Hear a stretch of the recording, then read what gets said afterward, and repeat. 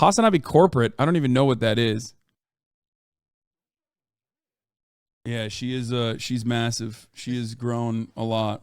It's like when you leave base in Metal Gear Solid 5 and you come back and Diamond Dog like has an eye patch and can go on missions. Yeah. Everybody, ladies and gentlemen, Felix Biederman is in the building. Hello? You can come a little bit closer, actually, and then let's get right up in there. Get right up in that microphone. All right. Is the audio are the audio levels good? I don't know why every time you come here, you have a history of calling for violence, not peace. I don't speak for Willie, but I want peace, not war. You have a history for calling violence. He's gonna fucking, let me guess, you're gonna say 9/11. You're gonna fucking point to the clip chimp shit, like where I was having a conversation with a landlord from like 2018 or some shit. I know. Well, What's up, Felix? Every time you're here, Keemstar is in here. What do you think about that?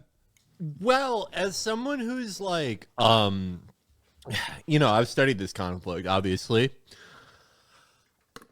I've looked at the solutions people have tried, Oslo, of course. And I think after the failure of Oslo, people should have looked into the Imagine Accords. Yeah. That's the most... Gal Gadot, Imagine All the People? No, the Israel and Palestine should study Imagine. Imagine? You haven't seen that one? Which one? Isn't it like Imagine All the People from like are you talking about this? No. Keemstar, Israel, Palestine, Imagine. Wait, what the? You do know more about Keemstar's position on this than I do. What the? This is like, I mean, honestly, this is what people were saying during Oslo. It should be in images, honestly. What is it? iFunny Brazil? Yeah, there we go. Oh my god! So like he has been like calling for peace. That is true. Yeah, that is true. Israel and Palestine need to study John Lennon Imagine. Well, like, okay. Like in Israeli politics, you know how like most new parties, you got Likud, the labor Zionism is dead. There's no left in Israel. Yeah. But you have a few parties, like the few remaining like Ashkenazi dominated parties. They're all called something like, the direct translation of their name from Hebrew is something like hello people. Good morning. Hello people. Yeah, happy handshake. and it's like all 73-year-olds who committed awful crimes but are now like, I do workshops for the youth in Lod. That's what they think. And, like, maybe things would be better if there was more of this. Who's to say? I think, dude, he's right. Israel versus Palestine conflict be stopped if the people in the countries turn to science instead of religion. Dude, he's awesome. This is, like, it's a great point. Felix is right. Keem W, let's be real. Keemstar's been subscribed to me for 6 months. Damn. Which is crazy. I mean, look. I think I could be more successful than Bill Clinton here. I could do a real Oslo Accord. In getting your shit sucked in the White House. No, I'm done with that part of my life. With all sexual contact. No more of that for me, thanks. I feel that. Respect. I think I could create the Keemstar Hasan Accords. Dude, no way. That war will wage forever, dude. That war will wage on forever. Well... Actually, no. He won't come on. I'm trying to... Keem, you have a fan here. Just come on the show, man. Talk to us directly. Another hater turned into a waiter at your table of success. I'm a very impartial person. When Saudi Arabia and Iran, like when their tensions cooled because Xi Jinping set it up, that's what I'm like. Yeah. I think you can do it. Who was this Shy Guy? Shy Guy's going insane on Twitter. Who is Shy Guy? What? Huh? I don't know what this is. What am I looking at? I don't know. No, whatever. Why are you posting this fucking weird loser? Like, dude, we're doing this now? Like, we've moved on from, like, Twitter reply guys. Twitter reply guys to, like, what? Random fucking accounts planning that they got banned in the chat or some shit? All right, let's talk about Israel cum retrieval. All right. Israel, we've long speculated that Israel has an official unit dedicated to sperm jacking and cum harvesting. And You know what's insane about this? I feel like I keep saying it because it's driving me crazy. To like animate and produce and voice and release something like this, like a very close family member of mine, he works in PR, not for Israel, but like, you know, like for companies and shit, right? To make something like this, like 20 people have to all hear this idea and go, no, yeah, good idea. At least 20 people were like, we should make a twee webcomic animation about sperm jacking. That's going to win over the people who aren't sure. And they fucking did it. One of the things I hate the most about having to cover this type of stuff over and over again is the fact that because Israel is an apartheid state and because it's like a deeply racist state as well, because you can't have like an ethno state without constantly reinforcing this like incredibly racist propaganda. When you talk about the things that Israel is doing, some of it is so unimaginably insane that people look at you like you must be making anti-Semitic remarks. Yeah.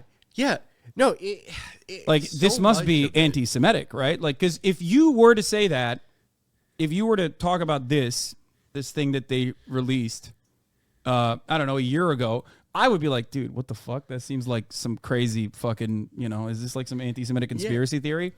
But because it's so fucking racist and because it's an ethno state, like, yeah, no, this is like weird ass policies.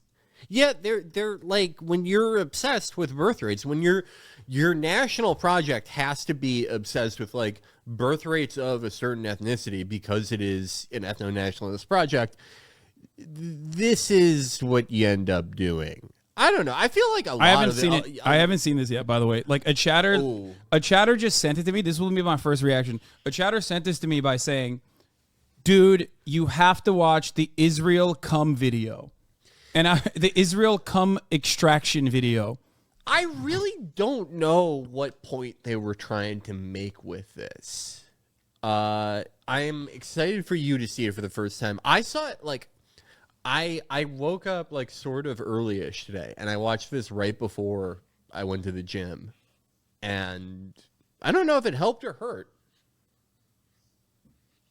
IDF also went over the unit, by the way. The IDF is a special sperm retrieval. What? The IDF also has a special sperm retrieval unit to collect the seed of fallen IDF soldiers. The health ministry has set up a special unit that works 24/7 with the IDF as the 4 hospitals housing sperm banks: Ichilov, Sheba, Shamir, and Bailinson. Is this something that like the American government does as well? Like, I don't know. I mean, it's weird no matter who does it, I think. I actually don't understand it at all. But like, what is that like a thing? I haven't heard of Americans doing it. Man,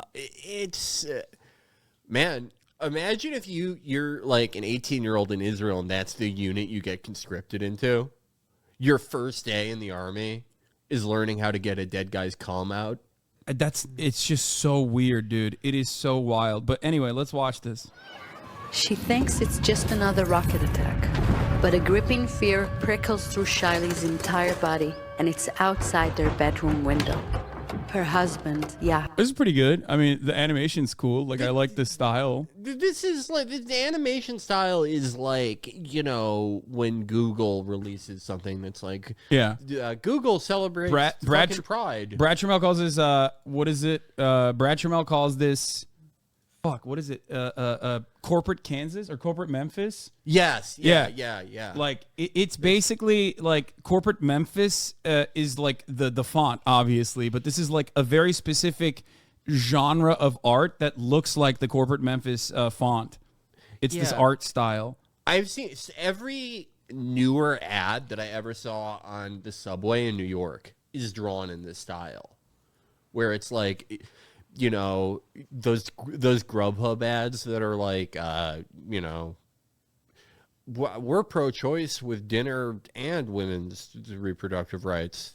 It's the same style of illustration. I'm sorry. I interrupt this cum retrieval circumstance to just this guy who constantly is like whining about me and is making videos about me. I was like, love to hear your incredibly sound analysis on Israel. Please come on the stream and enlighten me with your perspective.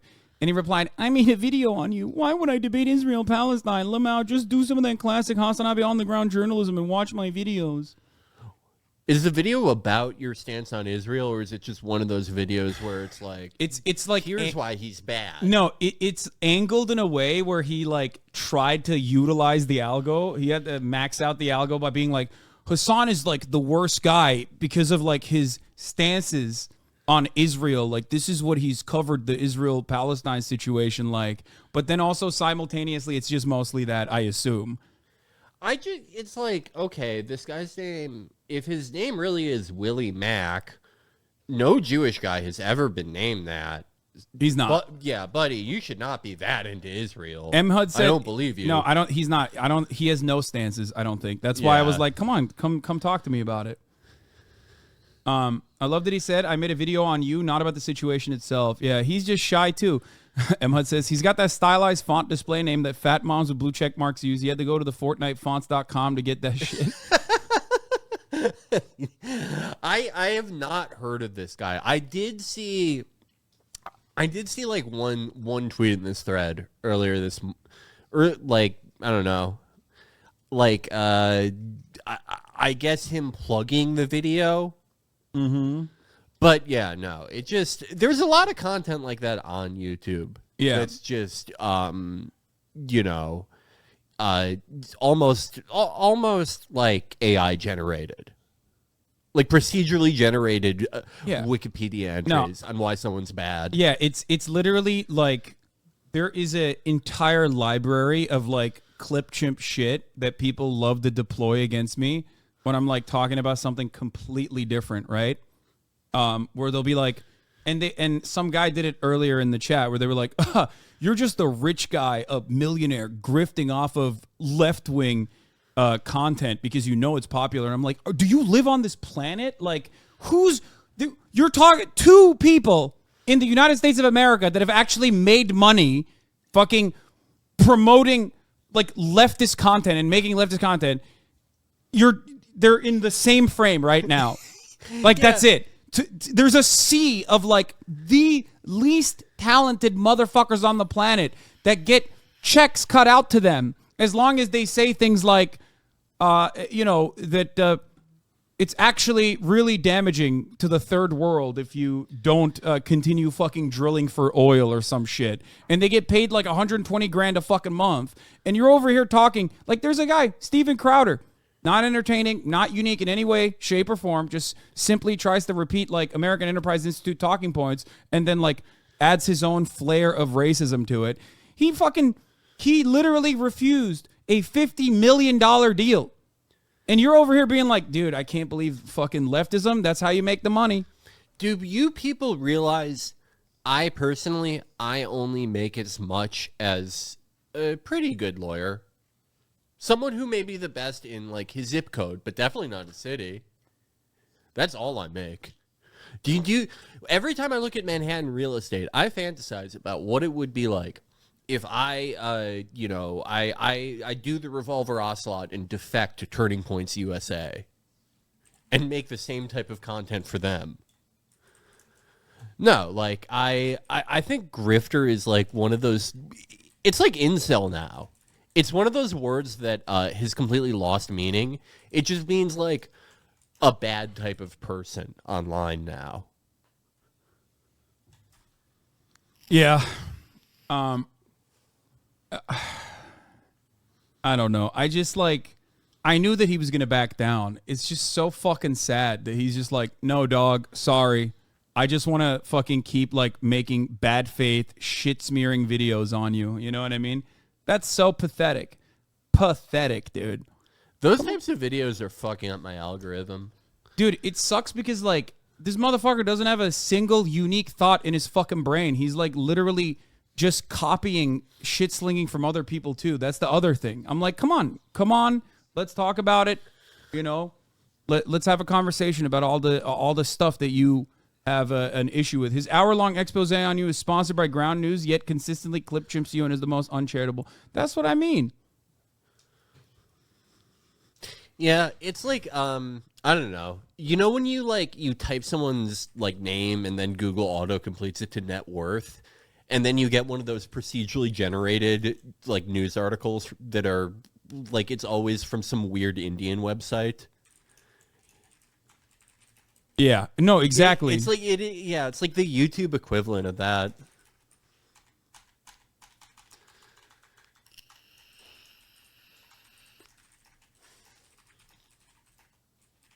I wonder if Candace Owens is going to get fired. Dude, I know. All right, let's get back to the cum extraction. Right, but I forgot. I totally forgot about it. Sorry, Yeah, I'm just tweeting about this motherfucker again. understand. I can't stand dudes like this that just like don't even have their like own genuine opinions on this matter. They just literally are rehashing, like you said, like one of those like Indian AI articles. You know what I mean?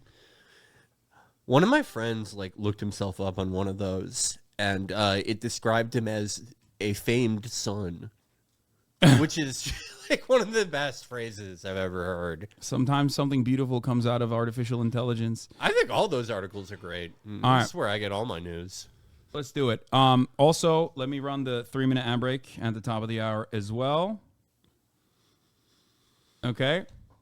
Here it is, and we're moving on to the cum extraction unit that the IDF has apparently. Fights the danger as Shiley runs, leaving everything behind to protect their baby, Shia. She hides from the terrorists hunting her for 27 hours, terrified, praying that the love of her life will survive. She clings to hope that she won't need to raise their newborn alone. 4 days later, her heart shatters. She hugs Shia tightly and knows she must fulfill Yahav's dream to create more life. So, like, they didn't have to angle it that way. You know what I mean? Like, I feel like if your goal is to like invoke sympathy, I feel like you didn't have to make it seem like there's this like weird religious mission to like repopulate Israel with more children, like more Jewish sons and daughters. You know what I mean? Yeah, this one's interesting because it's like one of the few pieces of Israeli propaganda that seems like more aimed towards Israelis, but in English. Weirdly in English, but specifically towards something like that they care about. Yeah, which is like you're seeing this now. I think like as much as I regularly shit on, you know, Amnesty International, Human Rights Watch, and the like, and all, and how these like these operations, I think, in my opinion, play a significant role in like reinforcing America's global power and reinforcing their like interests, the interests of the State Department. Them turning around and correctly calling Israel an apartheid state, you know, maybe a little too late, but still, them turning around and calling Israel an apartheid state was important because, like, when even those guys are saying it, it just, I think, becomes unavoidable. It becomes something that is impossible for these squish libs to legitimately look at and try not to talk about. Yeah. I mean, it is unfortunate that, like, at the same time as people are finally coming around to, like, fully admitting that this is an apartheid state, it seems like Israel is kind of going even further than that. Like, you know, certainly it's an apartheid state and has been for a while, but it seems like now they're more going towards the territory of just trying to get rid of as many Palestinians as possible. Yeah. Like they're going far past just, you know, restricting their civil rights. I feel like the settlement stuff is, I've been thinking about that more than anything else as far as like Israel's posture towards the West, how they look towards the West. And I feel like that's their biggest problem because all of that shit, like you can't have those. You can't have like, you know, the Ministry of Defense handing out rifles, and you can't have your, like, one of their main political debates in their country is, can we expand to the full territory of what we consider Israel without becoming too Arab? You can't do that and then like have people treat you like a normal country. Or because even these are like, that's incredibly like, yeah, it's like not normal. We're doing 19th century like like this shit already happened, right? You can't try to do it in 2023 within broad daylight and with like social media, like you can try and massage the narrative as best as you can. And I say this all the time, like the idea that, you know, you have an IDF spokesperson who literally has a permanent job at CNN and MSNBC to like immediately contextualize the violent operations that Israel is engaging in its ethnic cleansing campaign in Gaza. Like that only goes so far when you have even Human Rights Watch and Amnesty International, all these like liberal NGOs calling it out. And also on top of that, Israel only increasing the brutality as the cost of maintaining an apartheid state becomes ever clearer to them, right? Yeah. And they like they start squeezing the vice grip tighter and tighter on the necks of the Palestinians. All of a sudden, people are going to see it. Like, there's nothing you can do. And if you're so used to, in your sheer arrogance, never getting any sort of contest from Western media as a whole, you haven't really developed your Hasbara since the early 2000s to update it. So you come across like an incredibly racist person when you turn around and like people are seeing thousands of children, like lifeless bodies, getting pulled out of the rubble, dead due to American munitions, destroying the entire fucking city block. Okay? And people see those videos. And then you turn around and go, well, those are terrorist children. Or you turn around and you go like, you turn around and you go, well, it's actually Bollywood. Like, you can't do that. People look at that and go, what the fuck are you saying? That's the most racist thing I've ever fucking heard in my life. Yeah, their entire playbook for like what they're doing now in Gaza, it hasn't changed since like 2008, 2009, since like, you know, Cast Lead. Yeah. And that works if everyone is either watching cable news or hearing about this secondhand from people who are watching cable news or reading newspapers. It works when information doesn't come in this massive deluge. It starts to fall apart when only old people are getting their news that way. And then with settlements, they've only had two strategies that they've ever had with that, right? One is to sort of do this like diversity brochure strategy, like the same thing that colleges do. Oh, dude, where they try to put like minority, like every they'll put like student. They'll find like an Ethiopian Jewish person to be like, how do you? There was one like recently. There was like a black Jewish woman. There was a black Jewish woman. Yeah. Yeah, but then the other thing is just to be like, oh, well, like, you know, you guys did fucking Manifest Destiny, which is like, I've always thought... This motherfucker is still chirping, sorry. Oh my God. I just turned on Twitter, and the first thing I see is, I made 2 videos documenting Hasan's poor reporting, content theft, lies.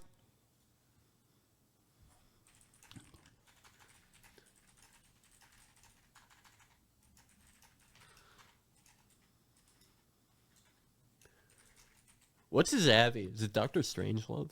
I don't know. I think it's just him. Oh. Hasan, stop. Don't engage. Within minutes of the other post? Yeah, what happened? What happened? I fucking... You know what? There you go. Fucking got him. There you go, dude. Are you happy? I thought it was offline, Keemstar. What happened? What happened, Keemstar? I thought your boy was offline. You were saying we should set this up. Terminally online YouTuber in the shadows can't comprehend live information sourcing. No, like half of this shit is literally people being like, Hasan responds to one fucking random chatter's take, and then like I read it out loud, and then they cut the rest of the clip where I'm literally going and being like, what the fuck are you talking about? That's wrong. That's like 90% of these fucking hater ass videos. Okay?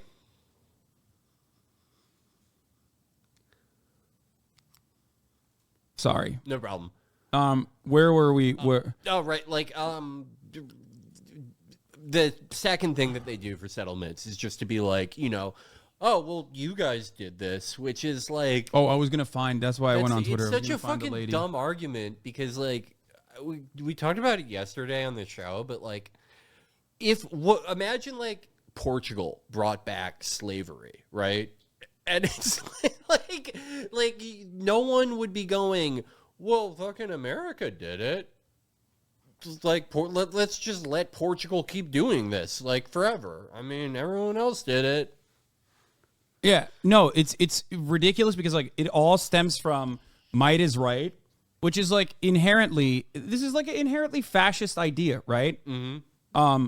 So you can't have it both ways. Like, you can't, on the one hand, try to be like, we are the beacon of democracy in the Middle East, while also simultaneously, like, keep ruthlessly and mercilessly engaging in pogroms of the West Bank and slaughtering children in Gaza, okay? 2 strips of land that are occupied to varying degrees under Israeli control, right, for fucking, 56 years at this point. You can't keep doing that and maintain an apartheid state while simultaneously trying to do we're a small bean ethno state and we just always keep getting attacked. And that's why we have to behave this way. It's our national security concerns. Everything turns into national security concerns. Israel's demographic worries are a consequence of our national security concerns. You can't do that. Yeah, and like I feel like with Protective Edge and Cast Lead, you saw a lot of like. I'm trying to find that lady now. Does anyone know did you guys see the lady, the black IDF soldier lady who was like, I saw her too, yeah, doing bodies in spaces about fucking ethnic cleansing? I feel like she was in a coma since like 2014 and just woke up. Yeah. And it's like, we're not doing that anymore. Yeah, this was so fucked up. Yeah. Yeah. They can't even keep up the facade. Like, it took them a fucking month to, make, just one thing with Israeli soldiers where they didn't look like complete cowards and fucking jackboots. Yeah. And even in the replies to that tweet, they were taunting the Palestinians. They were moving out of Gaza. Like, with like Cast Lead and Protective Edge, they were able to like, even Israeli liberals like Amos Oz were able to like sell this idea that this was like a normal security procedure. We have to keep doing this or else like rockets are going to keep coming from Gaza. And I mean, obviously there are a lot of media consumption reasons for why that isn't working this time, but it's also like this operation specifically, I think it's very clear to everyone that they're really going for a second knob cut. Like, it's anyone with eyes can see that. They want to get as many of them out of there as humanly possible. Yeah. No, it's the Nakba never ended is true. It's a thing that Palestinians say all the time, and they say it because it's true. It never really ended. It slowed down for a while, right? But this is absolutely the same, the exact same principles of like ethnic displacement and also ethnic cleansing that will lead to ethnic displacement. Here, watch the cum extraction video while I take Kai out to pee and pee myself. So Charlie puts out a call for the unthinkable, to retrieve his seed and be able to continue growing their family. Oh my. She's in her own war against time, and the crowd leaps into action to complete her desperate mission. But it's Who too was late. bookmarking that tweet? Shiley did everything she could to save her family. We still have time to save ours. Bring our children back now. Okay, that's a horrible way to end it. Like, this is a fucking weird video already, but you can't be like, Shai Lee from Race Remrod wasn't lucky enough to get her husband's cum in time, but we could still rescue these kids?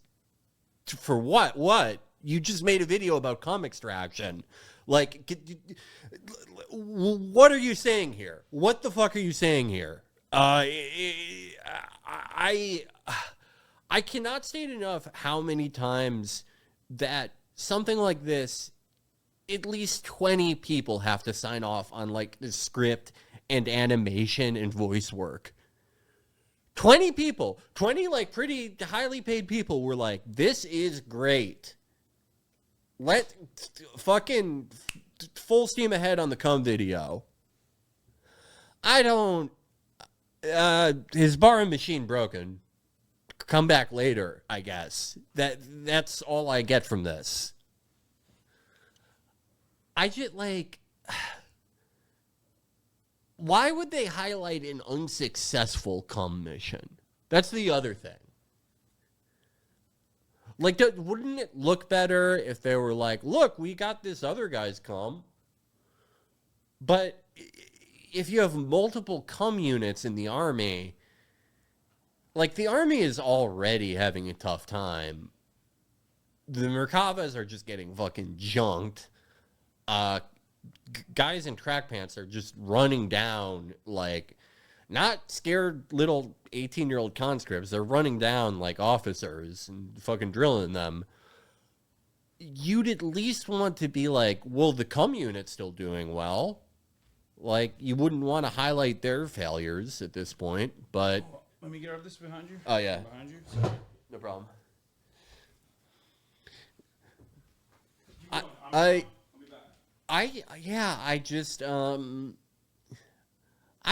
don't know what led to this. I don't, like, it's not even like an encouraging, someone rushed into that office one day and was like, guys, I have a story about an unsuccessful cum mission. I feel like that would get you fired at most jobs. Even if you worked for Israel. Where do you even go from here? I think that it is a consequence of just, like, not understanding, like I said, that the rest of the world will look at this and go, this is so insane.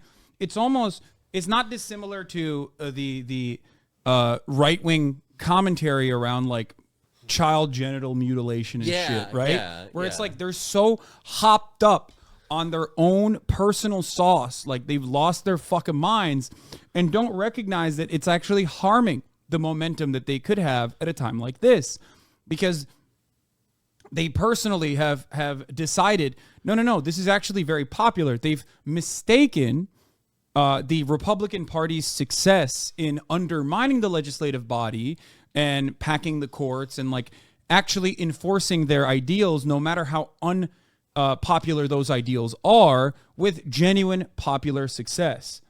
And for that reason, they still keep going after it. They're like, no, you don't understand. This is actually sick. Like, people will vote for us if we keep doing this shit. Or even if people don't vote for us, it doesn't fucking matter. And the same goes for the Hosmer strategy of today. I think that early on, the Israeli government understood that the opinion of the Western world was genuinely important for the maintenance of this apartheid, right? For the maintenance of the occupation, because they can't really do that without the Western world going, no, go ahead. Keep doing what you're doing. It's great. Your enemies are our enemies. It's perfectly valid. Here, we'll give you all the weapons to do it. Here, we'll give you $4 billion a year. Now, they've gotten so comfortable in that status that they're just basically repeating the same kinds of talking points over and over again. And that's why I think a lot of people look at this and go, what the fuck are you doing? Like, the other side of the idea of propaganda, is also, like, the consistency in which they lie. Yeah. The lying, at least, like, I think the lying does have a cynical function, right?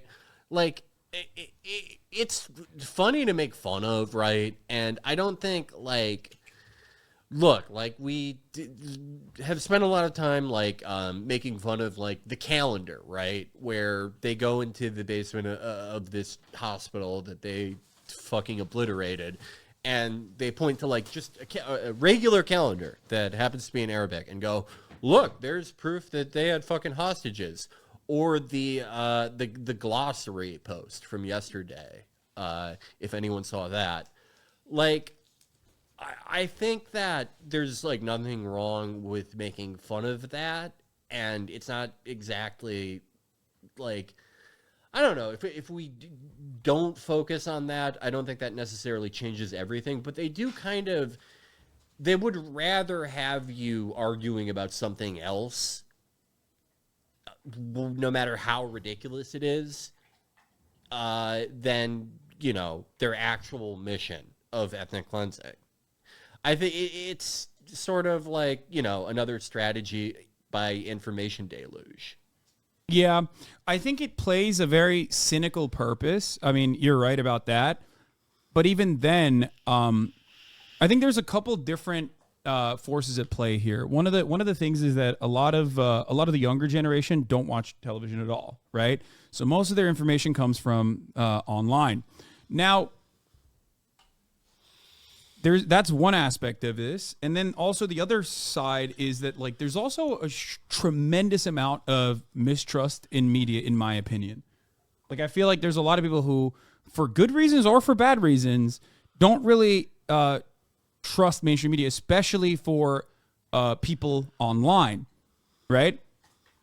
Especially for people who get most of their information online. Now, I look at mainstream media. I still value it. Obviously, I'm not like on the ground doing reporting. And therefore, I think that it still serves an important purpose as long as you understand, as long as you can look at it critically and understand where the biases are, right? Right.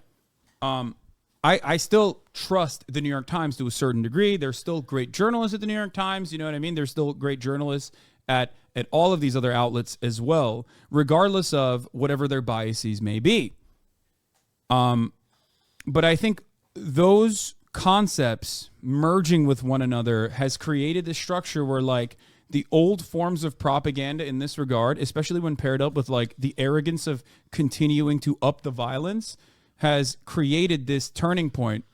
One that at least you and I definitely recognize after, at least publicly for the past 10 years for me, defending Palestinian emancipation. This is the first time I've ever seen this level of momentum. Like I've never seen hundreds of thousands of people on the streets protesting the occupation, demanding a ceasefire, trying to stop the bloodshed. This is genuinely a turning point.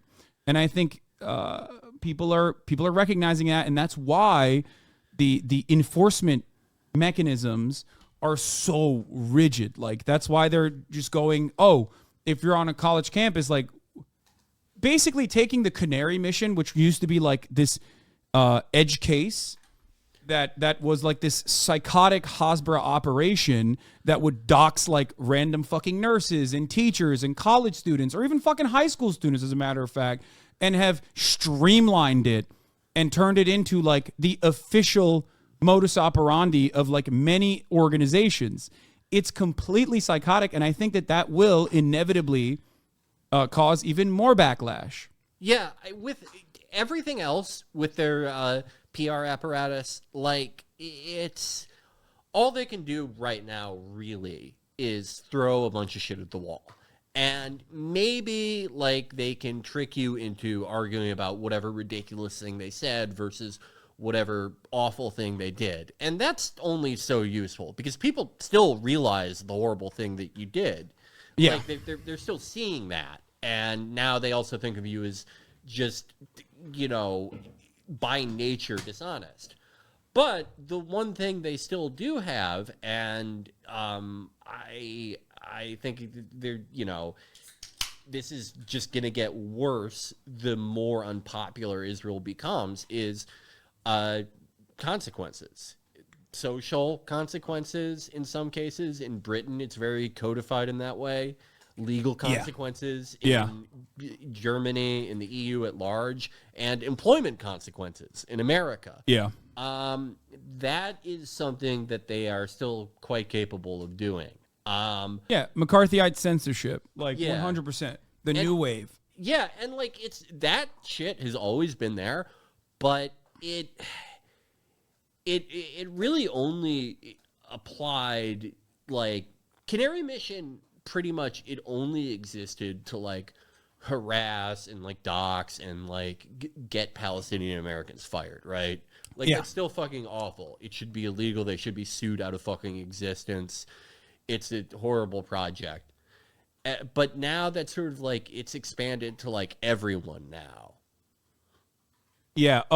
Speaking of which, I got mentioned in the report from Bundesverband RIAS about anti-Semitic reactions in Germany on the Hamas massacre in Israel. Apparently, Here's the translation. A Twitch live streamer known as HasanAbi, who has 2.6 million followers, streamed in front of 40,000 viewers, the fourth largest group of whom were from Germany, as he trivialized Hamas crimes and justified violence against civilians as violence against Zionists and settlers. I never did that, by the way.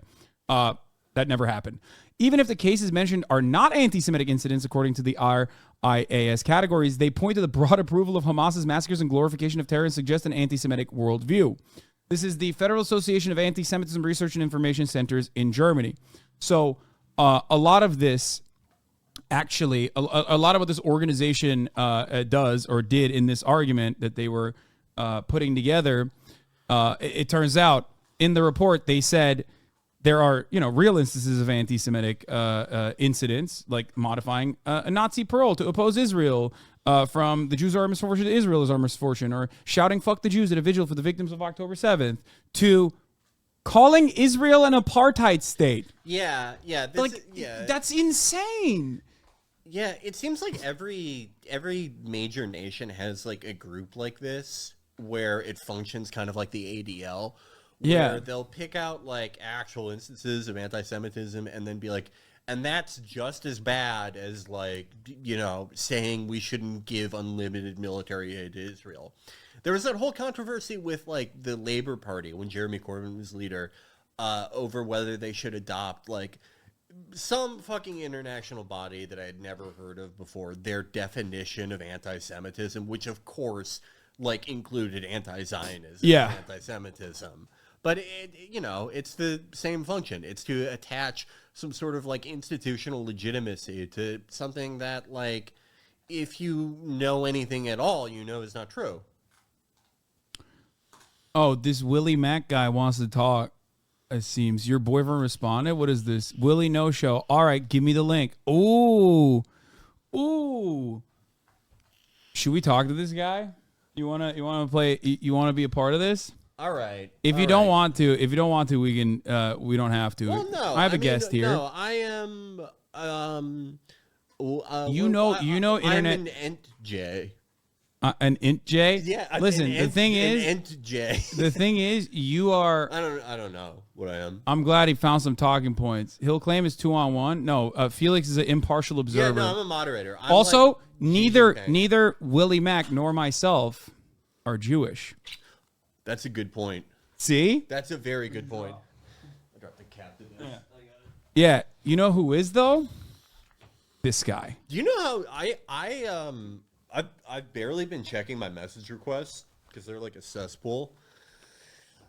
Every like Zionist and like a lot of Israelis, they do not think I'm Jewish. It's not even like, because you're Armenian. Right. No, it literally is. Literally, they think I'm like Muslim. Classic Muslim Armenian last name Biederman. Yeah. I mean, I don't have my last name up there on Twitter, but it's on Instagram, but they're still like, you fucking terrorist. And it's like, I think I'm like a really Jewish looking person. I don't know. Yeah, it's just, No, dude. Yeah. My favorite is like what I like to call the Meghan McCain moment, where like you're as a Christian Zionist, you like decide who's Jewish and who's not Jewish. Yeah. When you're like, I've defended Israel a lot, which means you're not Jewish any longer. I am. Yeah. I like that's kind of what Amy Schumer is doing, and I have a lot of things to say about that. Let's not, dude. There's a lot of people in here that are literally waiting for the opportunity for you to say some shit so they can fucking get me banned. Okay, so don't. All I'm gonna say. Don't say anything about Amy Schumer, please. Okay. Please don't.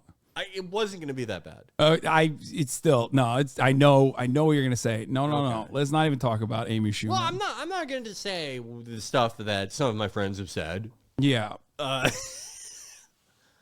don't know. Anyway, so as we were saying, as we were talking about, so the IDF has a special unit, a sperm retrieval unit. The health ministry has set up a special unit that works 24/7 with the IDF and the 4 hospitals housing sperm banks. And to notify the families of the option of PSR and set it up as quickly as possible following the death of their son or husband. Sperm must be retrieved in 24 hours after the death to increase its chances of viability.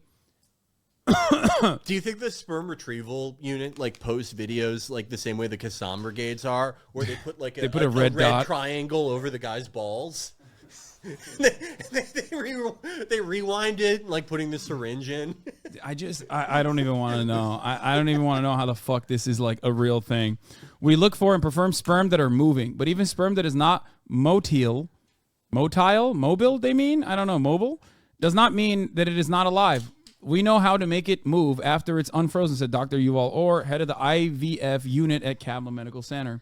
So, anyway, that's I'm silencing Jewish voices, Felix's, for the things that he was going to say about Amy Schumer.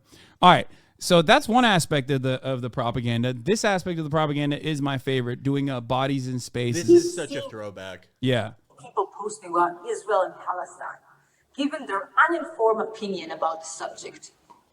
And I realized something. I would like the confidence.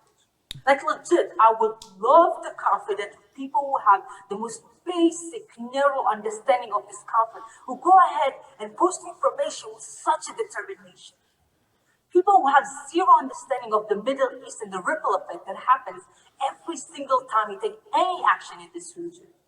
Like you watch 2 TikTok videos and 1 Instagram post and be like, I'm down. Now I can weigh in on one of like arguably complicated conflict that exists in our world. Yeah, it's so complicated, dude.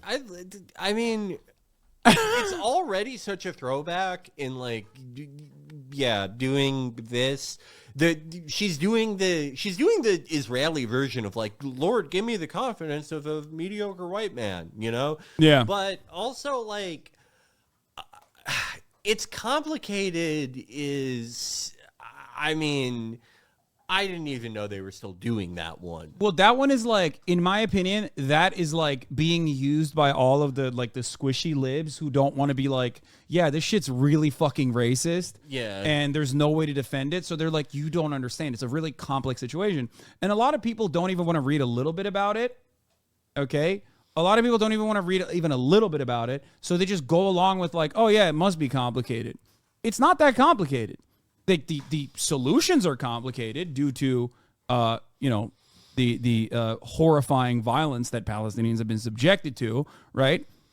But as far as like the morality of the situation, it's not complicated at all. It's one of the few instances in any kind of geopolitical conflict where there is like a very clear a morality here. There's a very clear morality at play, and that is apartheid, wrong. Bad, not allowed, okay? Where is she going with the ripple effect thing? Yeah, I think it's classic. She's going to say, I assume, I only saw like bits and pieces of this, but she's probably going to say like, oh, well, the Holocaust happened, and that because of that, we need to have a majority, like Israel needs to be a majority Jewish ethno-state.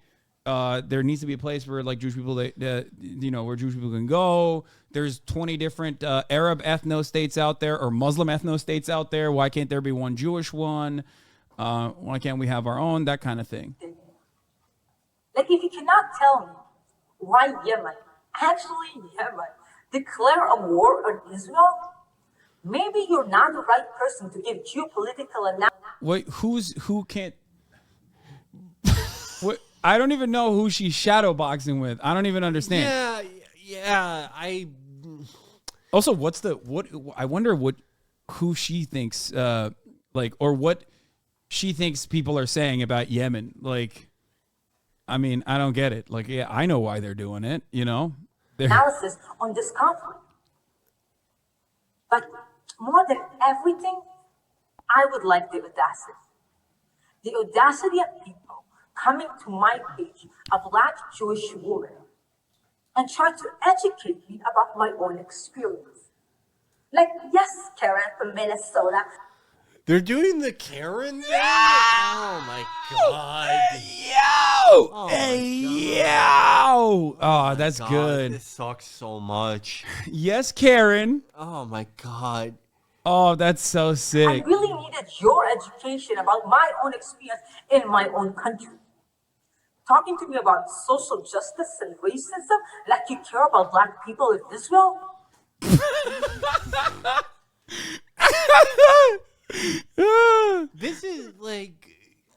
I love standpoint theory because it's like okay, forget the fact that they like sterilized a bunch of Ethiopian women at the border. Yeah, by claiming it was a vaccine. Yeah, claiming it's a vaccine. I had a good time, so fuck you. Yeah, nothing like pisses me off more than when Israelis do this. Oh, you really think you know what it's like, you asshole in America? It's like, okay, fine, no one's forcing you to take our fucking money. You're free to go find another patron. Wait, wasn't it Sudanese refugees like not getting paid in Israel? Like, isn't that also another? Hold on, there was another thing about this too, like. IDF detaining Sudanese migrants who crossed into Israel from Lebanon, and then also like Israel also had a policy that Tucker Carlson loved a while back where they decided that they should have a bounty system for undocumented citizens. And Tucker was like, "That's so sick. We should do that here too." But anyway, this is another way that Israel utilizes the foreign workforce and won't actually pay them. Foreign workers in Israel often have to pay exorbitant placement fees to secure work in the country, which has left many of them with too much debt to leave, or will literally not fucking pay people, will not pay people until they do leave when their time is done. That is actually something that the whole like guest worker indentured servitude program, that is something that is it's pretty common practice in a lot of countries in the region. Gulf countries have a huge standard practice of that. Some of our other allies. Yeah. Unfortunately, there is like, guest workers get abused in pretty much any country you can think of. Yeah. But it's like codified in a way in like pretty much any Gulf Cooperation Council nation that you can think of. Yeah. But anyway, let's keep going with the standpoint theory. When you actively don't, because you care, you will talk about the fact that you're literally being slaughtered out here. But you don't. The only time you talk about the experience of black people in Israel is when it fits your political agenda. When you can use and abuse our pain, our struggle to promote your ideology. You exploit. Wait, is she talking about like the Ethiopian Jewish women being sterilized? Like, is she saying like don't use that against Israel? Yeah, like I don't get what she's saying. I don't know if she's saying like, yeah, it's pretty unclear. Like, is she saying don't talk about like how racist Israelis are if you're going to use that to criticize Israel? Yeah. Like what? I think that's what she's saying. Yeah, I don't know what's going on there. Our struggles to promote an ideology that we don't agree with. And the same people posting these things will never tell you that black people in Israel feel like this is their homeland, that they have bled and sacrificed and fought for this country. I love when they also do this with like a Druze person too. Yeah. Like they'll always have like the one Arab guy in the military to be like, you know, I love Israel. I don't know what you're talking about. And like they treat us so good here. Please don't say that they don't. Yeah, no, they have like a diversity brochure for like pretty much any group you can think of. And then it's like, yeah, just ignore the video you saw this week of like a fucking lynch mob of hundreds barring a bunch of Arab students inside a college. Yeah. And Israeli police sitting around doing fucking nothing. Yeah. Or you know, any number of different pogroms happening in the West Bank and has continued to happen with, you know, small arms that they got from the United States of America, as a matter of fact. It's pretty fire. Great stuff. Thank you. Shouts out to Itamar Ben-Gvir for that. My community literally walked through deserts in order to be a part of this country. And me living here today wearing these uniforms is the actual realization of my And well, I guess it cut. So, I can't imagine she was getting anywhere coherent with that. Like, I guess it was gonna end with like, I like living here.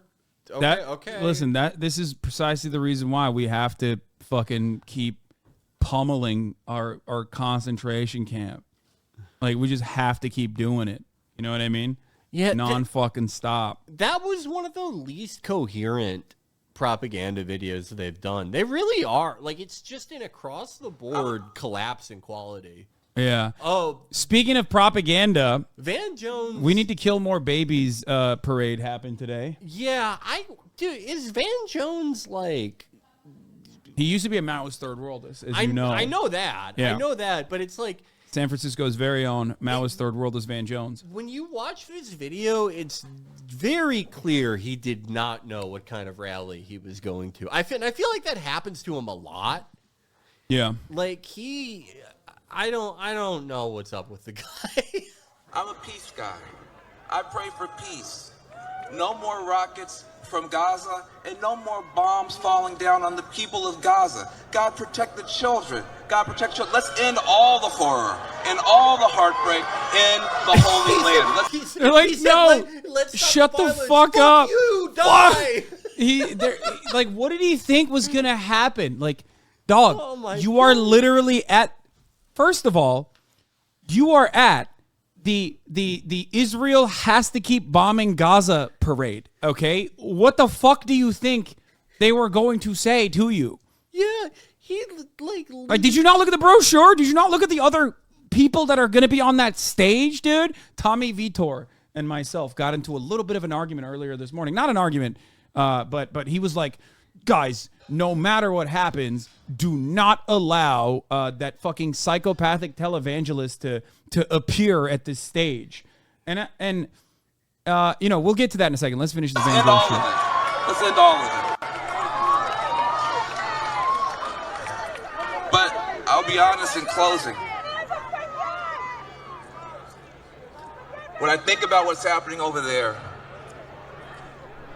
I don't feel powerful to do something about what's happening over there. But I do feel...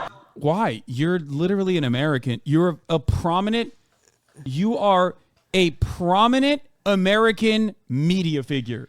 You have more power literally in stopping this than like 99.999% of the population. You have more power to stop this than like the average Israeli citizen does. Did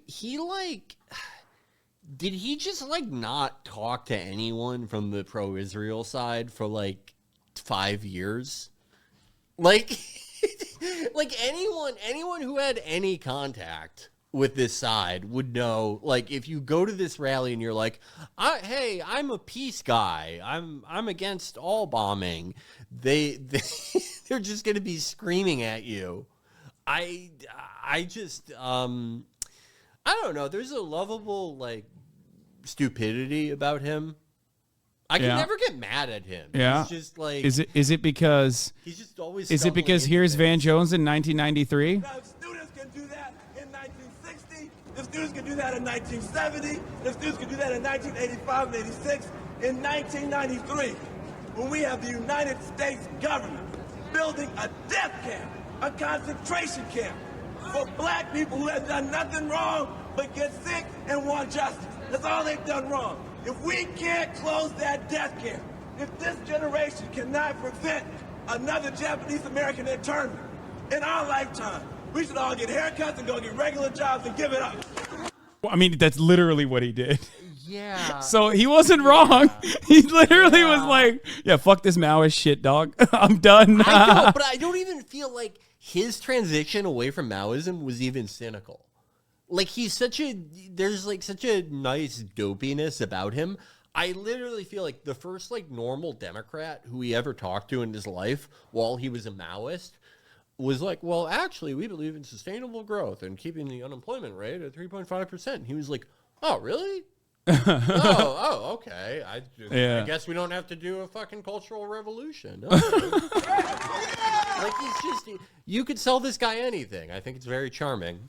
Yeah. I don't know. I feel I'm a little bit more cynical, I think. I don't think that he's like being honest when he holds these positions. I don't think that he was like, maybe he was earnestly a Maoist. I don't know. He definitely doesn't have that same vibe that Kirsten Sinema has, though, because he actually has to be charismatic. Yeah. Whereas Kirsten Sinema could just like sit in that role for, at least a little long enough time to, get the bag later on. You know what? Maybe you're right, because he didn't, in the period when he was a Maoist, he doesn't speak Maoist English. Yeah, he didn't say America caca. Yeah, no, none of the Maoist English style. Yeah. Okay, this is sadder than, finding out about the Tooth Fairy. Yeah. The idea that Van Jones isn't real. Is to maybe do something about what's happening here. He's getting upset that they're like, shut the fuck up. What did Let's you take a think stand would here happen? against anti-Jewish bigotry. Let's take a stand against Muslims. Let's take a stand. He is saying the most anodyne shit. He said, let's take a stance against Muslims. I mean, fuck. He's saying, it's like he might as well have gotten up there and been like, it's bad when people die, and the entire crowd is like, you should fucking die. Yeah. Boo! Get off the fucking stage! You! Yeah, they're screaming no ceasefire. Yeah, he read the room and had to re-triangulate and was like, actually, let's take a stance against Muslims. Yeah! Muslims. Let's take a stand here against hatred. Let's take a stand here against hatred of all kinds. They're booing him! Boo! I don't want. Oh my God, he did not do his homework. Anyway, what was the expectation? Like, how did you think this was going to play out? Yeah, literally, if you've talked to any pro-Israel guy in the last 4 years, you know that's not flying. It's not 1999. I don't get it. I don't know why he thought that this was going to be, why this was going to be different. And also, here's a conversation that I had. Hold on, let me see if I can. Tommy Vitor, who was very worried that the "we need to kill 4,000 more babies" rally was going to look bad if they brought this prominent speaker on. He said, "This would be a huge mistake." I no disrespect to Tommy. I'm friendly with the Pod Johns. Okay, he said the announcement today. This is Rabbi Jill Jacobs, who runs the liberal Zionist thing. I think she's I don't know enough about her, but I think she's. She was doing, what is this? Some deja vu about tomorrow's rally. 20 years ago, I was a rabbinical student. A number of us had spent the year abroad in Israel. I think it's what is it called? TRUA, the Rabbinic Council for Human Rights in the U.S., Israel and Occupied Territories. Oh, wait, no, this is not that. This is not the thing I was thinking of. There's a liberal Zionist Justice Caucus thing where it's like J Street. Yeah, J Street. It's like J Street where it's, what do you call it? Are you thinking of if not? No, well, if not now is also pretty aggressively anti-apartheid. They're not liberal Zionists, but they're also kind of squishy. Yeah. I've had my problems with if not now. But it's fine. It's ultimately there needs to be a broad majority. But she says the announcement today, the speakers include John Hagee, whose so-called support for Israel is based in anti-Semitism and election denier Mike Johnson, make this even more clear. Well, she's right. Okay. She's right about this. Tommy Vitor quote tweeted her and said, "Will be a huge mistake to allow Hagee to speak at this rally." McCain rejected Hagee's endorsement in 2008 because Hagee said that Hitler had been fulfilling God's will by hastening the desire of Jews to return to Israel in accordance with biblical prophecy. God bless Tommy Vitor, but that's like saying it would be a huge mistake to have Himmler speak at the Hitler rally. Yeah, it's like, what do you think this fucking is? Yeah, to which I responded with, why Israel's ambassador to the UN, Gilad Erdan, went and spoke at his megachurch a couple weeks ago. Seems to me like Israel's own officials are fond of him for his contribution to settlements and theological Armageddon justifications for Israel's expansion. Then he turned around and tried to do this because other speakers and attendees, like the families of hostages, should not be forced to be associated with this lunatic. To which I said, and I hadn't seen this, by the way, Israel's far-right government is doing ethnic cleansing and displacement. This rally shows support for that campaign. They're going to have a far-right Holocaust revisionist on who the Israeli government loves. Makes sense to me. Also, Netanyahu doesn't give a fuck about the hostages. Lamau. And then I showed the Israeli hostage family starting a 5-day march on Netanyahu's home. Because, the people that are ripping the hostage posters in Israel are the Benjamin Netanyahu fans. The people who are demanding a ceasefire and negotiations with Hamas are literally the hostage families. Yeah. Okay? The ones who are closest in proximity to the victims are the ones who are saying, please stop fucking blowing up my family members, most likely, which is understandable. It's an understandable position to take. People in America, however, are using those hostages cynically to be like, no, the bombing campaign has to continue. The bombing campaign has to continue. Not dissimilar to the unknown guy that Benjamin Netanyahu brought to a fucking meeting, the first ever meeting that he had with the hostage families, where families of kidnapped Israelis meet Netanyahu only to find unknown family boosting the prime minister. We need to stop this whiny behavior. We need to win the war, said the unverified relatives who appeared at the meeting between the hostages' families and the Israeli prime minister, and stirred an uproar amongst the others. Yeah, since the beginning, Netanyahu has told the hostages' families basically to fuck off. The greatest danger to the hostages' families in Israel is like other Israelis. And the greatest danger to the hostages themselves is the Israeli Air Force. I don't even know how many of them are still alive. According to Hamas, 68 of them have died so far. That's what they were saying. Saying that everyone attending this rally, like families of the hostages, support ethnic cleansing and displacement is wrong and unfair. When people on the right lift up individual shitty actors and comments made at pro-Palestine rallies, we can all agree Hagee sucks. No, this is ridiculous. What the fuck does he think? Like what is the year does he think this is? But I also don't understand, like, then why is there even a protest for Israel? Because, like, the current position, why do you do a protest?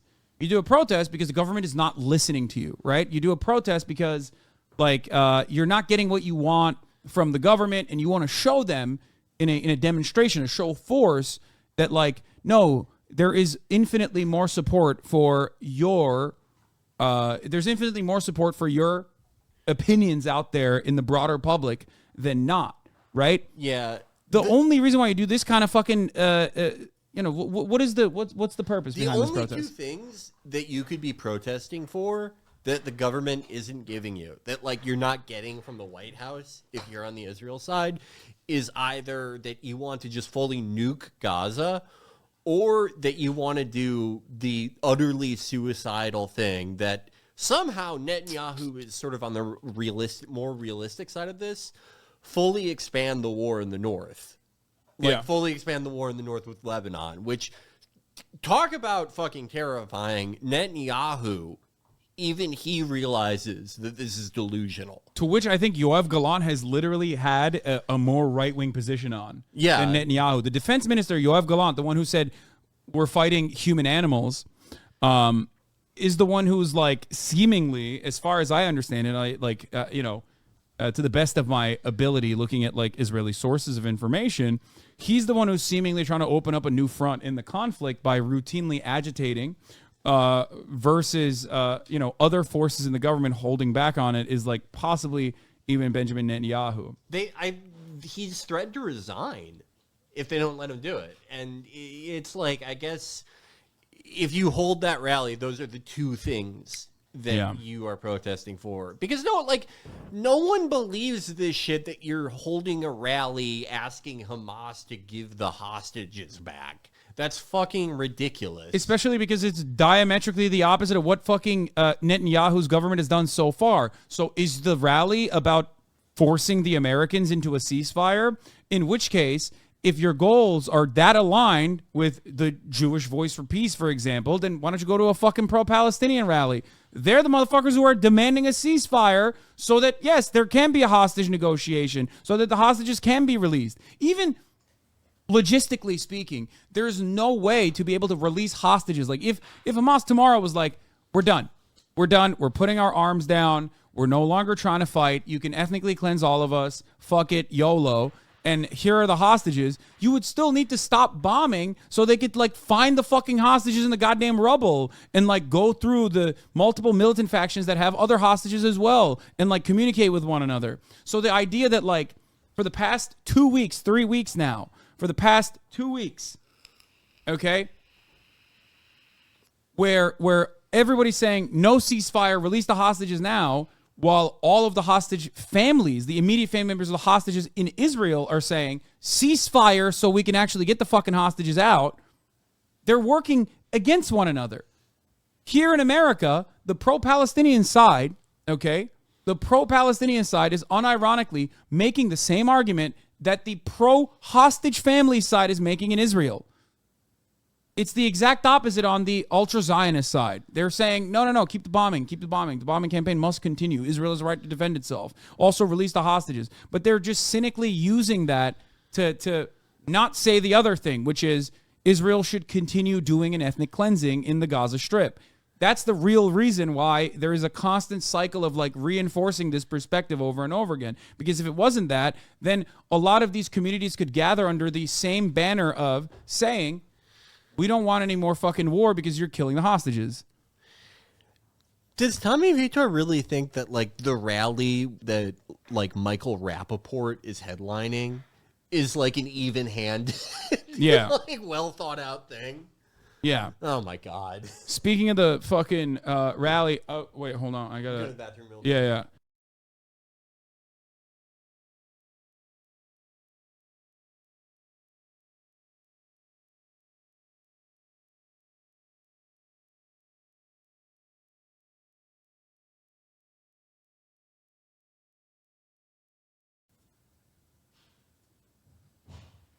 Anyway, funny, fresh, intercepted call just came out. Okay, let's watch this. Biden says Gaza's largest hospital must be protected. As far as the Willie Mac no-show goes, he reached out. He wants to come on the broadcast. I'm going to see in a second if I can facilitate it. Okay.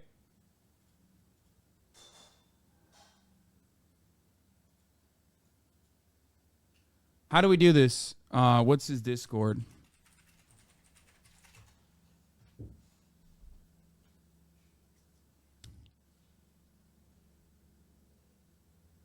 The Willie guy said he'll debate. I just DM'd him what his Discord is. I'm glad that calling him Willie No Show worked.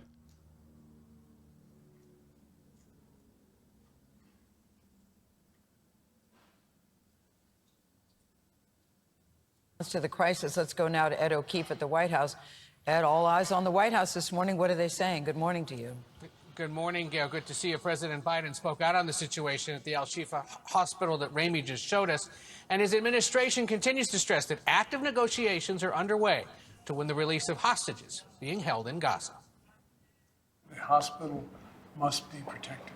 President Biden's calls for Israel to protect the main Al-Shifa hospital in Gaza come as Israel claims a Hamas command sits below its main medical complex. And it's my hope and expectation that there will be less intrusive action relative to the hospital. Political pressure on the president to rein in Israel is mounting. Protests around the world. And in the Oval Office Monday, the president of Indonesia, the world's most populous Muslim country, appealed to President Biden to stop the violence in Gaza. Meanwhile, U.S. officials continue negotiating for the release of what's believed to be about 240 hostages held by Hamas since its early October raid into Israel. This is a top priority for President Biden. National Security Advisor Jake Sullivan met late Monday with the families of some hostages, even as he admits they're still uncertain if or how many American hostages are still alive. We won't know for certain until we actually get the release of those hostages and they're safely returned to their families. Early this morning, the remains of 5 U.S. service members killed in a weekend training exercise in Cyprus returned to U.S. soil, including Army Staff Sergeants Tanner Groan, Andrew Southard, Cade Wolf, and Chief Warrant Officers Stephen Dwyer and Shane Barnes. They were deployed for any possible evacuations of Americans from Israel or Lebanon and are the first U.S. military deaths related to the Israel-Hamas war. Now, another Black Hawk, baby. Classic. Dude, normally, okay, I'm glad Felix is not here for this part. Normally, okay, at least they drop the Black Hawks in a situation where they're like trying to like, I don't know, execute like an entire family or something, or Osama bin Laden, right? But this, on the other hand, I mean, it's just, if you fucking fly a Black Hawk attack helicopter, it's going to drop. You have to. It's going to fucking crash. You have to. They always do this, okay? This is the most common thing that the American military does all the fucking time, okay? all the fucking time. Today. Which is why I'm saying this again. Do not get in a helicopter. Don't do it. Don't fucking do it. Don't get into a helicopter. A large pro-Israel rally will be held here in Washington on the National Mall, and it comes as the president's getting ready to leave for California, where other foreign policy challenges await. At the Asia-Pacific Economic Conference, he's scheduled to meet with President Xi of China on Wednesday and Mexico's President Obrador. Anyway, what about an Osprey VTOL? Don't get into a helicopter. Whoa. Oh, yeah, she's a big girl. Oh, wait, here. Okay, there it is. I wish AMLO was our president so bad. I love him. He's just like, he's so like optimistic. Everyone loves him. Like every month he puts out a new referendum that's like, you know, would you let AMLO park his car in your garage? And it passes by 78%.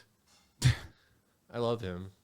I like that he believes in the little wood elves or whatever. Yeah, I think that's cool. Awesome. That's cool. That's awesome. He also, wait, what's his take on Israel? Because isn't he evangelical? I feel like no, he's he's very religious. Yeah, I thought he was like. Let me see. AMLO Evangelion? Wait, what the fuck? Did religious voters turn to AMLO in 2018? It'll be on his Wikipedia. Let's see. He is religious, but I don't know if he's evangelical. Born in Tepetitan, the municipality of Macuspana. He's Menonito. He's Catholic. Oh, he's not evangelical. He's just Catholic.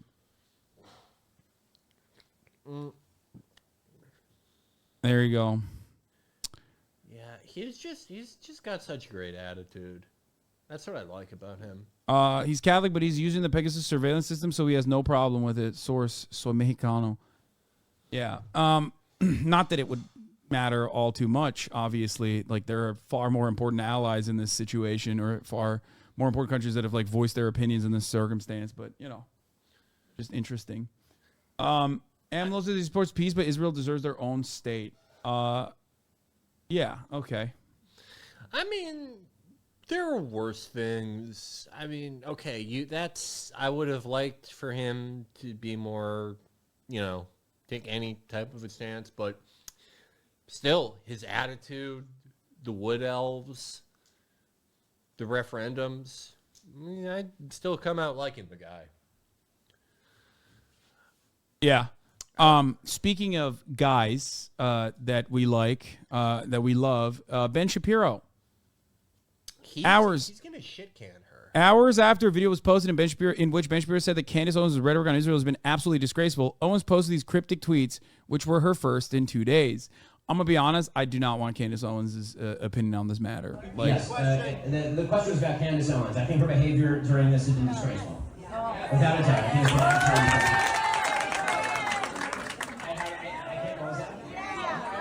Where is Ben? He's looking at a country club. He looks swagged out, though. The jeans and the fucking pastel blazer is a strong look. This is like I feel like this is a Jordan Peterson chic. He looks like this is a kid's bar mitzvah, and his wish was to have a Ben Shapiro themed bar mitzvah. Oh my God. That's what it seems like to me. You're permanently bitchless if that's what you do. Okay, it's just you're stuck. Every young Republican, dude, is just like has gotten to be that way by just like constantly trying to debate everybody. It's like debate me on everything. I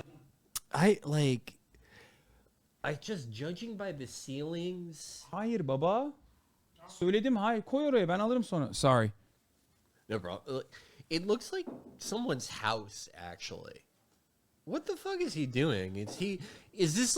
Was this like a woman's baby shower and Ben Shapiro just took the mic and was like, I'm going to talk about Candace Owens for a little bit. Yeah.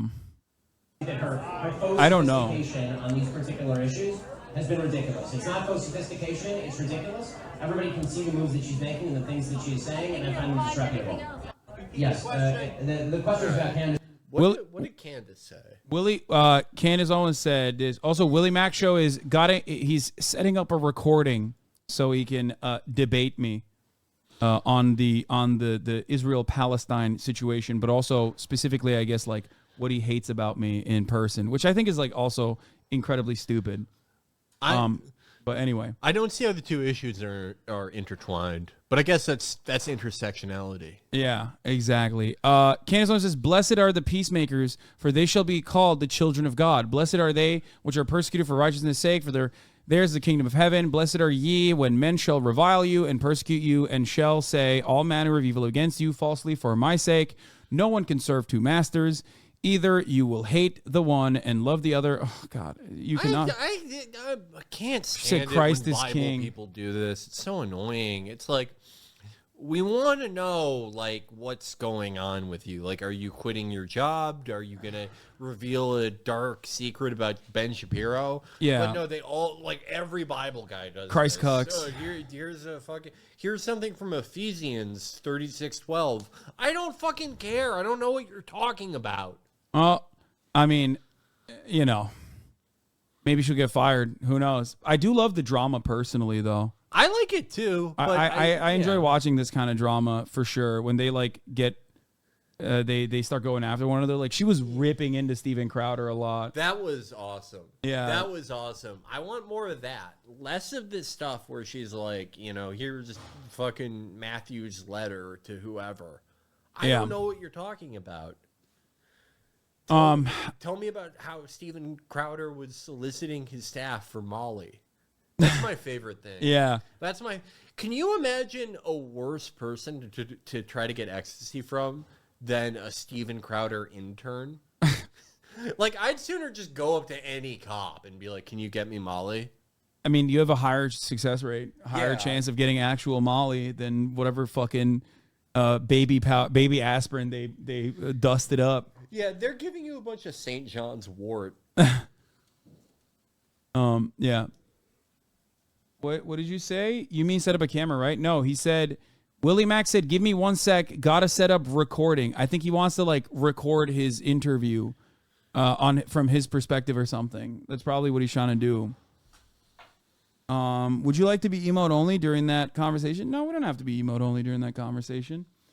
We'll play it by ear. But here's what we're going to be doing instead. In Gaza. This lady is the one that went on, I think, Channel 4, and she's been popping the fuck off. And anytime there's like any kind of pushback against her, she loses her mind and has no way to like deal with the situation. But she's going to do the classic, the Shifa Hospital is the Hamas headquarters shit. She has the same genotype as like Ronna McDaniel, Sarah Huckabee, like that. Sarah Huckabee Sanders, yes. Yeah, that exact same. Like, yeah, they're like solid liquid and solid as snake. Yeah, she's solid as. She's the scariest one. Of Israel to the United Kingdom is with us, looking at the death toll, 11,240. I feel like there's always like a sense of shame in British media whenever they like bring anything wrong that Israel has done up, like, and it's not the shame of like their complicity in the violence. It's more so like, I'm so sorry that I have to bring this up, but like 4,500 children have been ruthlessly slaughtered in your hands. Well, yeah, they're like, I think it's because it's like they're on tenuous grounds with Israel. Like, we've talked about it before, but like, you know how like the current crop of like Israeli leaders and like Hasbara operators, they don't understand that in order to be like successful propaganda or to successfully sell their side, that like Sky News or even the BBC for that matter, they have to be seen as reliable. And they think that like any news that isn't 100% saying exactly what Israel says all the time is like they're against them. Yeah, like they aren't sophisticated enough to understand what they're doing. Like Gilad Erdan, who quite literally fucking went at the UN, the Israeli ambassador to the UN, and was wearing the yellow Star of David, where he fucking shamelessly said that like everyone in the UN is also Hamas. Yeah. And every reporter is Hamas. That's such a fucking weird strategy because like they've been doing that, like, you know, this is Hamas and that's Hamas. They'll post like shots from helicopters of these protests that have like 300, 400, 500,000 people and be like, look at this pro-Hamas rally. And it's like they're saying, look how much people hate us. People like, if you're saying these guys are Hamas and Hamas is ISIS, well, it looks like you guys are a lot less popular than ISIS, according to you. Yeah. Which, by the way, I mean, Israel and al-Nusra, at the very least, are they're on much better terms than like any like Iranian adjacent militant faction that is murking ISIS militants regularly in the region. So that's always like a weird comparison that Israel does, where it's like, but dog, you kind of like ISIS. Yeah. Like what? They're more open about like you literally have collaborated with ISIS. They've more openly collaborated and like aided like Nusra and other people like Al-Qaeda aligned and even like HTS and like everyone else who's changed their name 800 billion fucking times. Yeah. ISIS, they're not. It's not quite as an open thing, but they did effectively act as ISIS's air force for a little while in Syria. Yeah. Like they would kind of hit every group except them. Yeah. But you're right. Al-Nusra and ISIS had an opportunity to collab and they said, no, dog, we can't do that. We should just keep it, we shouldn't merge. That did happen. So technically, it's just al-Nusra that they've openly collaborated with, and ISIS that they've kind of collaborated with, but not as openly. Yeah. For Israel, yeah. I mean. I mean, whatever has gone on between Israel and ISIS, like, one thing we do know for sure is ISIS, they accidentally, like, shelled an Israeli position. They didn't hit anybody, but they apologized to Israel. They were like, whoops, our bad. We didn't mean to do that. As for everything else, I feel like it's one of those things where we won't know the full story for another like 10 years, but there's certainly no shortage of weird shit that Israel got up to in Syria. Okay. All right, I'm going to go pee while this runs. You can talk. And then we'll talk to Willie Mac to see what his fucking gripe is. Gotcha. And he'll inform us about his beautiful takes on Israel-Palestine. To the Palestinian Authority. I'm going to ask him about this woman. Oh, well, it's going to stop when Hamas will release our hostages, when Hamas will surrender, when Hamas will say, I'm not controlling the Gaza Strip anymore, and I'm not making this city a city of terror. This is when it's going to stop. And this is our duty to the people. Look, I'm sorry, I know you. I know this is not attacking the substance of the argument, but when I look at this woman, I feel like I'm in trouble at school. Like, it feels like she's a school administrator who's yelling at me for something. It feels like I'm 13 and she saw me smoking. It just puts me in this very uncomfortable mood. I feel like they should have got someone different. Of Israel, to protect them, to make sure the 7th of October won't be repeated, just like Hamas spokesperson keeps on saying, we will do it again and again and again. This is ideology that is a jihadi ideology that is dangerous both to Israelis and to the Palestinians, and this is why we must finish the job of dismantle all Hamas capabilities in the Gaza Strip. She fucking stinks. It's like, the hospitals didn't you is a say very you were good going to point, finish Kay. the job the last I'm so glad you're 3 raising times? it, because think what type of monstrous mind you need to have in order to make all your headquarters based in hospitals when you know you're making the patients your human shield. Isn't it a monstrous way of thinking? How does that even work? How does that even work? If you're dropping like a fucking J-Dam, it isn't like... It's not like there's bullet editing like in Elden Ring. It's not like, oh, the guy in front of me absorbed all the damage. That's not how a fucking bomb works. Like, what are you talking about, lady? It's just this is why like the whole human shield narrative is so fucking psychotic, because you're like, you're making us bomb you. You're making us bomb you. It's like, okay, well then don't do it. Like, here's an idea. Don't fucking bomb the hospital. You know what I mean? Like, this is the thing. 1, Israel lies all the fucking time. 2, Israel has shown zero proof that there is a Hamas headquarters under the Al-Shifa hospital. Okay, there could be.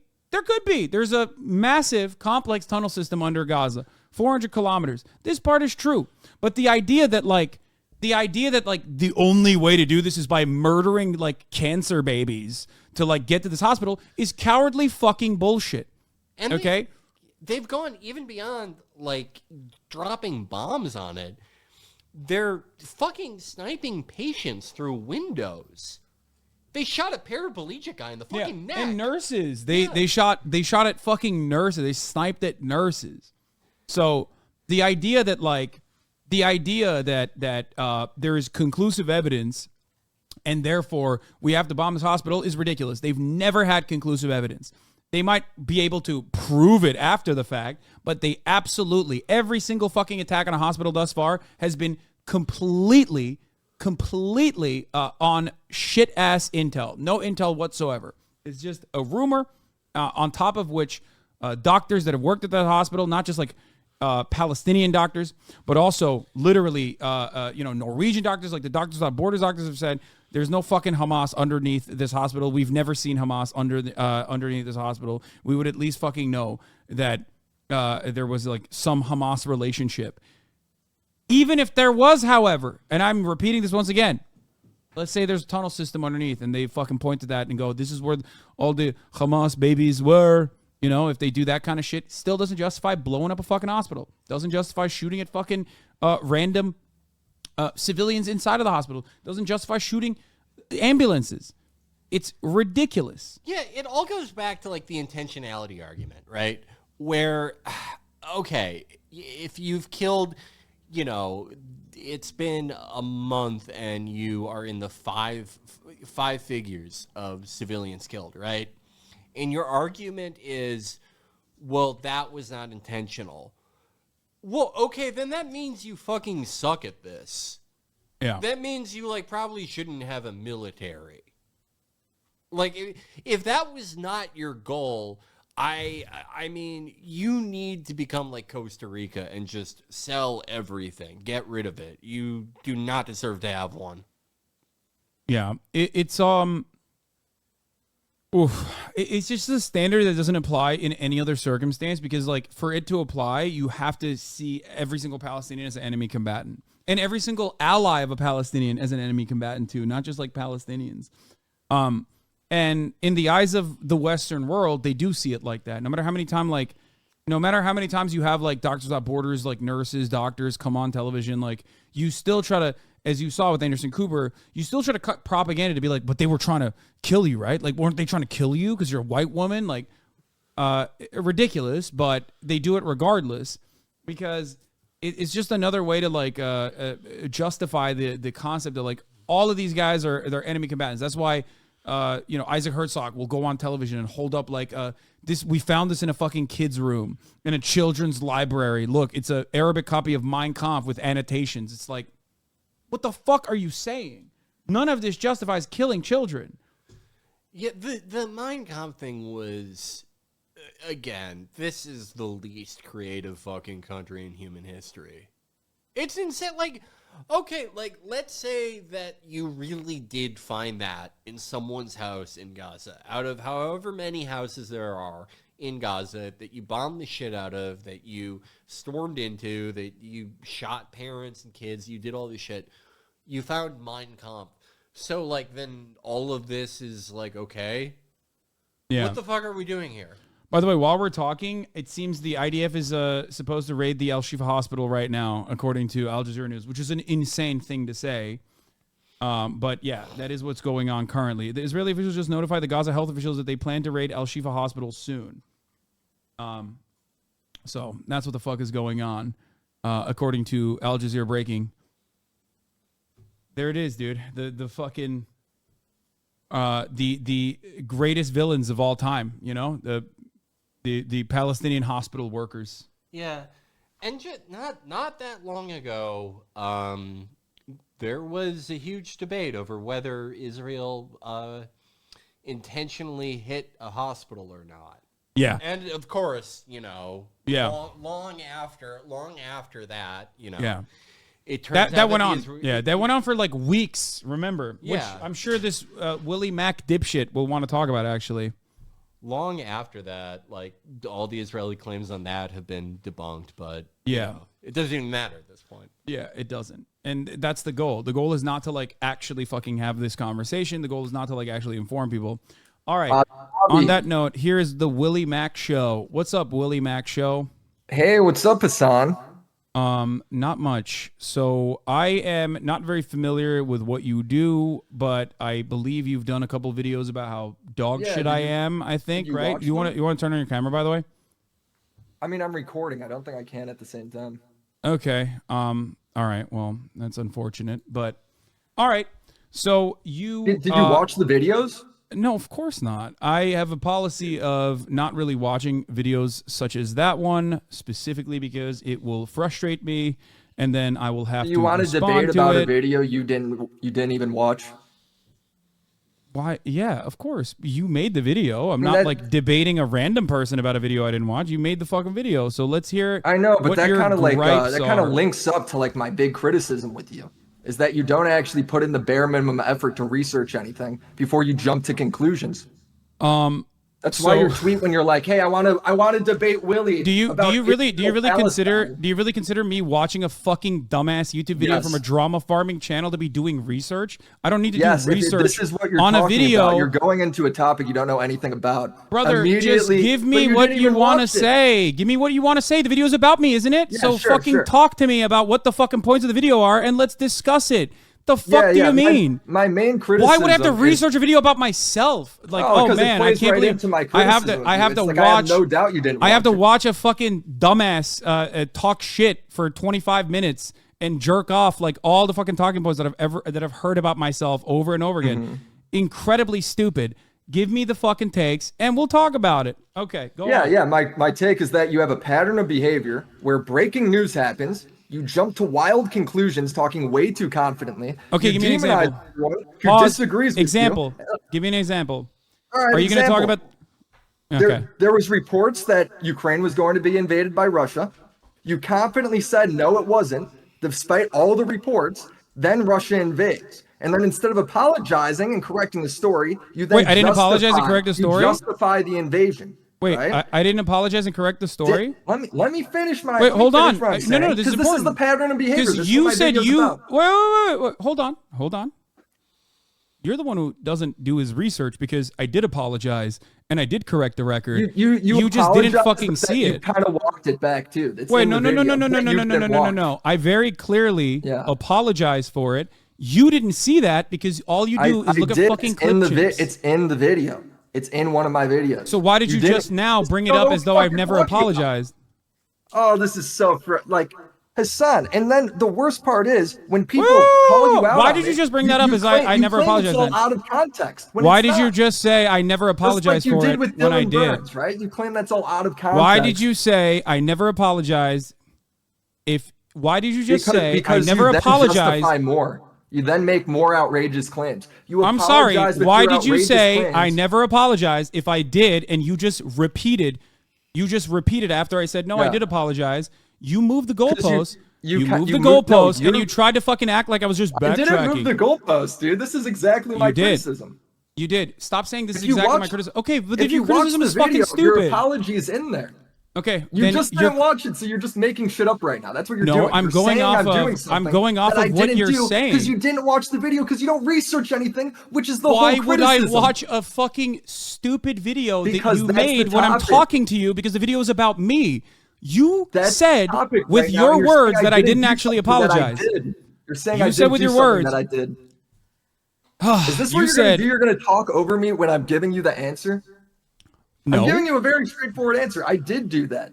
Okay. I did cover your apology. So you said I did apologize, but it wasn't good enough for you. Is that what you're saying? And I showed you apologizing for making your completely, fairly baseless claims, jumping to conclusions, and then you followed that up by making more baseless claims, jumping to conclusions. Okay.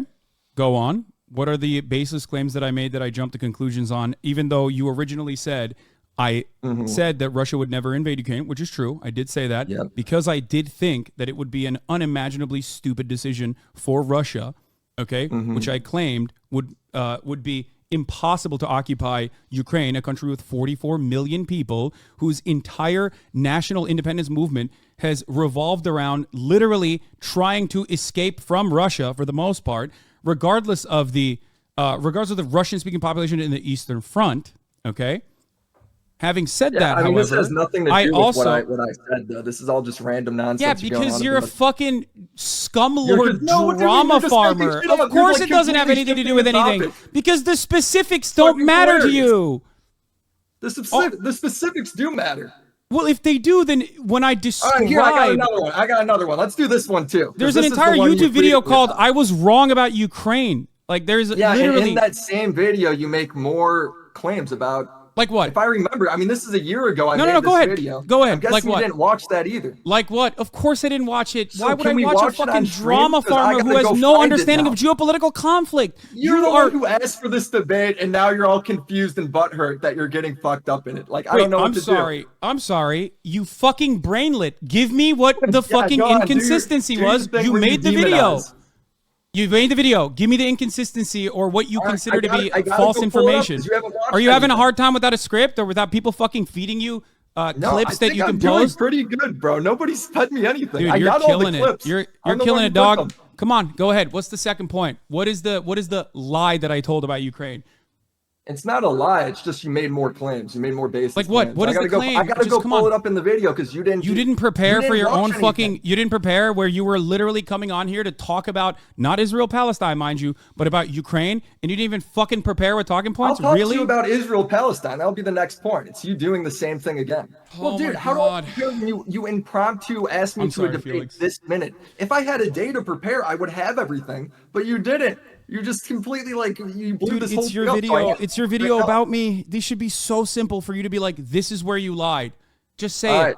We already established that the first thing you did was wrong. All right, you got to give me a minute. Okay. Are you trying to link me your video? I'm not going to watch your video. Just say it with your mouth, with your words. Go ahead. I have to watch my video to see what my receipt is because this is a year old. Right? I didn't know where this You don't even know your own video? You don't know the contents of your own fucking video? I made it a year ago, bro. You think you're doing a good job right now? Do you think you're doing a good job right now defending your position? Like it's such a profound position. You're doing it's such a profound position that you don't even fucking remember your own talking points? Oh my lord. Dude, I'm trying to find your talking point. I'm trying to find your talking point. I know. My talking points that you claim are wrong should be, in the chamber for you to fire off. You came on here because you thought, let's have a conversation about these fucking videos that I've made. Do instantly right now, right? When I was out. Stop complaining. Give me the talking points. Come on. No, stop. You the goalpost around. Stop complaining. Tell me what it was. Stop bitching. Tell me what it fucking was. You started the conversation by talking about Ukraine. Why did you bring up Ukraine if you weren't fucking ready to talk about it? Your first point that you brought up was that I never apologized for it. I debunked it within fucking seconds. Listed out and all the receipts right here, but you said get on now. Willie No Show. Okay, go ahead. Come on, Willie No Show. Come on. What's the second talking point? Yelling in my ear while I'm pulling up the receipt. Willie No Show. Give me the second talking point. If you're not this fucking passionate about the subject, then you're basically admitting that you're a fucking bottom-feeding drama farmer who has no interest in... Like, you're just going to look retarded because I'm going to pull it up when I make my video. Pull it up. Then pull it up. Stop fucking complaining about it after the fact. Go ahead. I'm here right now. If you are genuinely interested in truth and research or whatever, you have this wonderful opportunity. You have this wonderful opportunity to ask me personally. To pull it up. I'm trying to listen, but I'm hearing you twice. Once from my video and once from you just bitching in my ear.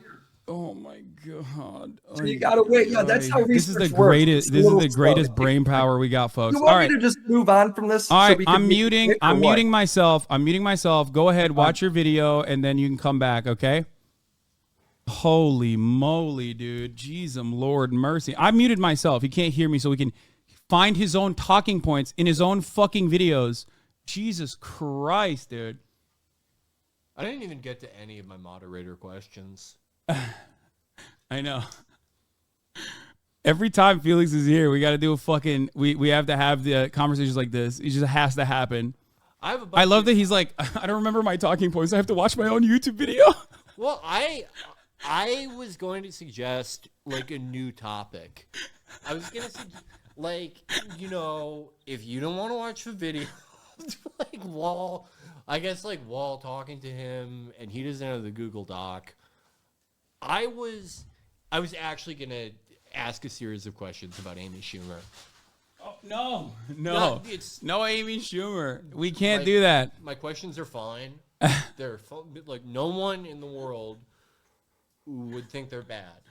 They're not. All right, bad. I got it. All right, he's got it. All right, let's hear it. I got it. All right. Thank you, Yep, Willie your Mac No claim Show. was you said people. You said let me watch this one more time. Bro, it was in your video. I was wrong about Ukraine.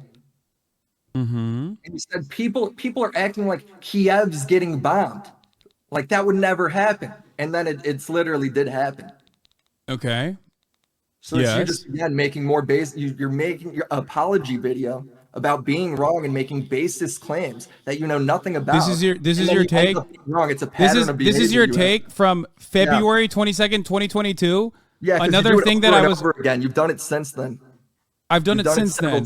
People are acting like Kiev's getting bombed. It did happen. You're right about that. Did, do you think that I didn't cover? Wait, hold on. Do you think that I didn't cover Kiev getting bombed? Like I hid that or something? No, you did, but it's your accusation saying it doesn't, saying it won't happen. There's no way it'll happen. Yeah. Do you think that bombing Kiev specifically, it was what Russia did? Do you think that was a good thing for Russia to do? I didn't say. Do you it think that it was a thing. Do you have any genuine you opinions? Don't think it was a good thing. Do you have any genuine opinions about? Yeah, my opinion Russia's is that was involvement bad. in the Ukraine? My opinion on that is that you shouldn't be talking about shit. Brother, you know hold up. We're having a conversation about Ukraine and Russia. We're having a conversation about Ukraine and Russia, and I'm asking you a specific question. I'm asking you a specific question. My conversation's about you because my videos are about you and your pattern of behavior and your poor reporting, and now you're trying to shift it all these other ways because you know you can't face the truth. Russia had not bombed Kiev at the time. That's number one. Number two, of course, as soon as that did happen, I covered it. Of course I did, because that's what I'm doing. The criticism isn't that you didn't cover it. The criticism is that you're making baseless claims you don't know anything about, talking so confidently, as if you got a whole fucking research team behind you, when you don't. You're talking out your ass.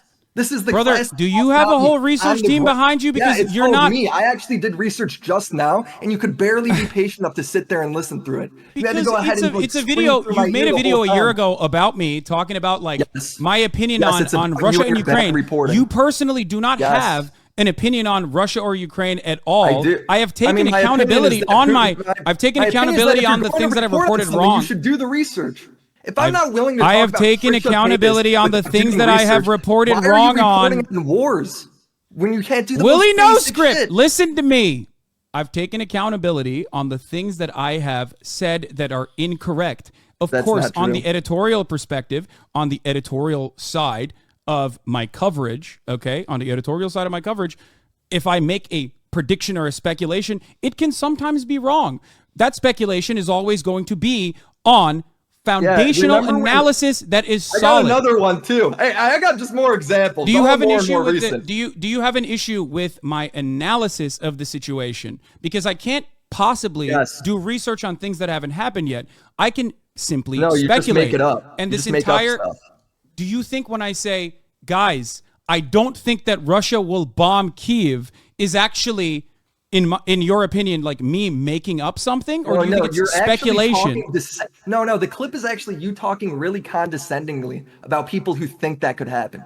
That's the clip. Okay, but okay. You don't. Yeah, so is this all just tone policing? Is that what it is? You're talking about. Is this all? So all of this is just you personally tone policing the way I'm covering the fucking news? Policing. It's about your. Do you have any genuine interest or any curiosity in like Russia and Ukraine at all, or is all you do fucking drama farming off of clips? Because over the course of this entire conflict, I've dedicated tens or hundreds of hours into my coverage, and the analysis in and of itself comes from a solid foundation. Now, the predictions might be wrong, and it certainly was, which is something that I took accountability for, even though you said I had not. So here's my question to you. Didn't. You then just did the same mistake again. You did the same criticism again. Did you look into, okay, what sources I was looking at and where I was getting this opinion from?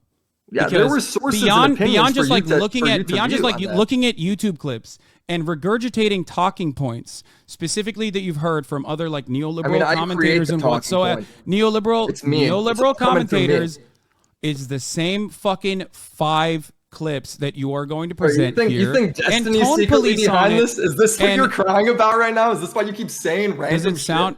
Does it sound like I'm Yeah, crying it does. to you? You just said, yeah, it does. You're talking about stuff that doesn't matter. Brother, and you're trying to shift the you goalposts away said from the criticism, which is your poor reporting. You bring me on to debate, you let me pick the debate topic, and now you won't engage. It's incredibly frustrating. I am trying to engage with you. I am trying to engage with you. I'm trying to engage with you. I'm trying to engage with you in good faith as best as I possibly can. And all you've done so far is go through your YouTube video to be like, well, you said Kiev wasn't being bombed, and actually it wasn't at the time, but then it got bombed afterwards. Listen, let me finish. Okay, I'm going to mute you if you don't let me finish. Okay? Go for it. You said Kiev wasn't being bombed. At the time, it wasn't. Okay? And then you said, okay, well, guess what? Guess what, dude?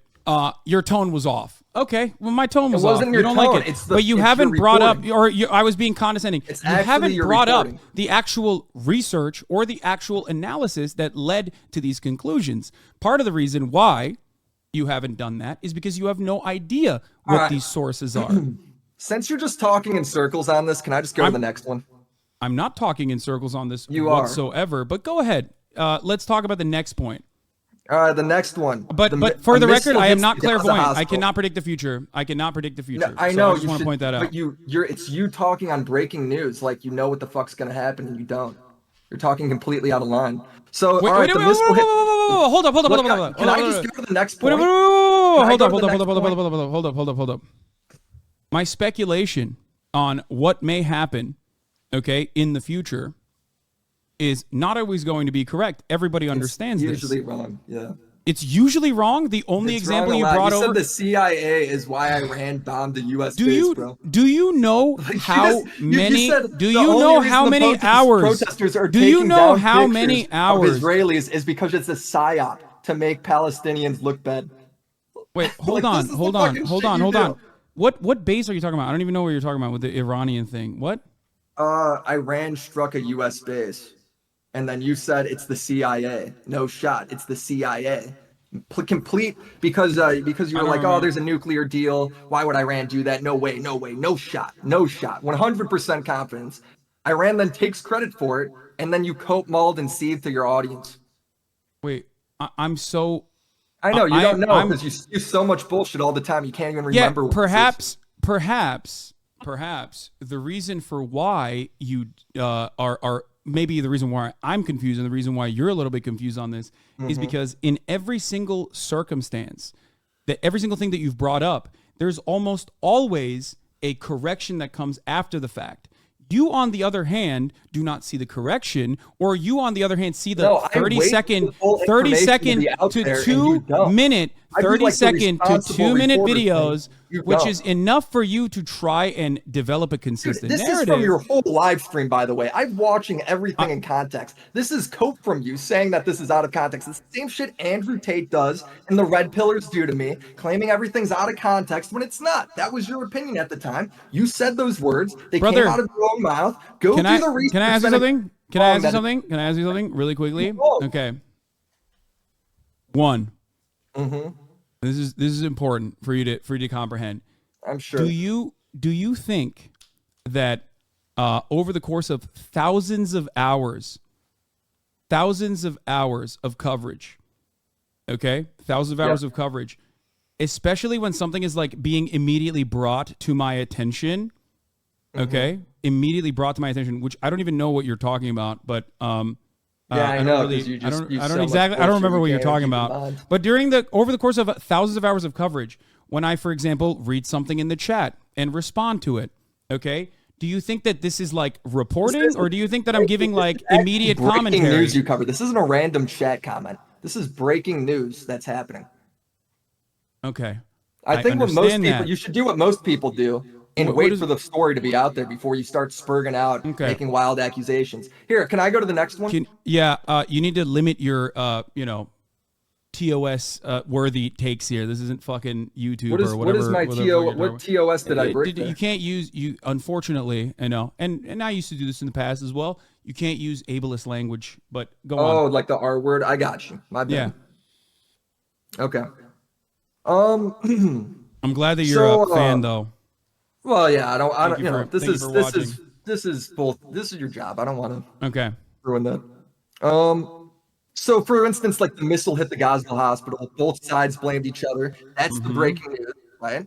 And Yeah. instead of waiting for more information, you jump to conclusions saying it was 100% Israel. 100%. Okay. You were so Good confident. good You're, like, point. deleting all the Good chatters. point. Good point. Can I ask you a Can I question? go through the whole thing before you go? No. Hold Before on. we This get is off important. topic This is and derail? important. I have a no. We're not jumping. We're talking about this. Okay. We're Okay. talking about this specific thing. Finally, now we're talking about Israel and Palestine.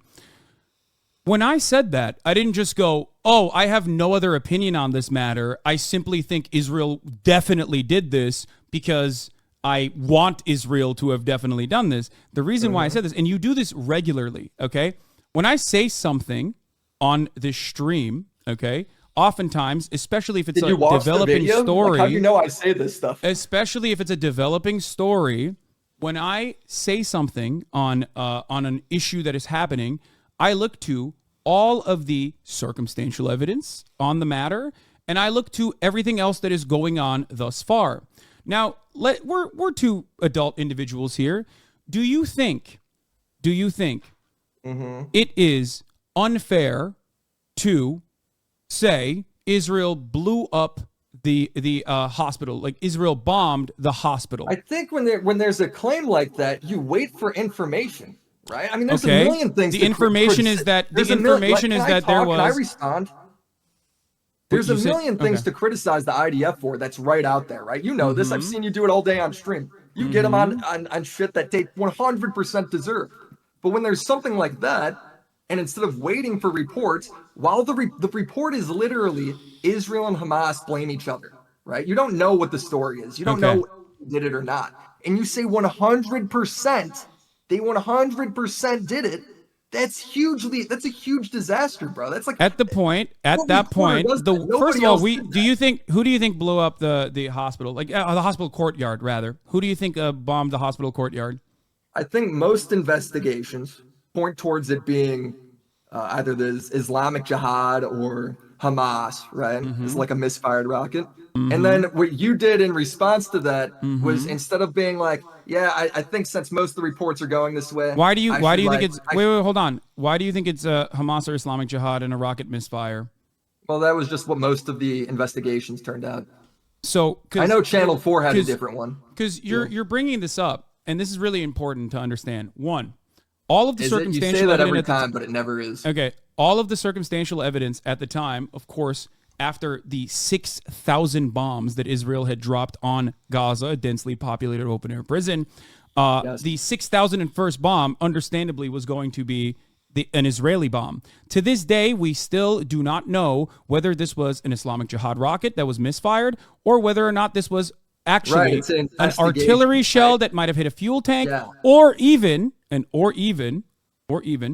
some other kind of munition that Israel So may why have did deployed. you say it was now, 100% the reason why Israel and then call everyone genocidal freaks that disagreed with you? You don't actually call everyone watch the genocidal content freaks, beyond. You demonize them. Because, first of all, because they Just are. like you do every time, because the by the Israeli way. You government do is this all the genocidal. What the time. fuck are you This is talking your about, thing. you dumb This is your fuck? fucking thing. 4,500 children have been ruthlessly Oh, now slaughtered. You shift think the that's not topic again. genocidal? Yeah, shift the topic again Oh, to the something one I didn't hospital even might. say. Wait, Willie, shut the fuck up and listen, dumbass. Yeah, do you yeah, really no, go think? on, do it. Do you really think that if one fucking hospital wasn't bombed by Israel and this was a fucking actual misfire, that all of a sudden means that like. Well, that all of a sudden means that like Israel's not doing ethnic cleansing? Right now, you're doing it in real time. Dude, It's just hilarious. fucking answer my question. Not even Do what I you said. think that the ethnic cleansing campaign, if you take out the bombing, okay? Yeah. If you take out the one time that this hospital's bombed, Okay, if you take that out, do you think out of the equation, do you think Israel is all of a sudden not doing ethnic cleansing in Gaza? No, that's not what I said. This is what you're trying to I'm make asking me you. say. I'm asking you. Okay, then I just said no. And okay, good. Dude, I'm glad. I'm glad. Okay, so what's your reports? And, okay? and Got it. No. Wrong, got right? it. Look at the reports. Got it. And you Willie. go ahead and they side with it. You Willie. then continue to call them Willie. genocidal, even though that's the fact of the info. That's what most of the info says. When I cover these kinds of ignore the stories, news, bro. That's the point. You just like lie and come up with your own I don't shit. ignore the news. You ignore the rest of the fucking coverage, because on the day of the hospital bombing, I personally said, okay, that the highest likelihood of this hospital being bombed is from No, you also Israel. said it was 100%. Just shut the fuck up and That's what listen, you did, okay? bro. Shut up No, and keep listen. shifting the goalpost. Keep Listen, saying more I'm shit. not shifting the fucking goalpost. It's my own You coverage. are. I'm giving you additional feedback. If you actually genuinely cared about the truth instead of fucking clip chimping and drama farming, you would It's not understand clip that chimping. on that It's like same right there. day, You could go on watch the that full clip. same It's in my day, video. on that same day, over and over again, I said the highest probability of this is that this is an Israeli bombing campaign. Part of the reason why I said that. You also said that and was I the also highest mentioned probability multiple times after the investigation. I also mentioned the investigations don't agree with you.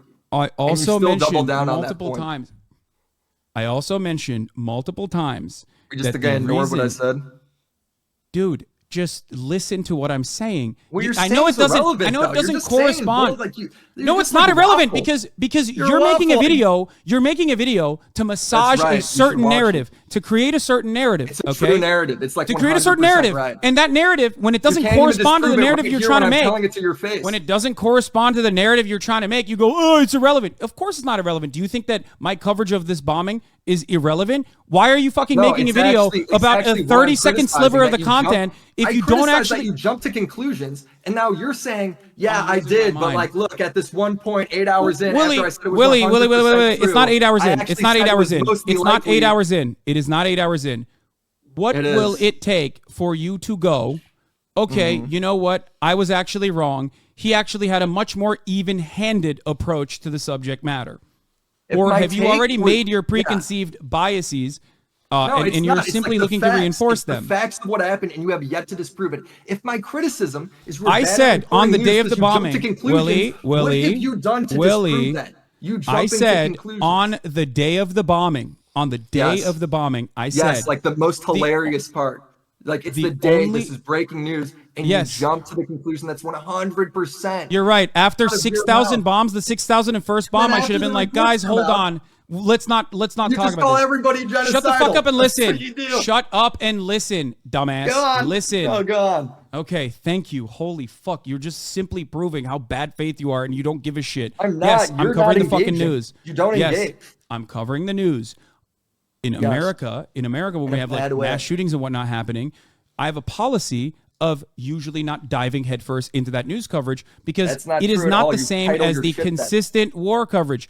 The only reason why I usually talk about whatever kind of breaking story is happening, this is Didn't not the just same for cover Israel a and it's not the shooter, same like for a mass Ukraine. Shooter? Wasn't your stream titled at the day of Listen, the shooting? listen to me. I mean, who are we listen to kidding me. here? The only thing I cover in situations like that is whatever the mainstream whatever mainstream media has reported on. Oftentimes, we just simply look at the live stream of the police force when they are talking about how many victims are there. That's it. Now, having said that, is that the case for Israel? No, it's not. Is that the case for Ukraine? No, it's not. And it wasn't. Okay.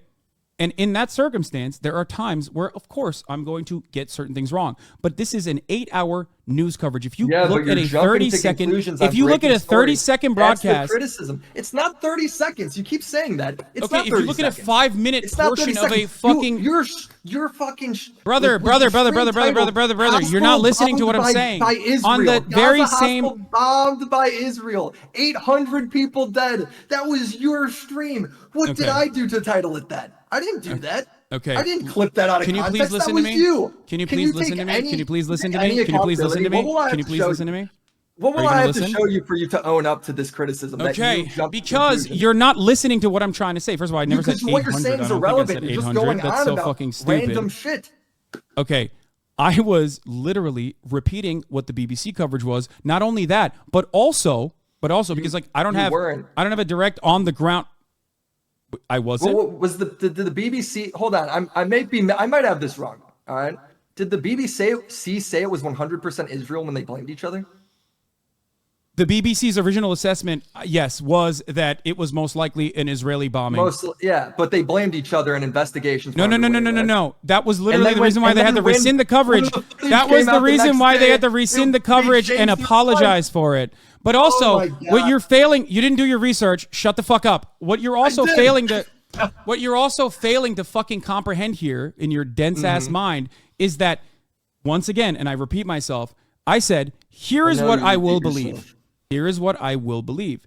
If there's a third-party investigation, given the fact that Israel has lied routinely about the bombing campaign, and specifically had, in that very same morning, the Israeli Air Force said we had no bombing campaigns happening in the region. Investigations. We have no bombing. Just listen, okay? We have no bombing campaigns in the region, which was a lie. They were bombing in that region, actually, as a matter of fact. That's number one. Number two, Israel also personally brought forward inconsistent testimony, inconsistent statements as to why this was definitely an Islamic Jihad rocket, okay? And the reason why we're having this conversation and how it's so fucking stupid, okay, it's so insanely idiotic, is because Israel is currently, while we're having this conversation, sieging the main hospital in Gaza. Israel, at that point, had 420 medical incidents, according to the World Health Organization. If you get your fucking news through clips, you are not going to understand why I said what I said, including that unless there is an actual third-party on-the-ground investigation, I will, of course, believe, given the circumstantial evidence mounted, that this is yet another Israeli bomb or some type of Israeli munitions, that I'm going to assume that, yes, Israel blew up this hospital just like it had blown up the cancer ward at that very same hospital 2 days prior. Did you see that part of the coverage? No, you didn't. You know what you're doing right now and what you just did? All right. I criticized you for jumping to conclusions, right? Which, by the way, a lot of streamers didn't. A lot of news streamers didn't, right? I would have been down to make videos on them. Some did, but a lot didn't, right? No, you wouldn't, dumbass. You only do this because it gets you fucking views. You don't give a shit about Israel. All you did was justify justify why Israel claimed that the BBC was doing modern blood libel.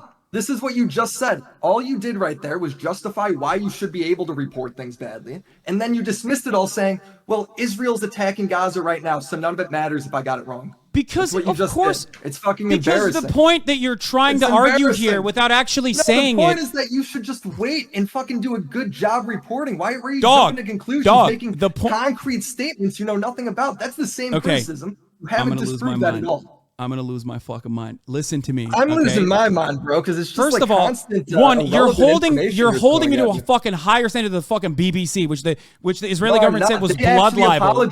For arriving at the same fuck. You know why I didn't apologize? You know why I didn't apologize? You haven't done that. You want to know why I didn't apologize? You want to know why I didn't apologize? Do you care? Why don't you let me talk? Do you care? Do you want me to tell you why I didn't apologize? I know why you didn't apologize, because you never do. You always double down or ship the goal. Wait, I don't apologize? I don't apologize? That's crazy, because you said I never apologized about being wrong about Ukraine, but I did, and you fucking lied and said that, actually, you were just backing away. I'm very consistent with it.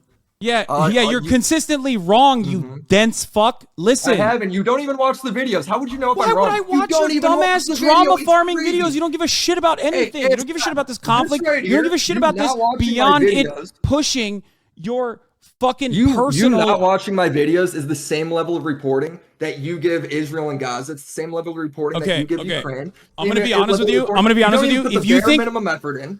You're revealing how stupid you are by claiming that watching a fucking YouTube video is the same as like reading news reports and talking to on-the-ground journalists and forensic analysts. No, I'm not. I'm saying you won't even do the bare minimum, and you won't even do it for a drama video. I'm losing my fucking mind. Why would I care about your drama video, dumb fuck? Yeah, you do. That's why you invited me on. I invited you on. I invited you on because I thought that you genuinely had a perspective that it was at odds with mine on Israel-Palestine. You said, never mind, it's not what we're going to talk about. We're going to talk about my videos that I've made on you. So now we're stuck having this fucking stupid conversation. When I cover shit like this. The debate would be about if you just watch the video. Willie, Willie. Classic HasanAbi journalism. All right, I'll On the ask ground you journalism. questions. In your video, do you, I don't know, at any point bring up any of the resources that I'm using, like including the BBC, which you said? Yeah, I showed the tweet you used. Yeah, I did. I showed the Which tweet tweet? you used of a missile striking the ground, going, doesn't that look like a JDAM? That actually looks a lot like a JDAM. That's your epic reporting. Those are your epic sources, bro. Yes.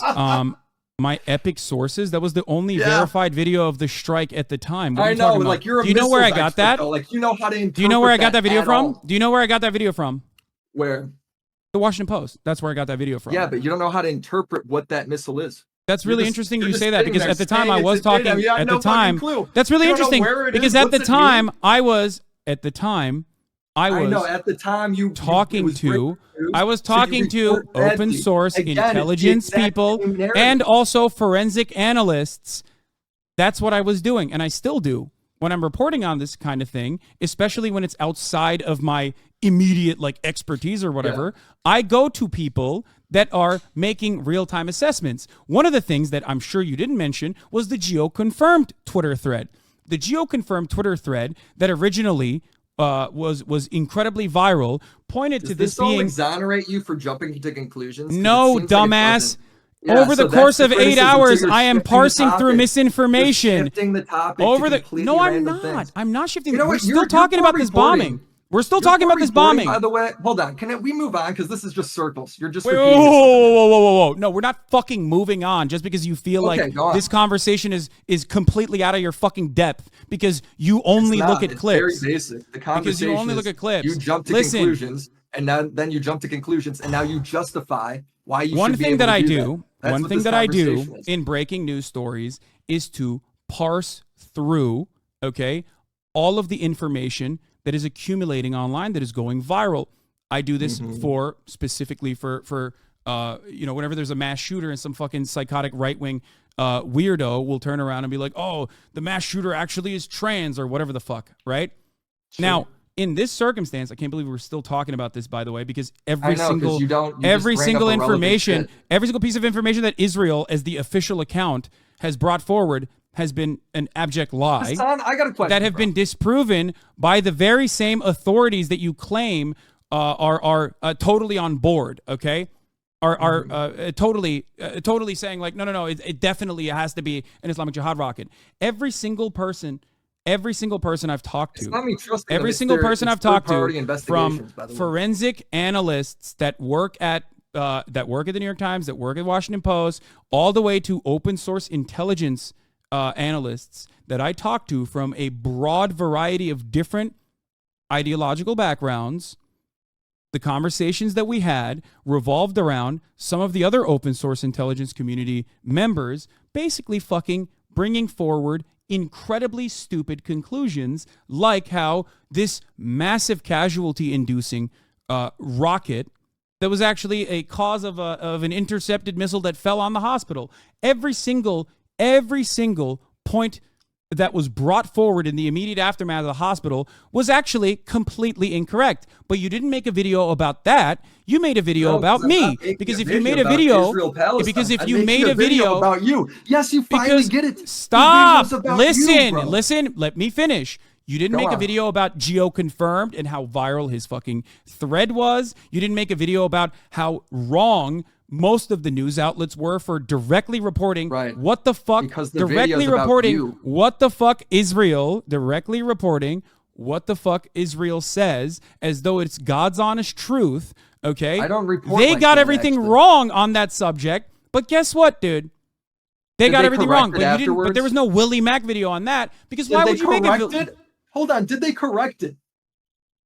Wait, did they correct it? No, they haven't. They haven't. They've just doubled down on it. No, I'm talking about all of the fucking false testimony that they brought forward about how Israel, most of these outlets that literally just repeated whatever the fuck Israel said, just went along with it because it goes along with the overarching narrative. Right, but but how come I gotta make a video on them just because I made a video on you? Like, because you said, wait, hold on. In the beginning of this conversation, you literally said, if someone else had gotten information wrong, I would have done a video on them too. But only you got the information wrong. If I made a You did video say on that. somebody, if You I did made say a that. video on You said somebody that. else, You said those exact words. Let me correct it because that's a ridiculous statement, right? But you did say I spent that. If you what care I about mean- misinformation, maybe you should, I don't know, make the next video about IDF and all the times that they fucking lied about every But single look, bombing So campaign. you're saying because I made a video on you, I now got to make a video on Israel? Like, No, what are you we don't have to do talking about, anything. bro? But you This can't is also ridiculous. maintain the position that you care about the truth and honesty in journalism, like you're a fucking Gamergate holdout, being like, oh, I care about the ethics in video game journalism. That's why we have to dox these fucking female journalists or some shit. I didn't dox anybody, bro. What are you talking about? I didn't say that. I'm using. Do you know what a fucking analogy is, dumb fuck? Yeah, hey, I got a question. If I go ahead and let's say like you referenced in that big long rambly rant that lasted like 5 minutes, right? You referenced that you later in the stream got a story right and that I should have talked about that because you covered some things right. Does that mean I can't criticize you for when you're wrong? No, of course you talking can. about? The entire point is framing something incorrectly. If there's 8 hours of coverage on a particular matter, and throughout that coverage, I'm actually personally talking about how the red line I would draw is on the ground. If there is an on-the-ground investigation where they look at ground soil analysis, one factor of the forensic analysis on whether or not this was a misfire is actually seeing the impact, right? You have to look at the crater. And the crater in and of itself, immediately, once the dust settled and we saw the crater, I said, while I originally looked at the video, can I please explain what's happening here, or are you just in here to fucking cry? Okay. Well, it sucks because you're going on about irrelevant stuff. Okay. It's not relevant. If your ultimate statement is that my claims are baseless, then you haven't done your research because none of this is baseless. To conclusions. You jump to conclusions. Of course, yeah, I jumped to the same conclusions that the BBC did too, and I also said, but they corrected it. You don't. No, but you're failing to understand is, I, even on the same day, immediately after this, said I might be wrong on this, and if I'm wrong, here is how I will be disproven. Okay, if somehow we end up having an impact crater analysis and soil analysis to see what kind of munitions was used in this process, and it is consistent with an Islamic Jihad rocket, because we know what kind of rockets they have, and this most likely, and I said this the day of as well, was a possible batter rocket, the BADR rocket, okay, that Islamic Jihad does have. If that is the case, then the ground soil, the ground, yes, chemical testing on the ground would prove that to be true. Hamas also, and I brought this up as well, which I thought was suspicious, could not find anything beyond the impact crater, could not find a possible shrapnel from the missile because the missile doesn't perish. Okay, so what I said is, in situations like this, and I showed like an earlier event like this where Israel had lied. Okay, in situations like this, usually they will bring forward a piece of the fucking missile.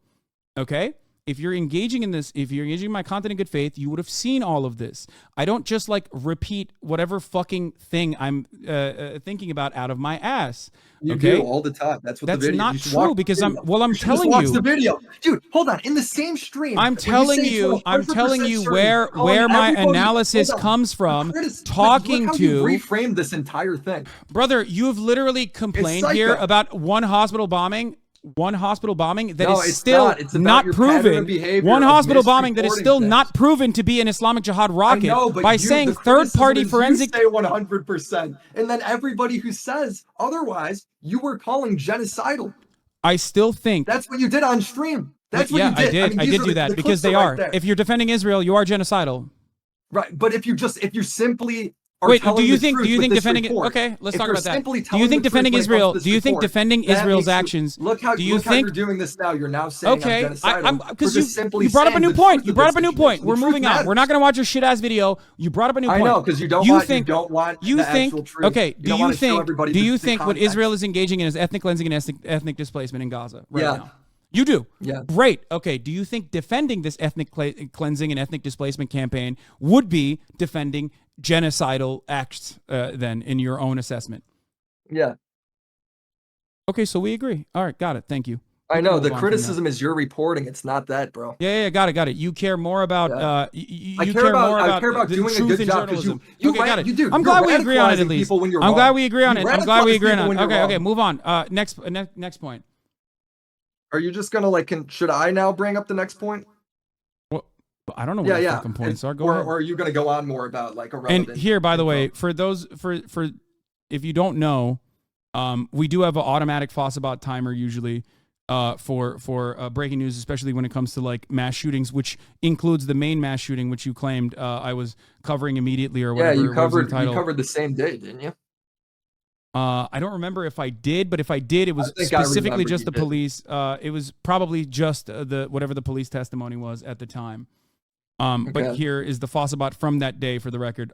Get automatically timing out someone who is trying to bring this up. Anyway, so your chat's not allowed to talk about it, but you talk about it. No, chat is talking about it so I can actually talk about it myself. And this was the day after. No, I actually didn't cover the main shooting at all that day, and I barely talked about that the next day, as a matter of fact. Okay, fair enough then. I haven't watched those streams. Okay. I don't think you watch a lot of the streams because if you did, you would understand where a lot of my analysis is coming from, and you wouldn't be fucking making erroneous claims like this. Bro. You kind of do bro politics and just shoot from the hip. I'm sorry. Okay, okay, got it. What kind of politics do you watch, or what kind of politics do you actually engage with then? I mean, I have a style that. Wait, I don't get it. I have a style that you don't like. Okay, the end. That doesn't. Yeah, but it's you. The style is you being wrong about stuff. The style is about you doing wrong. It's the same criticism. We're just gonna talk in circle again, dude. Do you feel like you radicalize your audience when you get stuff wrong on these reporting? This sort of reporting. Explain. I would love to hear what you mean. So, by this. For instance, you and Ethan on Israel, right? He's 100% seems he sympathizes with the Palestinians, right? Yeah, 100%. I agree. Comes on stream, yeah, all that good stuff. Okay. But then when he goes ahead and he's saying stuff like, "Dude, your whole chat's calling me racist. Your whole chat's calling me a genocidal freak, right? Are you going to do anything about that?" Mm-hmm. You don't. And the reason why they do that is because you said it's really interesting you said that. Do you think you won't let me finish? Every single day up until that very moment, every single day up until that very moment, I told my community, if you actually did watch beyond the clips, you would know that every single day, since the Leftovers broadcast, including the immediate aftermath of the Leftovers broadcast, the first time we talked at the Leftovers at the H3HU studio, I told my community that Ethan is sympathetic to Palestinians and that he is not your enemy. To yell at him in this situation would be fucking fruitless, ridiculous. Plenty of people tried to find drama. The reason why your audience does it is because hold on. You asked me what kind of community cultivation I engage in. You didn't even know what I was going to ask because you cut me off. Okay, go ahead. That's what you fucking did. Okay, go ahead. I'm being very rude to my guest, by the way, but go on. I'm sorry, Felix. Am I your guest? Who's your guest? All right, I was just saying, do you feel like you radicalize your audience because your audience calls Ethan racist, even though he's pro-Palestinian, right? And the reason why they do that is because whenever anybody just reports a basic fact, like Israel likely didn't do the Gaza hospital bomb, right? Your response is to freak out and call that chatter genocidal and say that they hate all Arabs. So that's why they do. You feel like you're radicalizing them to do it. I mean, they do it for a reason. Are you taking? Are you in your own assessment here taking things out of context over the course of an 8-hour broadcast where you think maybe in context. It's all in context. No, you don't know the context. You got to prove to me that you can look at it because you can look at a fucking banning that is occurring on a stream and not recognize that banning is happening because it might be a sock account. That banning might be happening because someone is bad faith. That banning might be happening because I'm sorry. We're talking about how I cultivate my community and how I moderate my community. How the fuck is telling you how I moderate my community irrelevant? Everything, it seems, that goes against whatever narrative you want to frame is irrelevant in your opinion. So yeah, no wonder you want me to just watch the fucking YouTube video and sit in the goddamn shadows. Everything is irrelevant. You're asking me questions about how I operate. This is supposed to be your research. This is supposed to be your research, isn't it? Are you not supposed to be doing fucking research right now on your subject matter? So what's Can I irrelevant? talk? You're asking, hold on. I just said, are you radicalizing your audience? And then you went on a rant about sock accounts. That's not relevant. No, because I'm talking about how I cultivate and how I moderate my community. The entire conversation is within the framework of how I moderate my community. And what I told you is you don't have any understanding of why I'm banning who, for what reason. You're just watching in small increments without recognizing no, it's not small. that in a you want it to political... be that way. It's not. I have entire streams downloaded. It's your whole stream. Okay, that I don't still know why you doesn't keep matter saying because you that. don't know why we make moderation decisions. That's why you were wrong on the fucking shooting in why Maine. have you That's not- why you why were have you wrong not on the banned Maine everybody shooting that- too because you that's can't racist? comprehend what is going on behind the fucking been wrong about scenes. anything. So This is why don't crazy. you ask me if I'm your subject matter here, which You didn't it even seems answer you my watch all the question, fucking bro. streams instead of making up your own mind about how these streams You go. just changed the subject. What? If the I'm not subject changing is the about subject. you radicalize your audience and Ethan's the example, why are you going on about banning why you ban people?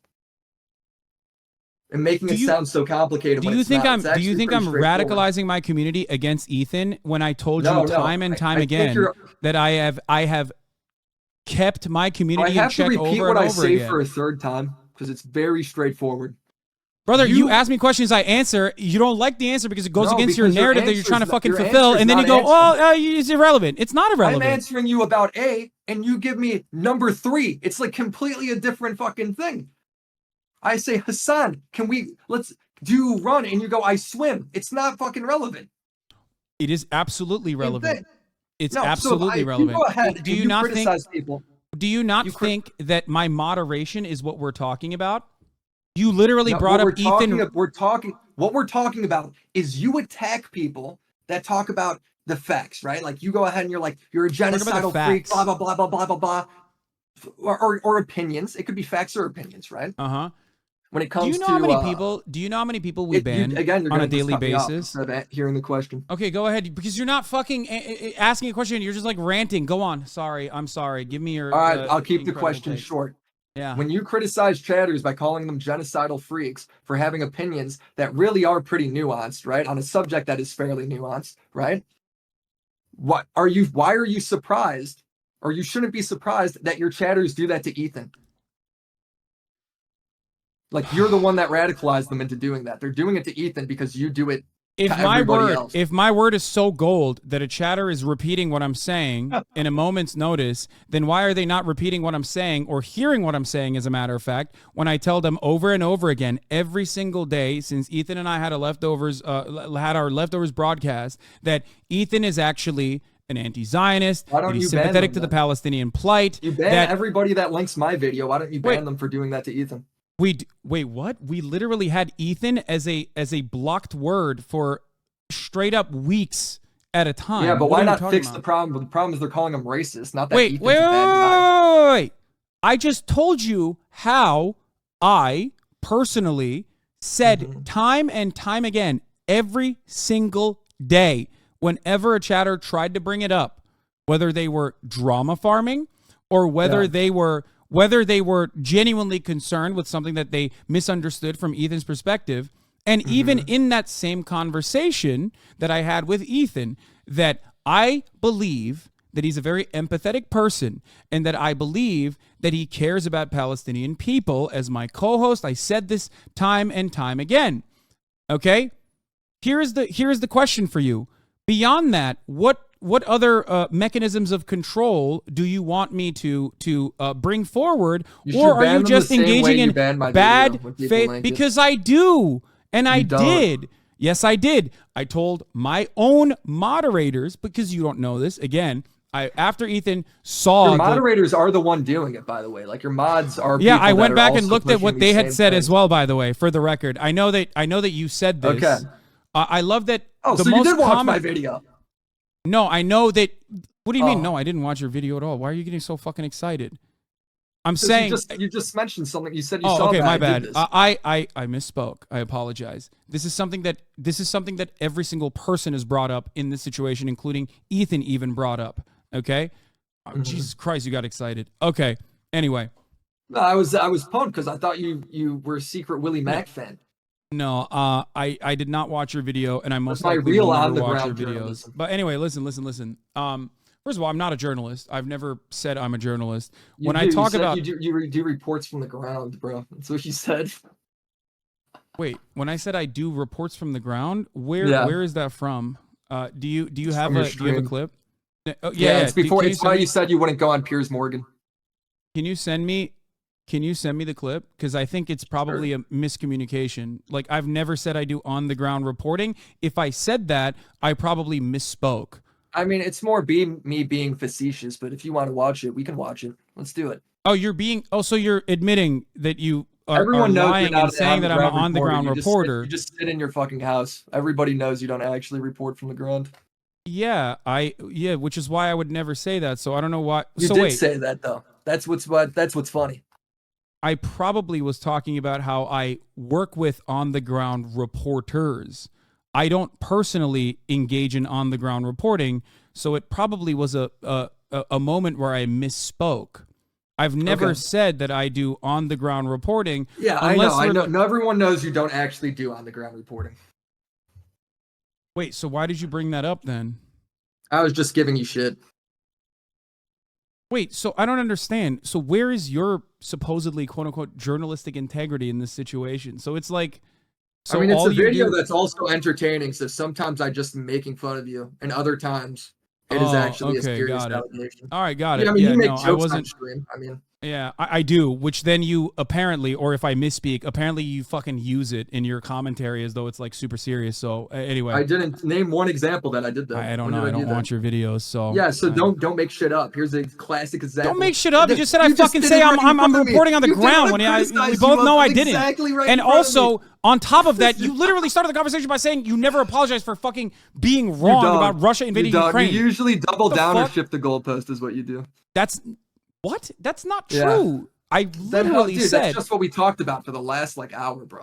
None of this was shifting the goalposts. You just don't like it. That's it. You want me to be wrong. That's it. You don't want you want me to be wrong. That's why you keep saying you shift the goalposts. The question I asked you was, do you feel like your audience acts that way towards Ethan because you act like that towards everybody else? And you just go on about moderation. Okay, if my audience is acting that way towards Ethan, okay? But you feel like it's my audience, so they're getting their points from me. They're getting their anger from me. So why don't they hear me out when I talk about how Ethan is not someone that you should be yelling at all? Having a different position has to be genocidal. Oh, got it. So they don't listen. So they don't listen to one thing. They listen to whatever favors your perspective in this matter, but they don't listen to the other thing when it doesn't favor you. Got it. So you get to pick and choose on what I get to do, or maybe let's be real. Really you're completely oblivious to how much I've talked to my own community about not fucking yelling at Ethan and about how he's a good person, how he's an empathetic person, how he's a kind person, and he truly cares about Palestinian people. Maybe that has some. You were kind of because it doesn't go along with your narrative. My point is this. From what I've seen, you were kind of bad faith in your debate with him. It wasn't exactly like a very nice debate you had. I can't wait to go watch it. I'm gonna go find out myself. Okay. Well, have fun watching it. This was the most unproductive. I know, because you're mad I disagree with you, and you're mad that No, I'm not. I'm not mad that you disagree with me. Plenty of people disagree with me. I yell at my chat every fucking day, dumbass. There are people who disagree with me that have been in here for 5 fucking years. Shut the fuck up. No, that's not true. There's a difference between disagreements. There's a difference between disagreements and someone who is just trying to cut drama as hard as they fucking can. You don't know anything about Israel or Palestine. You don't give a shit about Israel or Palestine. You're just trying to fucking make money by cutting drama, which you've shown.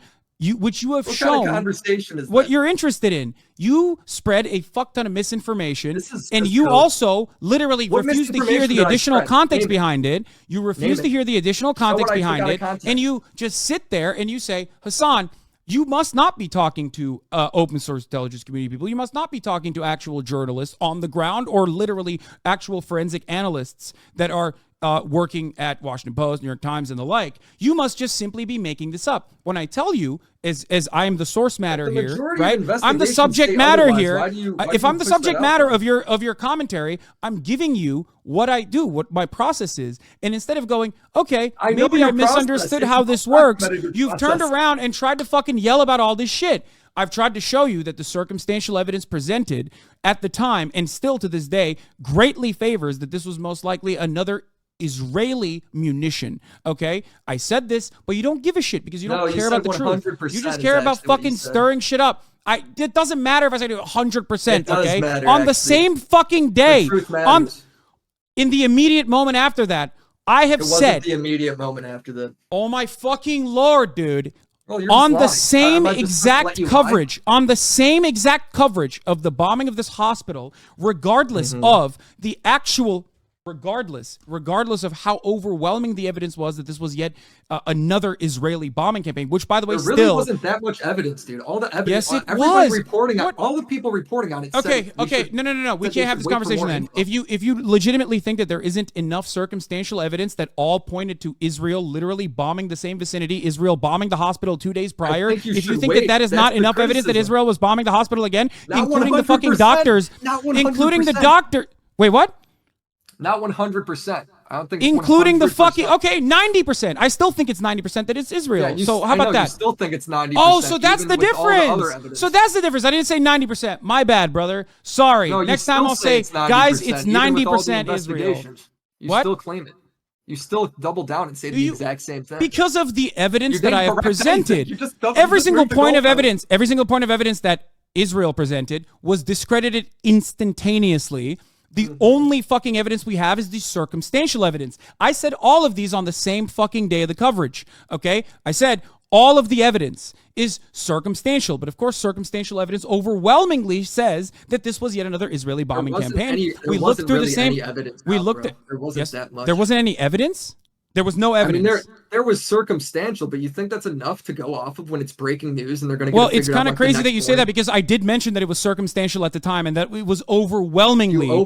So you do agree with me. Got it. Dude, okay, so circumstantial evidence overwhelmingly favors that this is Israel. Got it, which was my commentary on the time. So now we've proven that you fucking found a 2 minute a 2 minute segment, a 2 minute fucking segment, a 2 minute segment on the day of to fucking clip and go, this is what Hasan said. He's clearly in the fucking wrong. He's so stupid. And catch you in the slack, right? I could just like do it. It's going to be like really, it's going to happen. I mean, what can I do here? What do you mean? I'm just going to go watch the broadcast and show you lying. Okay, go ahead. That's great.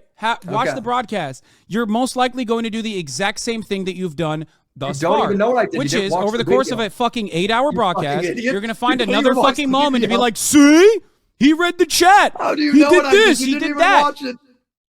There is, over the course of an 8-hour right now broadcast. Is the same thing you always do. I'm just saying. No, like this, you're doing it in real time. You're doing it in real time, bro. Over the course of an 8-hour broadcast, if you look to literally 3 moments, you can find me. You can find as much as you, dude. That does 8-hour broadcast. Because no one has the most psychopathic fucking fandom like idiots like you who fucking sit through every minutia to find a clippable moment. To find a clippable moment to be like, he sucks, he's bad. That's the reason, dickhead. All right. Anyway, I gotta go. I'm being rude to my guest. I can't believe I made Felix sit through this. I can't believe I made Felix sit through this. Okay. Could I ask a question? Oh, my guest has a question for you. All right, let's go ahead. Don't you think it's weird how like Anne Hathaway like isn't Jewish? I just found that out like last year. I don't fucking know, bro. Doesn't she like kind of like look like Jewish? I always thought that. I was like, let's go. That's one of ours. But apparently she isn't. She's like the opposite. Yeah. Nice. Shalom. Are you? No, I'm not. I was about to say Willie Mac. I'm just a Midwest that name isn't in the Bible. Yeah. All right, take it easy, man. Felix, do you have any questions for Willie Mac? That was the question. That's it? Yeah. No, I just found out about the Anne Hathaway thing this year. It's breaking news. I'm sure Hasan's looking into it. Willie Mac, thank you so much for your ethics in video game journalism or your ethics in conflict reporting. Thanks for coping by just saying stuff's out of context. Okay, yeah, you got me, dude. You fucking owe me. Okay, thanks for coping, he says. All right, Jesus Christ. Bro's YouTube channel is nothing but drama farm. Absolute fucking loser. Why'd you have him on here? Because I legitimately thought that I could have a conversation about like the actual sourcing, but it didn't go in that direction at all because that wasn't what he was trying to do. Never put us through that again. I know. This is why it is kind of stupid to just like argue on what my coverage looks like, but instead on actual issues, which we never got to. But you know, we found out that he really, really, really wants me to watch his videos. Apparently, he didn't even know the Anne Hathaway fact that I knew. Yeah, I know. It's pretty fucked up. It's really crazy though. Like my entire life, I thought that, even though her last name's Hathaway, but apparently she's like completely descended from like people who were on the Mayflower. It's the one time that I've been wrong about something like that. Ridiculous. Okay, so his points were 1, you're tone policing. 2, there's no other point. What did you feel about that? Do you think that there was anything productive to learn from that situation? No, not really. As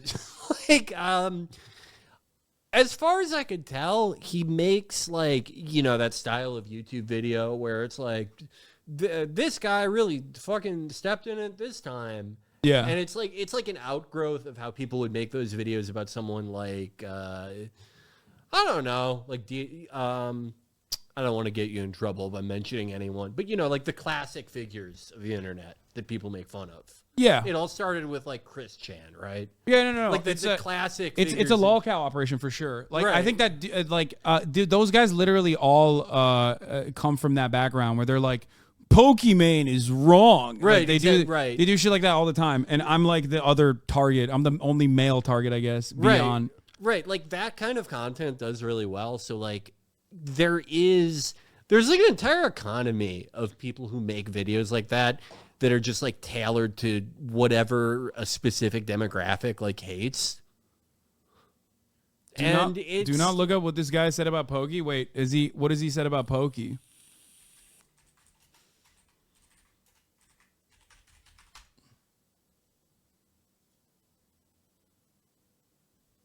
Pokimane may be the most passive-aggressive streamer. The fuck? I mean, I guess that's not too bad. Of course, there's always a fucking tweet, dude. I mean, classic. Anyway. But yeah, I don't know. It's like, it is, we said it earlier. It's like the equivalent of those websites that are generated on the subcontinent. Yeah. The AI back to Indian websites. Yeah. I always liked that, like, our show isn't popular enough for those videos to be made. Dude, I always thought it'd be funny to go on one day. And there's just like a picture of me looking worse than ever. And it's like, listen to what he said here. And it's like everything, all my race analysis about Amy Schumer. Don't say stuff like that. They will take it in all sincerity. Watch out. I can say it. And it's really not what people will think. If they put me next to Jake Tapper to debate about this, I would win. I like that it was mostly like, how dare you assume, how dare you say 100% that it was Israel, even though you say now that it's 90% that it's Israel. Right. That like Israel blew up another hospital. How dare you say that? I fucking owned you. Yeah. It's also like, like all the evidence that you were supposed to wait for from Israel is a faked phone call they made between two IDF officers who sort of speak Arabic, and then like munitions analysis that's been debunked by like the New York Times. The most popular munitions analysis that came from Geo Confirmed at the time that like everyone was holding up as like the truth, which I immediately said was ridiculous and false. Gio confirmed himself had to admit was false. I was, I don't really like the OSINT stuff all that much, but I was duking it out with the OSINT guys on that day because I was very stubborn about it. But overall, there was a tremendous amount of misinformation coming on this issue. So of course, like I do not think that I'll just in the future I'll just say I'm 99% sure, okay? Instead of 100%. There you go. That's my takeaway. Fetterman really looks like people in chat are probably too young to know about these news stories, but there was a real problem in the late 90s of guys who had a brain injury who accidentally killed a woman by hugging her. And that's what John Fetterman looks like to me. Man, you said man, show some fucking self-respect. Please, if not for your voters, at least for your kids. This is some of the most shameful groveling for a lobby I've ever seen. No, this goes beyond that, dude. I don't think this is just like groveling. I get why. I get why. He said in an old tweet that he hopes your house burns down. Wait, what? I can't click on this. I don't know why. It says the page doesn't exist. Do you have a screenshot of it?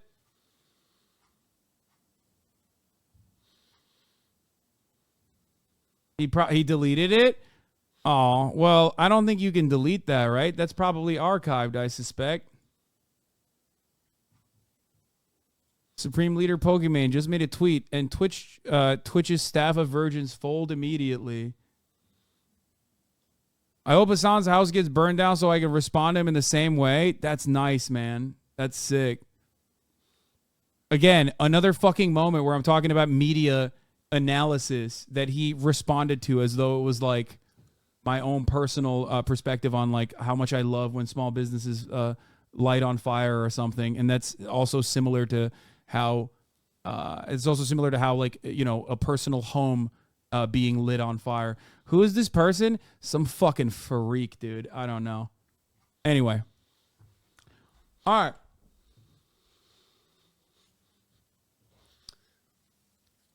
Yeah, I love the conversation about Israel not blowing up this one fucking hospital because they say so. In the sea of like Israel blowing up ambulances and being like Hamas was in the ambulance. Yeah, they also warned that specific hospital several times. Yeah, and that they were like, they blew it up. They blew up the cancer. They dropped an artillery in that hospital 2 days prior. Get the fuck out of here. I will stand solidly on my fucking 2 feet and tell you that the highest likelihood out of all of the likelihoods is that, yes, it was Israel, okay? It was. I see you doing other charity today by feeding this loser for a month. I mean, it's fine. Anyway, please watch all my videos, bro. Why don't you do responsible reporting by watching my fucking dumbass YouTube video? I get recommended like that type of video a lot. Like a video where it's like the Boogie saga continues. And I don't know. It's fucking up my algorithm. Sometimes some of those videos you're like, okay, this is this person, whoever they're talking about, they fucked up their life in an interesting way. But most of the time it's like the Pokemon stuff. Where it's like, yeah, I can't imagine giving a shit about this. No, these like, guys, what are you talking about? There's like a couple people that have like hate boners for Pokemon, myself, like a bunch of other people. I put that in like a different category than like Boogie, I think, because some of those guys, like, what is it, Crimson Wings or some shit? Oh, Wings of Redemption. Wings of Redemption, Dark Side Phil, Boogie, like those guys don't actually have like a solid foundation remaining. Yeah. So they've become lol cow cannon fodder. But even that, like, even for like some of them, like, I feel like for Darkside Phil, like people who are legitimately mad at him, like people who like actually hate him, that's like sociopathic to me. I cannot understand. I can't picture anyone just being like, oh, fuck you, Darkside Phil. You're a piece of shit. It's like Frank Grimes getting mad at Homer. I don't get it. Yeah. Well, if you're wrong, will you own up to it? Of course. And I said this on the day of. I literally said, while I do believe that this is most likely Israel, which I couldn't get across to him because he wouldn't let me fucking explain this. But I said, while I do believe that this is most likely Israel, okay, the fact that the fact that there is no, unless there is ground analysis, if there's actually soil analysis like chemical testing that proves that this was an Islamic Jihad rocket, which by the way Hamas said they welcome and Israel would not allow, for the record, okay, and it came out that they did unironically do chemical testing, soil testing, which at this point they will never be able to do it at all regardless. Then yeah, I would of course say it. I was there. You were very clear, says the Frog 101. I did. I said it then. Yeah. This guy said the N-word. I don't care. Okay. Yeah. Fucking stop looking at his old tweets. Okay. Yeah. He's edgy. Guys, he's an edgy white boy. Okay. He's edgy. Yeah. Most of his argument is fucking tone policing. All right. Well, we were watching this Sarah Huckabee Sanders lady yeah, we were doing really good. I was saying that, like, I mean, they don't have anyone good. Like, I don't know how much of that Jonathan Cornicus guy you've watched. What, the big-headed one? Yeah, he's the lieutenant colonel. He's like the head of their rapid response team. And he's such a fucking bumbling oaf. He posted the actual full interview of, like, when Wolf Blitzer was like, you killed civilians. Like, when Wolf Blitzer actually, like, got the better of him. He posted that entire thing. He's pretty bad. I have not seen her before, but she really, like, just gives me, like, a really bad feeling. Like, she looks like a mean school administrator. I don't like her. Of Hamas, that they're taking those small babies out of the incubators. I mean, I was watching it yesterday. You have the babies there. Oh, she's doing the Kuwait testimony every shit. help that can be offered. We brought incubators that can be... Yeah, they don't need incubators, dumbass. They need fucking electricity, which you've shut off. The fuck do you mean? It's so... She's literally trying to say that, like, it's Hamas that fucking pulled the babies out of the incubators, not our lack of fuel that caused it. And then they were like, we'll give you fucking fuel, which the hospital themselves said they had no way of accessing because they were sniping people that are immediately inside of the fucking hospital. Yeah, and from the sounds of it, it's like she's making it sound like they've been sieging the hospital and they're about to storm in. They probably are the second, just so, like, what, Golani Brigade guys carrying fucking incubators can go in and put the babies in new ones? What the fuck are you talking about? What are you saying? Yeah, no, it makes no sense.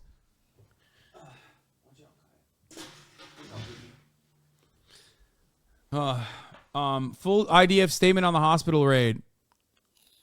The IDF, based on intelligence information and operational necessity, IDF forces are carrying out a precise and targeted operation against Hamas in a specified area in the Shifa hospital. The IDF is conducting a ground operation in Gaza to defeat Hamas and rescue our hostages. Israel is at war with Hamas, not with the civilians of Gaza. They've done a really poor job of fucking not warring with the civilians of Gaza. Yeah, again, like, just like what we were talking about. Like, okay, if you're not at war with the civilians, then what the fuck are you trying to do here? Yeah. The IDF forces include medical teams and Arabic speakers who have undergone specified training to prepare for this complex and sensitive environment. Once again, we know their Arabic speakers are not exactly up to snuff, considering their fucking propaganda. Definitely not ready for prime time. Yeah. With the intent that no harm is caused to the civilians being used by Hamas as human shields. In recent weeks, the IDF has In recent weeks, the IDF has publicly warned time and time again that Hamas' continued military use of the Shifa hospital jeopardizes protected status under international law and enabled ample time to stop this unlawful abuse of the hospital. Yesterday, the IDF conveyed to the relevant authorities in Gaza once again that all military activities within the hospital must cease within 12 hours. Unfortunately, it did not. What is Right, they never specify what military activities are going on there. That's why they have to do shit like make these shitty flash animations of like what they think it looks like underneath the hospital. Yeah. Like they put out that video, I think yesterday or the day before, where they're trying to show proof of activity in a hospital, and they show a calendar and a fucking toilet. Yeah. Why else would you have a toilet in a hospital unless you were keeping hostages here? Why would you need to know what day of the week it is unless you were counting down the days till you kill your hostage? Yeah, I don't fucking know. Panic at El Shifa Hospital, where 1,000 of the 1,000 Palestinian people, including journalists, have sought refuge, yet more Israeli war crimes. So is there... The wildest part is like they're also blowing it the fuck up too. Yeah. Like that's the craziest part. Like, oh, we're doing a precise strike on the hospital, and then like their precise strike is just like still ground and pound, fucking going absolute nutty mode, like pulling a fucking Baghdad. Yeah, they said themselves at the start of the ground operation that, I mean, they didn't really say it in their English communications, but in the press in Israel, they were openly saying that they had a Stalingrad strategy, that they were going to try to pulverize everything with artillery and airstrikes, and then finally they could just storm the rubble. And they shelled the shit out of every fucking hospital. They've bombed all of them, and they're doing the same fucking thing here.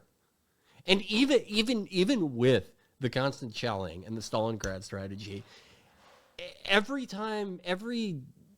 piece of footage I've seen of an IDF troop that is not inside their tank, it seems like they all just instantly die. They instantly get killed. The other thing that I have to ask is like, if you are the armed militant force, okay, inside of an occupied territory, and the occupied force is invading your territory, and they've shown time and time again that they're interested in blowing up hospitals, killing fucking medical professionals, threatening them. Hundreds of instances of according to the World Health Organization, again, attacks on healthcare professionals, which is a war crime, okay, including threatening phone calls. Like, what do you do in that situation? You can't leave the fucking hospital to Israel. They've shown that they don't give a shit, that they kill people all the fucking time, even if they're medical professionals. So what the fuck are people supposed to do in this circumstance? Like, how you're just it's an impossible situation where the overarching goal always is like, well, guess what? You just have to sit there and take it. You just have to sit there and die quietly. Right? Right. And they're trying to trot out the argument of like, okay, you should have gone south when we told you. Go south where?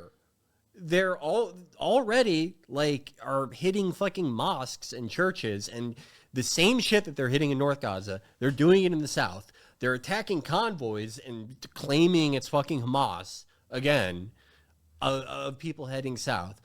They put out like this fucking the one photo op that they could put together in the last month of like a bunch of soldiers handing out water to people who were leaving the north, and they couldn't even hold it together like in the replies to the post. They were just openly bragging that they'll never be able to come back home. Yeah. The guys who have said that we're fighting human animals, the guys who have like literally shut off the fucking food and the water and the electricity and all this shit, you know what I mean? Yeah. Those guys, they're gonna keep the doctors safe after like killing healthcare professionals and their fucking families. After a long day of like doing surgery, cutting off baby limbs and shit without anesthesia due to the endless bombing. Yeah, like, what reason would you have if you were in Gaza? You would have no reason to trust anything that Israel is promising to you, anything that they're saying to you. There is no safe passage that they're going to guarantee to you. Yeah. Dr. Ahmet Makhalati, the head of the burn injury section of the hospital, tells Al Jazeera, in our phone conversation with the Israeli military, the officer acknowledged that they are aware that there's not a single militant inside the hospital. They took a photo with the Palestinians being given water, and the witnesses say they turned off the cameras, took their luggage, and shot their feet to scare them away. They also fucking used an old man who was shot in the back, who then died later to his wounds. Yeah, no, they cannot even try to put on a nice face for the world for even 30 seconds before reverting to the fucking SS. Yeah. If there's one group of individuals who should be cautious, as this chatter also correctly points out, when covering what's going on in Israel, what's going on in Gaza, it is the media listening to what the Israeli government is saying and taking it with a sense of caution, not the other way around. Not like the consistently reliable Hamas backed Gazan health ministry is now somehow lying in this circumstance, and not the Israeli government that has lied to our face time and time and time and time again, with like increasingly worse examples too. Yeah, it's just it would be impossible to list all the things that like Israel has lied about, both, you know, of incredible significance and even small weird things that it doesn't even make sense to lie about. You could fill books and books with that shit. There's just no reason to just take their word, to reprint their press releases, but CNN's doing it. I mean, they're killing every fucking journalist they can in Gaza, but they're allowing CNN to roll with them. Why? Yeah. Yeah, no, so many journalists have been killed. So many journalists have been killed in the hands of Israel. More journalists than in any other conflict in recent history. Same with children. And for some reason, like, none of that, none of that gets any play in mainstream media, which I thought, like, at least journalists would care about other journalists. You know what I mean? No, they never saw, like Shireen Abu Akleh, like that I guess there were some American journalists that actually did talk about it and point out, like, you know, the fact that Israel lied about that and initially tried to blame Palestinians for her killing. But at the end of the day, like, at least in an institutional sense, like CNN or NBC for that matter, or really any like Reuters, when their Lebanese journalist was bombed by Israel in Lebanon, made it they used passive voice when describing the actions that fucking killed their Arab journalist in Lebanon. It is nutty. It is insane. Okay? Yeah, just on the institutional side, it's, they don't give a shit, even if it's their own employees. Yeah. Individual journalists, that is different. But, like, these institutions, no, just your life is forfeit if you are even in Israel's way. Anyway, here, let's watch some brain-breaking shit. Specifically from, the Jews demanding ceasefire in Gaza occupy Oakland Federal Building. Hundreds are arrested. They're going after all the Jewish Voice for Peace people everywhere.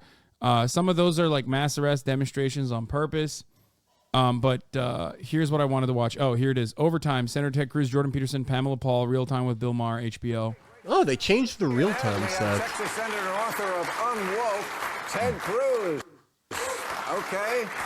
And former psychology professor Jordan Peterson and opinion columnist. Oh my God, he looks like an asshole. I argue a lot. You fucked that debate up. I can't tell what you mean. Like, do you mean like it was good? Do you mean it was bad? Like, what do you mean? It's not really a debate. It was more so me trying to fucking offer context to his coverage. Okay, so I wouldn't even call it a debate, really. here we go. This first one is for you. Do Republicans have a good answer to address the border crisis other than busing migrants to liberal cities? Ooh, a little dig there, Ted. A little. It's actually very simple, which is secure the border, and when you apprehend someone, send them home. Okay, I want to hear about the Israel stuff. I don't care about fucking Mexico. Is there The man actually that in here or no? To match his maturity level to a woman's level. I think 40. Negatively towards women, definitely not. So, but Bro, this is straight the Joker shit. Yeah, he's been wearing. Also, isn't this? Wait, this is not for him. He's a Canadian. Well, the Canadians. Commonwealth. Canadians do celebrate it in the same way that the British do? They're not as crazy about it as That's dick riding. Well, I mean, what is being in the Commonwealth but dick riding? Yeah, 100%. That's dick riding as fuck, dude. That's crazy. They're not as insane with it as the English are, but no, it's a thing over there. They like their poppies. Damn. negative emotion, it's absolutely clear that What the that's fuck the is case, he and wearing? The biggest differences are He's in the full countries Joker that have the mode most now. gender equal But, like, the economies coat. and What the socioeconomic fuck is structure. that? So the differences between men and women in terms of sensitivity to negative emotion maximize in Scandinavia. Wow. So. Scandinavians are also much happier than we are, though. Yeah, Well- but comparatively, their women are less happy. So. I mean, He looks like he's somebody's and I've seen those surveys too. I find it a very difficult thing to quantify happiness, or it's kind of like that pain chart in the hospital, 1 to 10. Like somebody's 3 is somebody else's 8.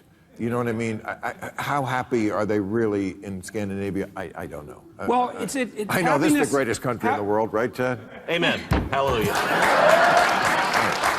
All right. How I'm not well? gonna get that one wrong. How will Joe Manchin's decision, this happened today, Joe Manchin, West Virginia senator, decision not to seek re-election impact the balance of power in the Senate? I saw a lot of gleeful Democrats. We got rid of Joe Manchin. Good luck trying to elect another Democrat in West Virginia.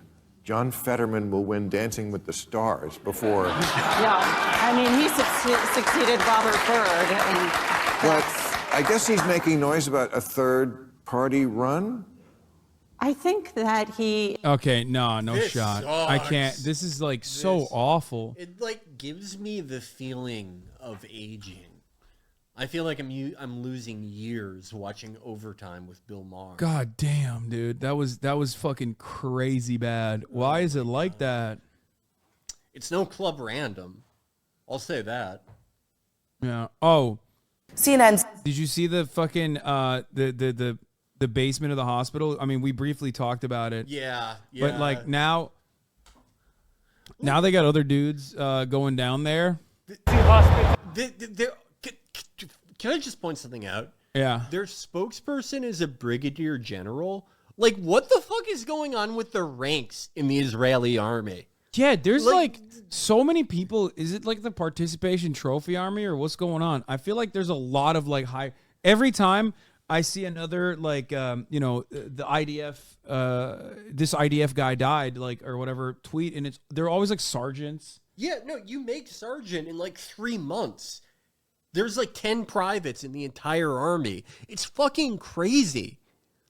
Half of the population of Israel are lieutenant colonels. It's insane. Like they have a fucking XP boost. I don't really understand it, but there's a little bit of a title inflation. Israel is facing massive international pressure over the destruction of homes, the shockingly high civilian death toll, and in the last few days, over its apparently heavy-handed tactics at hospitals. Apparently heavy-handed tactics. Well, that's one way to put it. Build the tunnels that we suspect that are underneath the hospital. Gary has brought us here to show the connection he says exists between Hamas. Wait, he and did the this without the press at first. Brigadier General Gary? Yeah, he did this. Oh yeah, it was like a proprietary IDF press office video. Yeah, he's doing another one. He went back in. TC Children's Hospital. This will be interesting. Maybe they added shit for this one. Between a hospital. My favorite was when he looks at this thing and he points to the ground and he's like, "We are investigating what this is." Did you see that? No. Oh, and it looked like a vape or something. I don't know what it was, but he's like, he literally just goes, "Wait, hold on. Let me see if I can find the OG one." But he's like, he points to like next to the motorcycle. Next to the motorcycle, he like points to the ground and goes, "We don't know what this is. We are investigating." A school and a terrorist house. A Hamas commander, he says, lived there. He points out the solar panels on the roof. This is a tunnel that was sliding like this, the floor. You can see here. This is the ladder going down. See the ladder going down. I see the ladder going down. Okay, this is a 20-meter tunnel. And look at here. Wait, why is this zoomed in so much? Like, people were saying that's like a possible, like people are saying that like that's not an actual tunnel. That's like an elevator shaft potentially. Like, yeah, it looks industrial. It looks like yeah. I mean, Hamas does have like pretty solid tunnels, but they're usually circle. Like they're spherical. Well, like, right? We're not for spherical. Fucking yeah. I don't know how many people in chat have seen the Hasan Brigade like combat videos that they're putting out with their GoPros, but like the videos where they pop out of the tunnels and fire the RPG-29s at the Merkavas, the tunnels look like completely different. And there's like a lot of videos of them popping out of the tunnels. This is like... Yeah, there's like... Also, why would there be an electrical shaft right above a tunnel that like directly goes into the fucking tunnel? Yeah, it's like Ubisoft designed this level, so you know exactly where the tunnel is. Like, I don't it's understand. Like, you might as well just like put yellow draping I over it so legit don't understand. That's why I'm like confused as to why they're like zooming in so much, because like I thought that they would show like exactly where this is now that like it's the CNN coverage and not the fucking IDF version of it. Look at the panel. Be careful here. Why is it so blown up? The cables are going down to the tunnel. Okay? So they're hardwired into the tunnel. Oh, that's true. They do actually approve the footage. I forgot. The IDF does have to approve all matter of footage. The electrical box contains a three-phase inverter for elevator motors. I used to assemble this. I mean, I don't fucking know. In the OG video, it's not zoomed in, but the CNN one, it is zoomed in. So maybe they didn't want to show anything. But it does look fucking ridiculous to say like this is like a IDF tunnel. I mean, a Hamas tunnel. Yeah. To show you, the solar panels on the terrorist house provide electricity directly to the tunnel. We've entered a robot inside the tunnel, and the robot saw a massive door, a door that is on the direction of the hospital. We're in what is. The funniest part about it is that like they refuse to go into the tunnels too. Right. Because like, well, some of them are booby trapped. I think like there's like they fake out tunnels sometimes. I think they like leave some fake tunnels down there to like have people go in there and then they blow it up. But like, that's part of the problem is that like they don't want to go down into the fucking tunnel system, so they could just go, well, there was a door in the direction of the hospital. Right. Did you see those like those 4 guys that all died in a tunnel? Like 2 or 3 days ago. Wait, there was a video of 4 guys dying in a tunnel? I don't know if there's video, but it's like 4 IDF guys. And that is actually the thing that got me thinking about IDF rank inflation, because it was like 2 majors died. And why would a like, major go in a tunnel? Yeah, exactly. It's like, what the fuck is going on here? I don't really understand. Also, the thing that I don't get is like, why don't they show the ground? Yeah, it's just so like where's the fucking tunnel, dog? I have no way to understand where the fucking tunnel is. You literally cut out the context clues. Like where is this tunnel? Like, is it on top of a goddamn building? Is it literally on the ground? Why is it not hidden? Right. Like if this was a movie we were watching people would say they did a bad job with cinematography because we have no sense of direction or where anything is in relation to anything else in the scene. Yeah, like and it's just so close up. It means and nothing. then the way he like patches this a tunnel that is directed at the hospital is because he claims he saw a door that like is in the direction of the hospital. What the fuck? But then they went into the hospital, and they never show like the entrance of a tunnel, unless I'm mistaken. I didn't see in their video any fucking entry point into a tunnel whatsoever. And then they do this thing where they're like, here's all the sick shit we found. And the irony is like it's always like a baggie. You know how like the NYPD does these like fucking major drug busts, right? And it's like one fucking water pistol in a baggie.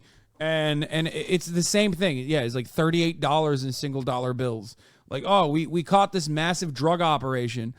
Wow, dude, you guys really fucking did the thing, huh? Okay, yeah. So they have the first guns that you get in Warzone. Yeah, they did it. They have a Cricket mobile phone. They have I don't know, I guess part of a soda bottle. I want to major bust here. Yeah, I want to mention something here. Like Hamas are not fucking perfect victims in this situation, okay? But I don't expect them to be. They're a goddamn militia. Like, what the fuck are we doing here? You know what I mean? Like, yeah, they use unconventional methods, some of which might even be considered fucking war crimes. What the fuck are we talking about? None of this still justifies what Israel is doing and continues to do. Okay, I just want to point that out.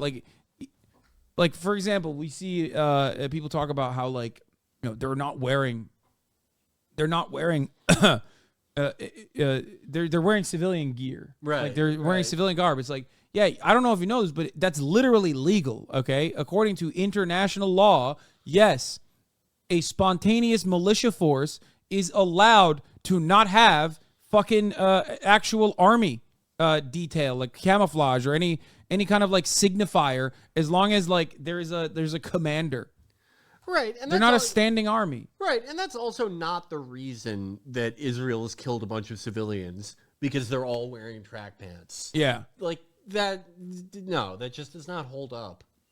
Yeah, usually they wear like headbands and shit, but that's pretty much it. Like the stuff that you see them wear, like the uniform that you see them wear, they only wear in promotional videos. Other than that, they don't usually wear it. Though Guns. Some of the guys on 10-7 were sort of tacked up in a way that was pretty recognizable. Yeah, but I think that was more so like I mean, that was a military operation, so there was like they even had like a brigade wearing IDF shit. Did you see that video? Oh no, I didn't see that one. Yeah, there was a group that literally wore. They found like I don't know how they fucking found this, but they found like IDF. They found IDF gear, and they were wearing IDF gear and like walking around, which is also again okay. Well, that's a war crime. Yeah, no shit. I know. I'm explaining it to you. Yeah, they had IDF gear that they were wearing, that they were using as they were taking people hostage.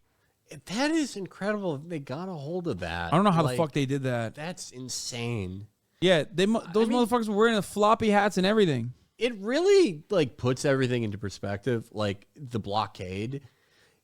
Like, hey, sorry, this is tough, but we need to do this. Hey, sorry, if you're a grandfather in Gaza and you have stage 4 cancer, you can't get your morphine. I know it sucks, but we have to blockade this place. So, these Hamas guys, they can't get their rockets or, somehow smuggle in IDF uniforms. And they're just able to do it anyway. Yeah, Like, that's the thing. It's the least combination of the effective. cruelty and incompetence. Like, I thought the same thing during the whole, argument about the hospital strike, right? Where they pointed out that PIJ does have Badr 3 rockets. It's like, okay, then what the fuck are you doing with this blockade if they're able to get that into Gaza? Yeah. Like, what the fuck are you doing? That's what it is the least effective blockade of all time and only serves to just destroy the morale of an entire population, causing them slowly but surely to become more radicalized in the most understandable ways, dude. Come on. I can't. Yeah. They don't stop shit. They don't stop anything. They literally, even the fucking cement stuff. Think about that. They don't let cement into Gaza. They have 400 kilometers of fucking tunnels underneath, man. Just let the motherfuckers have cement, dog. You clearly haven't stopped them from digging 10 meters into the fucking ground and building tunnel systems. Just let the people have cement so they can, like, rebuild their desalination plants. They couldn't even stop them from training and developing their own special forces. They had 500. Yes, exactly what I was going to say. They had 500 Nukba militants, like special forces militants, leave the country, leave the fucking occupied Gaza Strip by way of the Rafah crossing in secrecy, fly out to Iran and fucking train in Iran. Which, to be fair, even Iran didn't know that these guys were going to then go and do October 7th. But, like, what are we doing? It's very clearly a problem that you cannot solve militarily. Like, what is this? You can't. Yeah. Not Nakba? No, Nukba, I said. Isn't that what it's called? I don't even try to pretend I'm very good at anything in Arabic. I tried learning it in Duolingo like once, like 8 years ago. No dice. It's a tough one. Yeah. Some explosives. These guns alone have potentially huge implications for Gaza's hospitals and Israel's apparent push. Yeah, bro. He also, I'm surprised. Is he going to show the fucking suicide vest? Because they claim that they found a suicide vest as well. Like, fucking, when have they used suicide vests? Like, in the past 20 years, they've used it in the past, but, like, I don't think they use to take suicide vests control anymore. of them. The International Committee for the Red Cross. The second Intifada, but did Hamas's tactics since since taking over really the Gaza last Strip, 15 years, that really hasn't been their thing. Yeah. Say that hospitals are given special protection under international humanitarian law in a time of war. But if militants store weapons there or use them as a base of fire, then that protection falls away. In other rooms, he shows us a motorbike with a bullet hole in it that he suspects was used by Hamas attackers October 7th. What are and the nearby, odds that the possible motorbike evidence from 1070 hostages is in a could have been hospital? held here. What the We are fuck now in the you basement in the talking same about? area, yards from the motorcycle. We see here a chair. We see here a rope. We see here a woman's clothes or a woman's something covering a woman. Do you think a woman was tied up in this chair? This is an assumption going to be checked by DNA. More evidence, Hagari says, points towards Hamas and possible hostage presence below. Damn, they didn't even show the full video where he goes, we are still checking what this is. Or even the binky. There was like a binky there and all this other shit. You show off the suicide vest when you're trying to impress news dinguses because that's what the news dinguses expect to see. No, they didn't even show half of the stuff that was in the longer video. They didn't show in this one because I think Here in Gaza City. I think they decided it's probably not the best and makes their argument look worse. This guy's coming Gear for Jonathan Cornick's is a gear job. for a major fight. Wait, why did they? This is way more kitted up, dog. Why did they show the CNN the next day? Way less weapons. What's happening? Yeah, what? These are explosives. These are vests with explosives. Yeah, it's a body vest for terrorists to explode on forces. Among hospitals, among patients, we have hand grenades. This is what they originally posted, but then when they had the fucking CNN reporter come in, why did they take that out? It's really fucking And then weird. we have the RPGs. People shooting RPGs from hospitals. This is Hamas firing RPGs for hospitals. The world has to understand who. Why we must kill babies. The world must understand. Like, that's what the funniest thing is. It's just like all of this is literally to be like, that's why every hospital is fair game. Oh, this is the part. In the massacre of the 7th of October, they even have bullets in this motorcycle. So they came back from the massacre on the 7th of October into Rantisi Hospital with hostages on a motorcycle. We're still researching this. He's like, zoom in. Like a fucking shoelace. Dude, he's like, zoom in. We are still investigating this. It's fucking slam dunk. Oh, am I watching LA Noire 2 gameplay? Dude, I love this. I love this. This guy is the best. In Rantisi Hospital with hostages on a motorcycle. We're still researching this. Yards from here. Like, what is he even suggesting that is? They're still investigating, bro. Chill. It's like the waistband from Sweatpants. No, they're investigating it. You don't understand. Below the hospital. And by bringing us here to this hospital. Do DNA analysis on the chair. Yeah, no, he said he's gonna look at the DNA and they're gonna do DNA testing on the clothing to see if it was like touched by one of the hostages that they have like the DNA of. Hospital and showing us the connection that you believe exists between the terrorists and the possibly hostages. What does this say about the other hospitals here in Gaza? Cynically, Shifa Hospital is known by facts, by intelligence, to be a terrorist hub. And also, it's suspicious also in holding hostages. This is the best shelter for the terror war machine of Hamas. But the hospital authority... Well, I don't even agree with that. No, the best shelter is the tunnels. Like, yeah, why? what the fuck? It would be probably the worst idea to put him in the fucking hospital. Why? Because you keep blowing up hospitals, but you demonstrably refuse to blow up the tunnels because you're scared of going in there. Yeah, like after a month, what Hamas guy is going, oh, they'll never hit a hospital? Yeah. What the fuck are you talking about? Like, they've done way more damage to the hospitals than they have to the fucking tunnel system in general. Oh my God. Like, I don't understand. Also, even the fucking lady said that they were in the tunnels. Like the lady that the old lady that Hamas released that Israel got real mad at when she was like when she gave testimony about how like, you know, it wasn't. She basically was like, yeah, Hamas are kind of chill actually. Was that the one where like her and the Qassam guys were smiling together? She was yeah, she said shalom. Yeah. No. That's the lady with the Alzheimer's. Oh, right. Yeah, that's a different lady. That's like a different lady who has, I think, Alzheimer's or something. Where the Qassam guy gave the lady the weapon. That was cute when she was like throwing up a thumbs up. Yeah.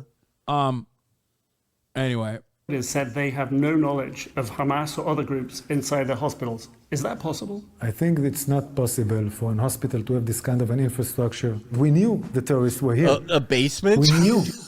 Yeah. What the fuck are you talking about? Bro, it's like, have you seen the courtyard of every hospital? It's all makeshift. Yeah. It's all motherfucking makeshift, like, living spaces, right? Yeah. So is this basement. Everything in Gaza is like, secondhand or retrofitted shit because like nothing officially can get in or out. Oh my God. We knew by intelligence, and also we got some fire from this area. From this area, this building. From this area, and we were even he goes from this area or from this building. He goes from this area. Right to fire, because what we found an armory. But so much damage all around here. Yeah, there is damage all around here because Hamas made it impossible for us to fight him. He built all this infrastructure. This guy Hamas that we're looking for. Him and John Fetterman both. Yeah. Maybe John Fetterman wasn't wrong after all. There's a Mr. Hamas out there. He got a briefing. There's this really scary guy called Hamas. Mr. John Hamas. Hamas. Yeah. In tunnels and in hospital around areas populated. As we exit the hospital, it is already dark. We're just getting ready. Wait, they never showed the tunnel entrance into the hospital. Remember how they pointed to that fucking like elevator shaft looking shit and we're like, that was it. This is a tunnel. And guess what? We sent a robot down there and the robot was scared. Yeah. And I was scared for the robot. And this fucking the reporter was just trying to like throw him softball after softball. Like, did you hear him where he's going, oh, wow, if there's this stuff in the hospital, what does it say about the other hospitals in the region? And the brigadier general who had an XP boost is just like, they do all this stuff. It's just, I mean, this is the best they got right now. I don't know what's going on. To leave right now, the firefight still going on, still intense, bullets fired, explosions going on up the street there. I love hummus, not Hamas. Please stop. What? War and the controversies surrounding it far from resolved. Nick Robertson, CNN. Is that a squirrel? Like, what is that? A cat? Gaza. Oh, man.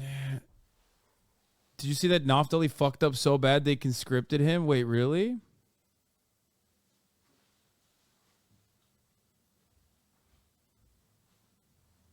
Anyway. All right, let's talk about two fun stories, okay? Now, let's talk about Mr. O'Brien himself, his behavior. As everybody knows, and it's here in the last time, him and I kind of had a back and forth. Appreciate your demeanor today. It's quite different. But after you... What Israel is to find under Al-Shiva will likely be an amalgamation of all the tricks they've used so far, but with the added bonus of knowing there's a large basement level that will look good for cameras, mainly because Israel built it in 1983. This is from Tablet in 2014. In passing by Western reporters, but because they built it, back in 1983, when Israel still ruled Gaza, they built a secure underground operating room and a tunnel network beneath the Shifa hospital, which is one among several reasons why Israeli security sources are so sure that there is a main Hamas command bunker in or around it. Yeah.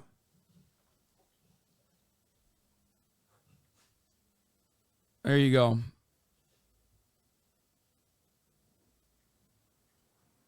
So they'll probably point to that, even if it's like an underground facility for like operations. Yeah.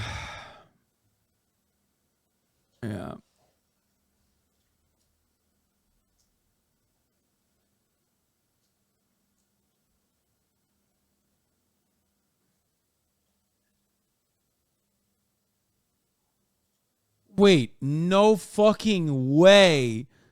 Dear friends, I'm alive. Thank you so much for your prayers and care. It means the world to me and my wife. As you know, Israel's at war. I got drafted and had no contact with the outside world as we were fighting Hamas in Gaza. Please continue to pray for my nation. We're going through a tough season. Dear enemies, I'm not going anywhere. Am Israel Chai. Wait. Dude, Hanania fucked up so bad, they literally drafted his ass. Yo. I thought you were joking, dude. When you said Naftali Bennett, I thought you were talking about Naftali Bennett, not Hanania Naftali. Bro, Felix, are you about to leave? Nah. I have to show you one thing. You have to see this. Remember Hanania Naftali, who was like, yeah, we blew up the El Ahli hospital, actually, because it was sick, and there's Hamas there, right? Immediately. And then I had to delete it. They drafted him. Yes! Oh my God, yes. He fucked up so bad that they fucking were like, all right, we're putting your ass in the fucking front lines, bitch. Oh my God. And he's like what? He's like 42, so he's going to be drafted as like a general. Enjoy, bitch. He's like frontline general. Yeah, dude. Oh, you wanted to tweet about how there was Hamas at the hospital? Guess what, dude? Guess what, dude? Here, how about you go see for yourself?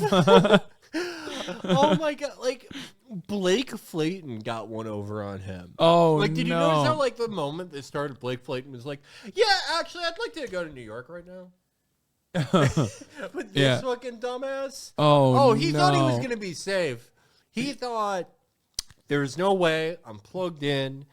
He thought this is gonna be like Mafia 2 when Vito Scaletta gets out of his service. No way, buddy. You're too bad at your job. Oh, that's so bad. That's so fucked up. How old is he? Isn't he old as fuck? Why are they drafting him?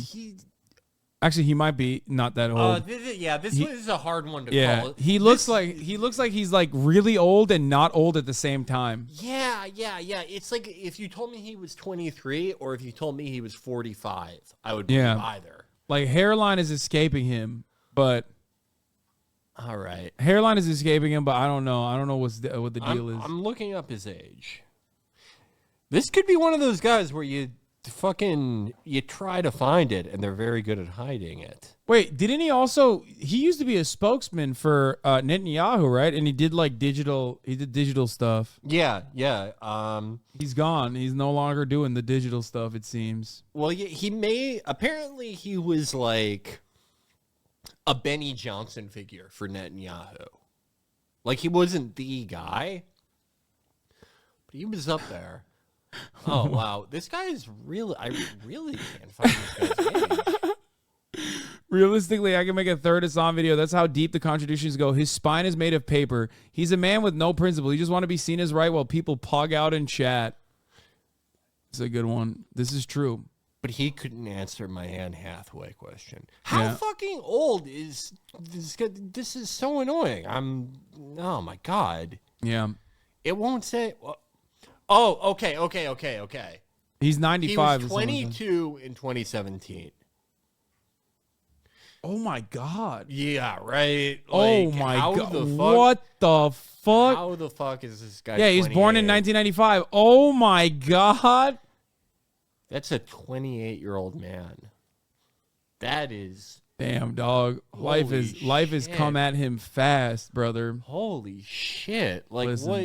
Is he like allergic to everything? This is what I mean when I'm talking about like, you know, the maintenance of an apartheid structure is really, really ruthless on the body. It takes a toll. Takes a toll on everything. Yeah. I mean, it takes a toll on the body. Like the amount of hospitals you have to justify bombing, it's gonna take something out of you. You know what I mean?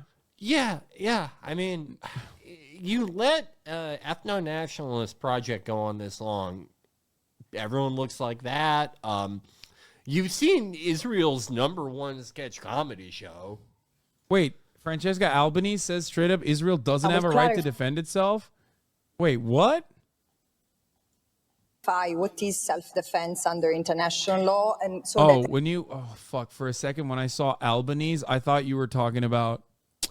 I got fucking excited. I thought you were talking about the Australian leader. What's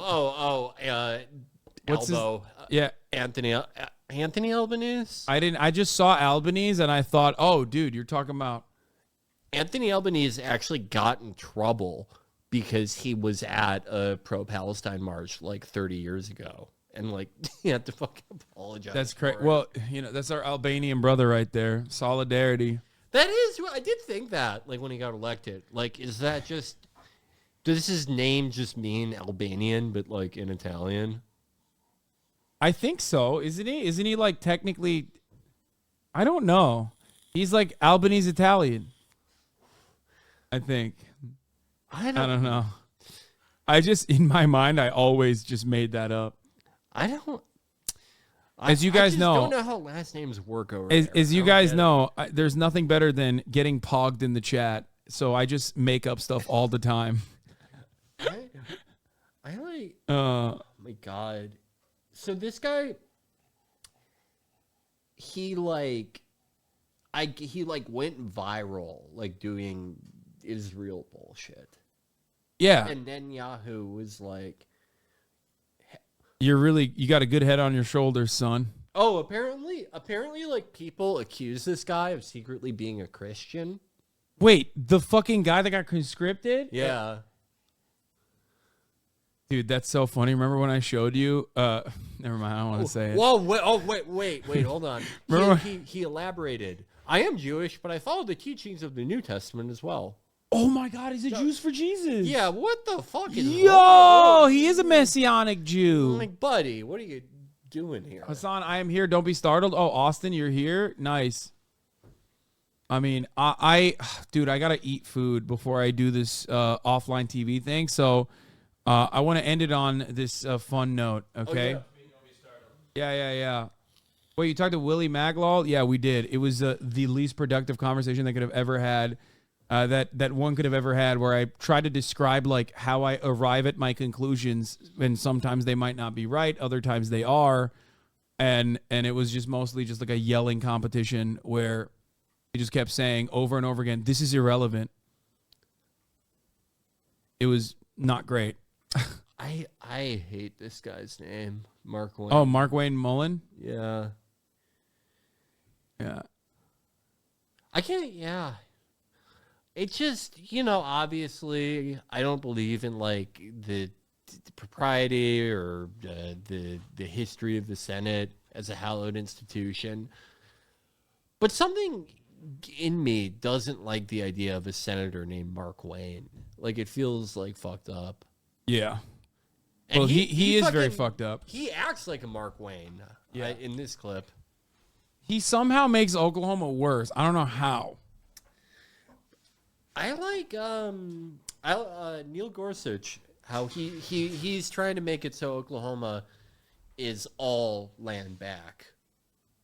I love that. True. I love that about him. He's just like fully like 1994 Republican on everything except that. Yeah, it's pretty fire. He read Settlers, that guy. You left here, you got pretty excited about the keyboard. In fact, you tweeted at me 1, 2, 3, 4, 5 times. And let me read what the last one said. It said, greedy CEO who pretends like he's self-made. Sir, I wish he was in the truck with me when I was building my plumbing company myself.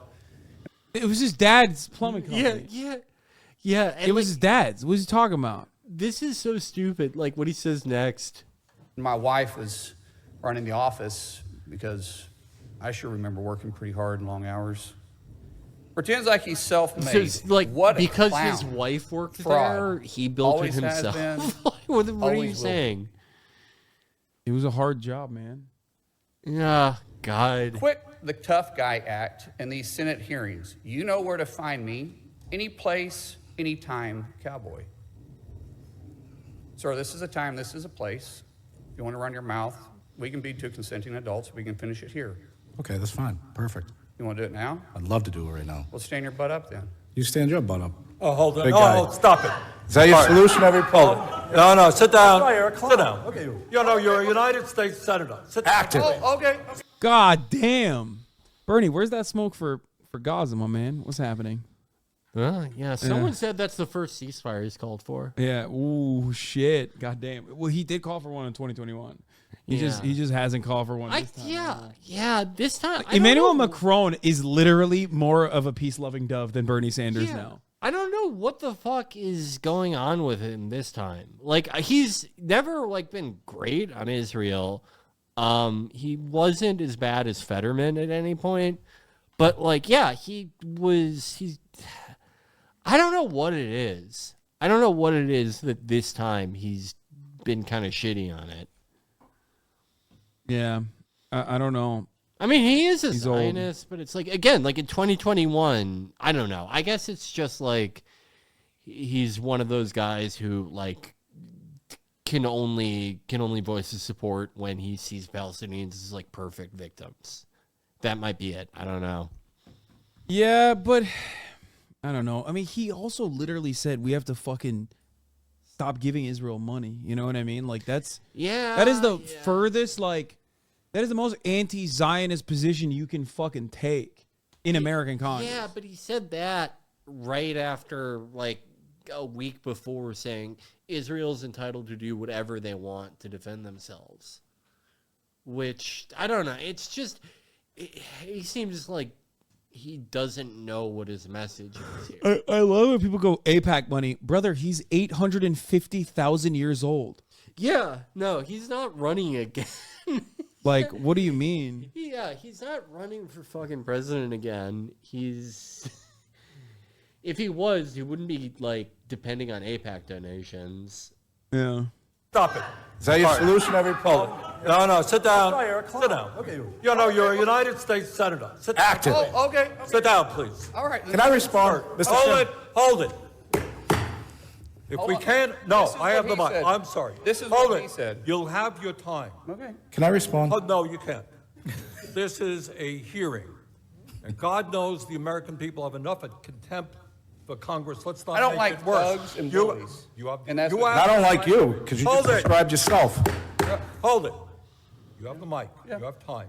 All right. Make your statement. Then let's do this, because I did challenge you, and I accepted your challenge, and you went quiet No, I didn't go quiet. No, you challenged me to a cage match, acting like a 12-year-old schoolyard bully. Excuse me. Hold it. No, excuse me. I will say exactly. Senator Mullen, I have the mic. You have questions on any economic issues, anything? Dude, that'd be so sick if they just fucking fought.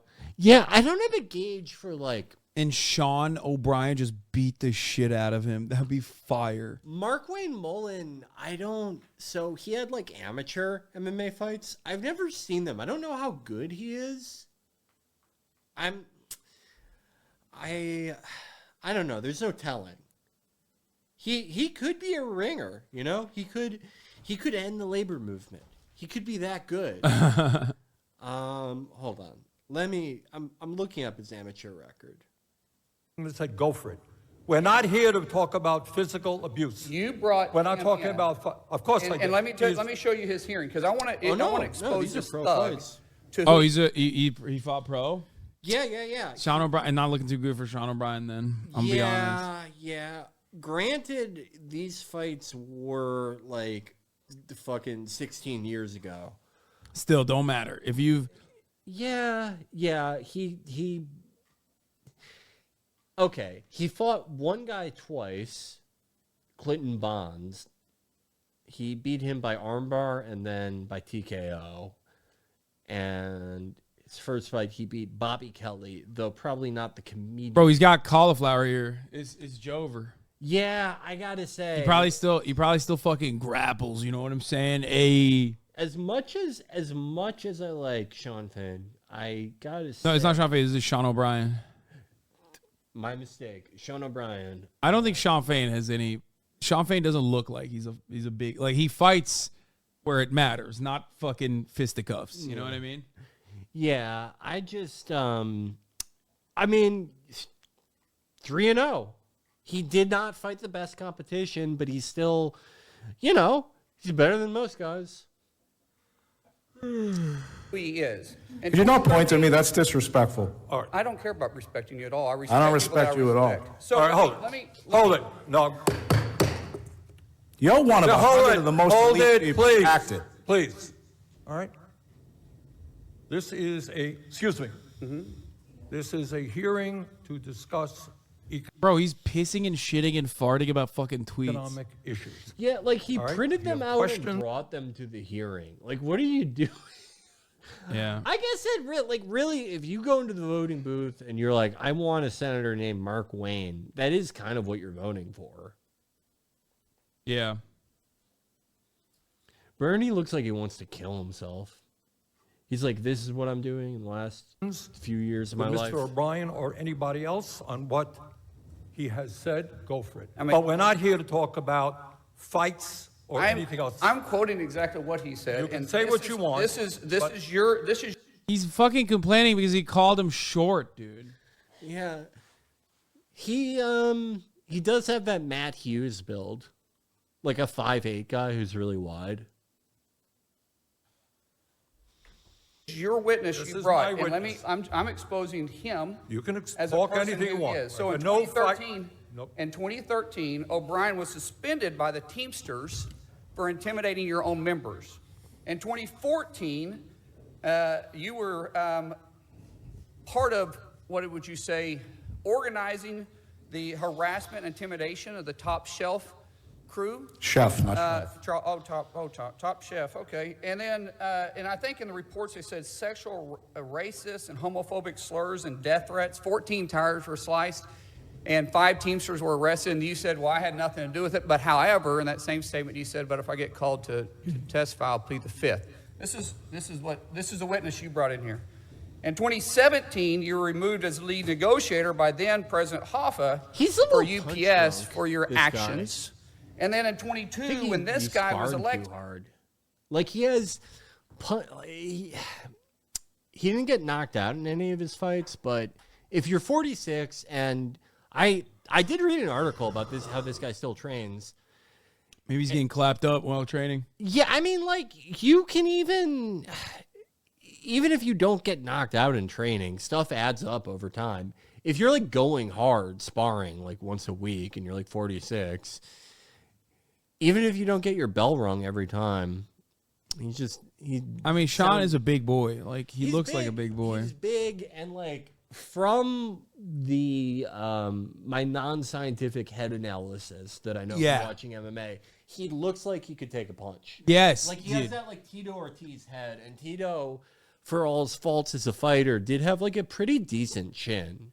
You know, he was fighting at light heavyweight. He was fighting big guys, and Tito never really like went out cold until later. Yeah, he's got a big head. What he said after he got elected was he wanted to bring the mob mentality back to the Teamsters. This is your guy. And you're obviously going to give him a chance to respond to your questions. Absolutely, because this is my question. Because you called me out. I didn't call you out. He did. You said anytime, any place. Let's get the record straight. Miss, hold it. No. Hold on. Senator Mullen, do you have a question for the witness? Yeah. Okay, let's hear it. So, anytime, any place. No, that's April is a charity event. No, that's not. No, it's a sir. He said it, and this is my he is here to set parameters on what the questions can or cannot be asked. And I'll ask. No, you're not going to. We're not going to be talking about physical confrontation. Oh, this is about charity for a union charity because this is for firefighters. And you have a question on his testimony. April. Grow up, will you please? You have grow a up. question on his. Let's not be. You said it. You're an embarrassment. You said it, and I'm just simply answering it. You Senator Mullen, hold it. Senator Mullen, you made some charges. Mr. O'Brien, do you want to respond to go ahead, question? please. Yeah, I mean, look, the reality of it is, Accept my challenge, Mr. Mullen, tough guy. Hold it. Answer the questions. All right, you're one. He made a lot of statements, right? And his statements are fiction at best. Fiction. I read them. Can you? Dude, bro, he's literally such a fucking. I mean, I don't know if he's a divorced dad. But someone in the chat earlier said he looks like the type of guy who gets into fights at Buffalo Wild Wings. And it's so accurate because, like, think about it this way. This guy is a fucking senator. Sure, it's from Oklahoma, right? That's fine. But he's still a senator. And he printed out tweets from, like, months ago. Yeah, it's so, like... And brought it to Congress. Yeah, senators used to be, like, American aristocrats. Like, wow. He wants the entire hearing to be about this. What? Answer the question, please. I can't understand. The guy behind him loves it. He rambles so much. What was your question, actually? You said I made a lot of statements. No, but what's your question? I don't understand your question. Could you repeat it? You said anytime, any place. What's your question? Accept the challenge. What challenge? You said anytime, any place. I'm accepting yours, so why don't you come What back? challenge? What challenge are you talking April about? 30th. How about we do it for charity at the Smoking Guns in Tulsa, Oklahoma? We're not going to be talking about physical confrontations here. You want to fight me? What do you say by anytime? Because you want to fight me? About physical confrontations here. You want to fight me? What do you say by anytime, any place? Let's have coffee, discuss our differences. Oh, that's what you said. Yeah, that's right, exactly. All right, well, let's sit down and have coffee. Let's do it. All right. I'd love to. It's funny how you're backing out. Well, I don't back on anything. You did. You're the one. You're a 100. Senator, should be the most influential people in this country making changes. Senator You're Hasan, focused on. Okay. You're focused on debate that's not even relevant. You're an embarrassment. You're an embarrassment. You're an embarrassment to the state of Oklahoma. This hearing is about the condition of the working class in America. That's why we're talking. You're the biggest thug here. You brought him in. All right, You're the biggest thug. Even your I don't colleagues know call you. why you do what you're doing, Senator Hasan. Thank you very much, Mr. Senator Chair. Hasan, Senator Mullen.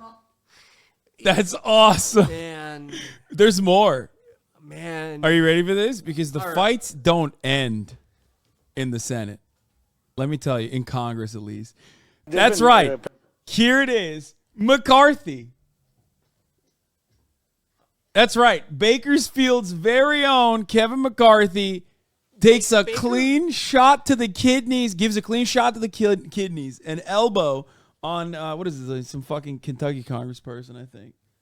Or apparently a tense interaction. I don't know if it still is, but at one time it was a tough area. I mean, it's a meth capital. In the Capitol hallways with Congressman Tim Burchett, who is one of the 8 Republicans who voted out Kevin McCarthy from the speakership, and apparently had a bit of a dust-up. It's like he's 80s. That's the guy who always fucking himself elbowed. with Kevin McCarthy, and I have Congressman Burchett with us here right now. So, Congressman, explain to us what happened. It's not Kentucky. Sorry, Tennessee. This guy is I was so doing an fucking interview. old. He could have killed him. It's awesome. It's awesome. It's so sick. With Claudia from NPR, a lovely. He goes talking to Claudia from NPR, a lovely lady, and when she was asking me a question, and at that time I got elbowed in the back, and it kind of caught me off guard because it was a clean shot to the kidneys, and I turned back, and there was Kevin, and there's Kevin. This guy fucking saw the Union burn down his plantation. He's still alive. Yeah, and you know what? It hurt my soul when that happened, but not as bad as getting stabbed in the back by Kevin.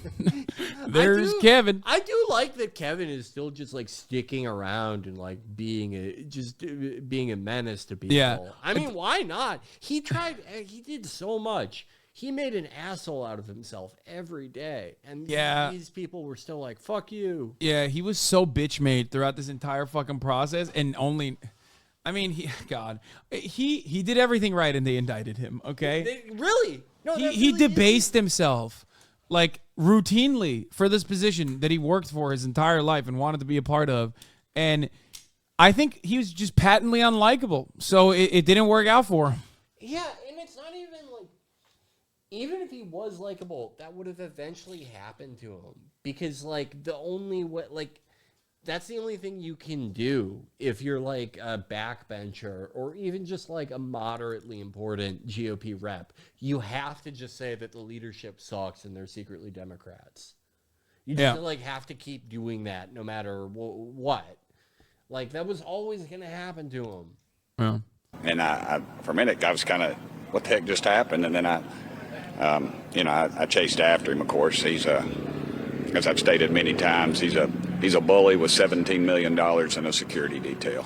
He's the type of guy that when you're a kid would throw a rock over the fence and run home and hide behind his mama's skirt. And he just, he from behind, that kind of stuff. That's not the way we handle things in East Tennessee. If we have a problem with somebody, I'm going to look them in the eye and talk to them. Okay, so he walked down the hallway, hit you in with his elbow. Yeah, It sucks that he was being interviewed by NPR, but because it was for audio, they don't have video footage of this. Yeah, that's a tragedy. I would love to see how he fucking dabbed him up. You can go on Claudia's. That's like an awkward way to hit somebody too. He fucking elbowed him in the back in the kidney. Like think about this. Like if you're elbowing someone, like there's like a slashing elbow, and then like just sort of you come down. Yeah. Like 2 times the elbows. Doing that, unless you're really short, getting like an actual good. How tall is Kevin McCarthy? I think he's just like normal height. A lot of these guys are always kind of tall. A lot of politicians are. Yeah, and that guy is like taller than average. The guy being interviewed. What am I doing? Kevin McCarthy height. 5'11". 5'11". That guy's got to be like 6'1", I'd say. Maybe taller.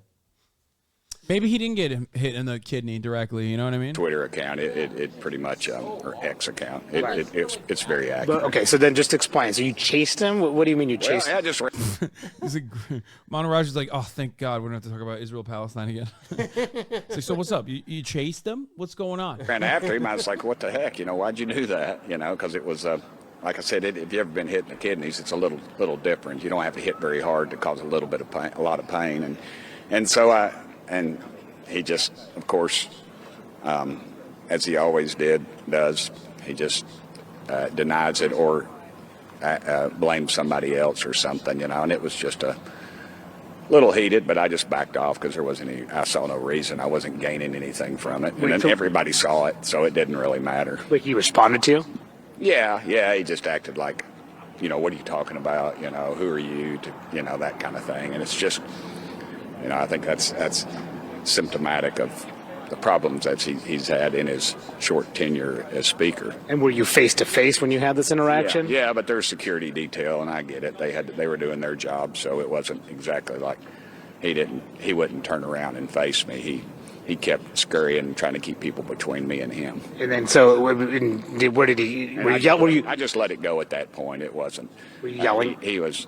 Yeah, I raised my voice to him. I thought it was appropriate. You just don't expect a guy who was at one time 3 steps away from the White House to hit you with a sucker punch in the hallway. And did he raise his voice back to you? Yeah, just that high-pitched kind of thing, I believe, and that was about it. And did he walk into his office? How did this end? No, he just kept on walking down the hall. I don't know where his office is now. And he had his detail and his posse, so to speak, was with him. So did his detail try to stop you? Do what? Did his detail try to stop you? The detail kind of got, one guy got between us there towards the end, but I wasn't looking to knock him out or anything. I just wanted to let him know I know it was him. Were you injured? I don't know, injured, man. Did it hurt? Yeah. As a matter of fact, it still hurts because it was a shot to the kidneys, and it still hurts. Oddly enough, it's not anything probably not going to do an ethics complaint on him. He's not worth it. He's going to be gone here either after Christmas or next year. And like I said, he's got the $17 million, and he's going to keep. He's already. Sounds like broke boy crying. I to love me. it. Yeah, all he's saying is like, well, he's got a lot of money. He's richer than me, and he beat me up. Yeah. Kevin McCarthy, Bakersfield on top, baby. Don't fuck with a meth head like that. You know what I'm saying? He's got fucking elbows coming at you before you know it. Bakersfield is right around Stockton. That's where the Diaz brothers are from. Respect, dude. Respect. Dude, now I'm starting to like this guy. I'm starting to like Kevin McCarthy. It is cool when a guy like that just loses everything they have to live for and they just go crazy. Kevin McCarthy denies sucker punching Tim Burchett in the kidneys. Says it was a crowded hallway and accidentally bumped into him. Says Burchett would know if it were intentional. Ooh. Okay. Interviewing Burchett or something. I guess our shoulders hit because Burchett runs up to me. So I didn't know. Oh, he's lying. He's lying. Yeah. Yo, that's me when I'm lying voice, dude. Holy shit. I guess our shoulders hit. Oh, come on, a dog. reporter was interviewing Burchett or something. I guess our shoulders hit because Burchett runs up to me after. I didn't know what he was talking about. So Why is he looks so bad. He got like a 14-year-old haircut. What is he doing? Yeah, he got the bad kid haircut. Yeah, he's trying to be Trey Gowdy, dude. You can't be Trey Gowdy. That's one guy. Only he gets to have those cuts. He has the bad kid haircut. His eyes are like sunken. He's like, I don't know what he's doing. He's like taking Ritalin from his staffers and fucking crushing it up. Yeah. This is like It's worst. It's the punish Kevin cut. Yeah. It really is. This is the worst I've ever seen him look. Yeah. Like, usually he's very polished. It's because he's not piping MTG no more. He's MTG's not putting it out because he no longer has power. She doesn't care about him. MTG is kind of his type because, the first time he ran for speaker during the Obungler administration, he was almost there, but he fucked this one rep. Yeah, Renee exactly. Elmers. Yeah. He's just like that. There's something charming to me about the fact that he's an evil politician who nonetheless is like, no, I just want to fuck 50, other 50-year-olds. Yeah, respect for no problematic age gap for Kevin. Yeah, all of his colleagues are just doing the most disgusting shit possible. Yeah, and he's like his enemy Matt Gaetz. Yeah, they're all of them awful. But I don't know, it's kind of sweet. He's just sees another 50-year-old and he's like, I gotta fuck her. Yeah, but he looks terrible. I did not run and hit the guy, did I? Oh, come on! Dude, he's doing the most. I definitely hit the guy face. Kidney punch him. I did not shoot anything like that. You didn't shove him. No. First of all, by the way, just to contextualize this, it happened in front of an NPR journalist. Yeah. So she saw it happen. So that's the other part that's really funny about this is that it's not like this happened in secrecy. It's not like this was a 1-to-1 situation. It was 1-on-1. No, it happened in front of a journalist. Yeah, and it's who said he did hit him. And it's not like he's still speaker or anything, and this would be a huge story. The journalist really doesn't have a reason to lie about this. Yeah. He's not important enough to lie about it anymore. There's just, man, maybe that's why he he lost everything. He's a really fucking bad liar. Sorry, I He's want a to say, terrible liar. I know guys, in the interest of fair and truthful reporting at the HasanAbi broadcast, which is the most important journalistic outlet on the planet, and not like a guy with a fucking Twitch stream who tries to do his very best to verify information, I'm going to say 99%. Okay? I know, guys, later down the line, this might get clipped, okay? Not allowed. I'm not keeping it at 100%. I'm saying 99% Kevin McCarthy seems like he's lying here. Okay?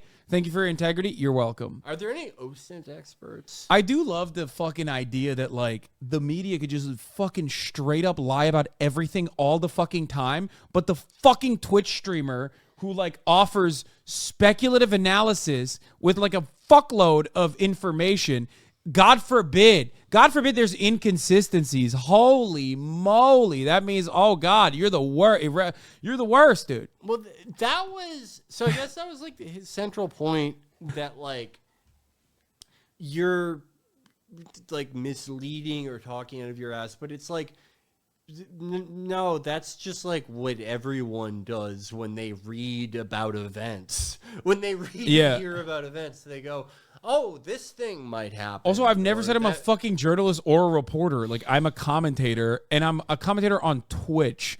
And I very consistently have said, like, I don't hold myself to the same fucking journalistic standards, even though a lot of these places that do hold themselves to that same journalistic standard don't actually fucking fulfill that role regularly. My job is to do media literacy, media criticism, okay? That's what it is. Is that the Tucker Carlson? Is that Tucker Carlson on the left? No. No.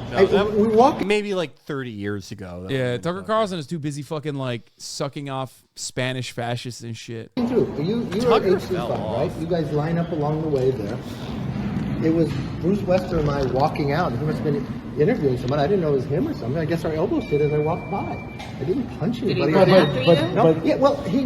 I guess it happened because when I was walking back further. This is the worst line I've ever he's so heard. bad. Now I know why. He's just like not even remotely charismatic. No. He has zero riz, bro. That's why he's fucking MTG. Yeah. Yeah. He just like he's just like moving his shoulders too much while he's talking. Yeah, every time every time he tries to like convey an event, he's like, oh well, I guess that it's like you seem like he's pulling at DeSantis. He's getting too goofy with it. Yeah, the same way that DeSantis goes tune mode. He's like, this is a husband where the wife finds like a fake fingernail in his shirt.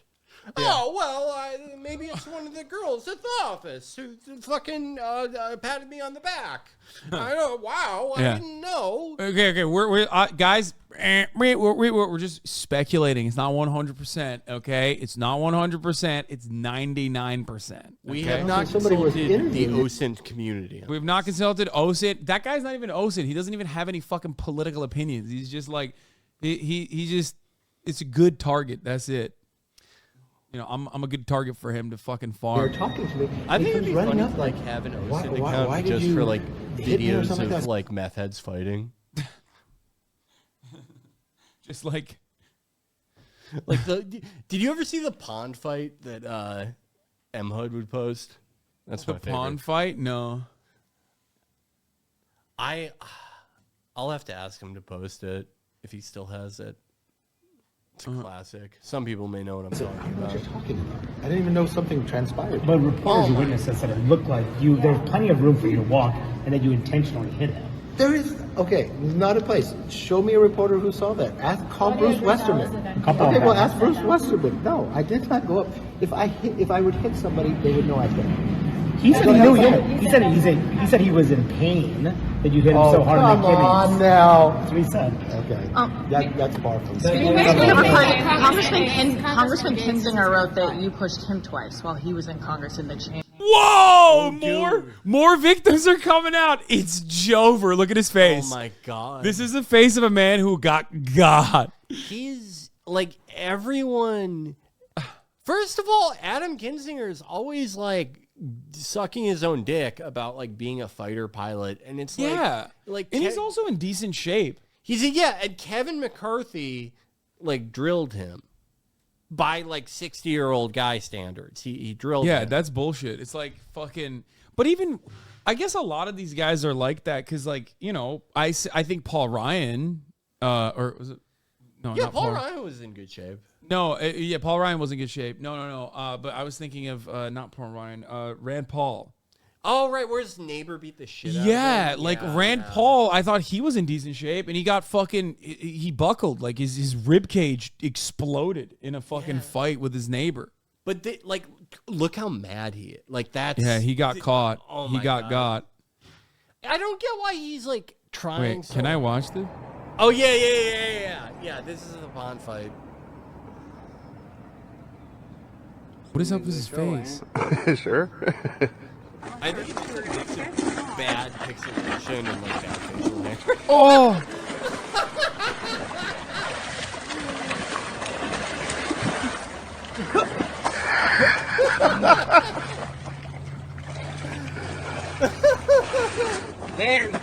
Is he?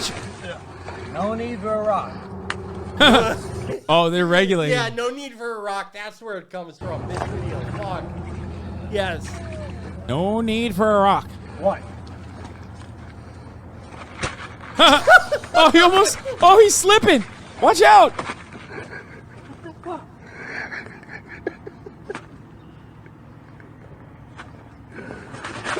Oh! Even a guy loses it. I found your ball. Wait, is he drowning? What's happening? He's safe. He's okay. Come here. These are like the people that voted for Mark Wayne Muller. These are like the people in his primary. Oh! Joe, you done? Oh! No. Put his hand up. He's like.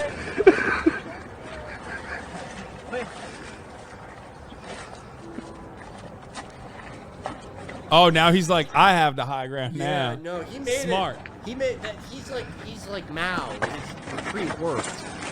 Or not. All right. Okay. Oh man. Okay. Well, I forgot all about No Need for a Rock. Yeah, that is where it came from. This is sad. We just watched Kevin McCarthy and Adam Kinzinger. That is Kevin McCarthy is the guy kicking the pond guy. Everyone else is the pond guy. God, that video is such a fucking classic. All right. This is the best note to end it on. Thank you, Felix, so much for coming on. I gotta go do shoot. I gotta do something. Understand? And you know, it's been a long time. I'm glad that we were able to continue the tradition of have you sit through an awkward ass fucking shouting competition / debate every single time you come in here. Keemstar made an appearance just like last time. He addressed me by name. That was a huge moment for me. Yeah. So he said W. Felix is right. When I talked about Imagine. Yeah, there you go. You did it. I'm glad that we did that. Made me really happy. Anyway, guys, of course, 100% greatest speculations in the business. You will see it here. Okay, what up? Oh, yeah, this is the moment. This is the classic moment. Hold on. Oops. Oh, yeah, yes. New drama alert. I was here for this when he was. I forgot what he said specifically. You might be on drama alert now about like speculations. Oh God, I hope so. That's gonna be sick. I really like him. Like I wish he would like unblock me. He blocks me because like I repost the dog tweet where he ran over the dog on Christmas. Oh. But it's like that's not really like saying he's a bad guy. Yeah. I mean, like if anything, it shows depth. Like it shows his morality. Yeah. He's sad about it, and it's like I just think it's like I'm a fan of Alexander Payne movies, and I feel like that's something that would happen to him. Yeah. Anyway, love you guys, and I will of course see you tomorrow. That's all we got for now. Bye bye. All the shadows trickling in has all people hate.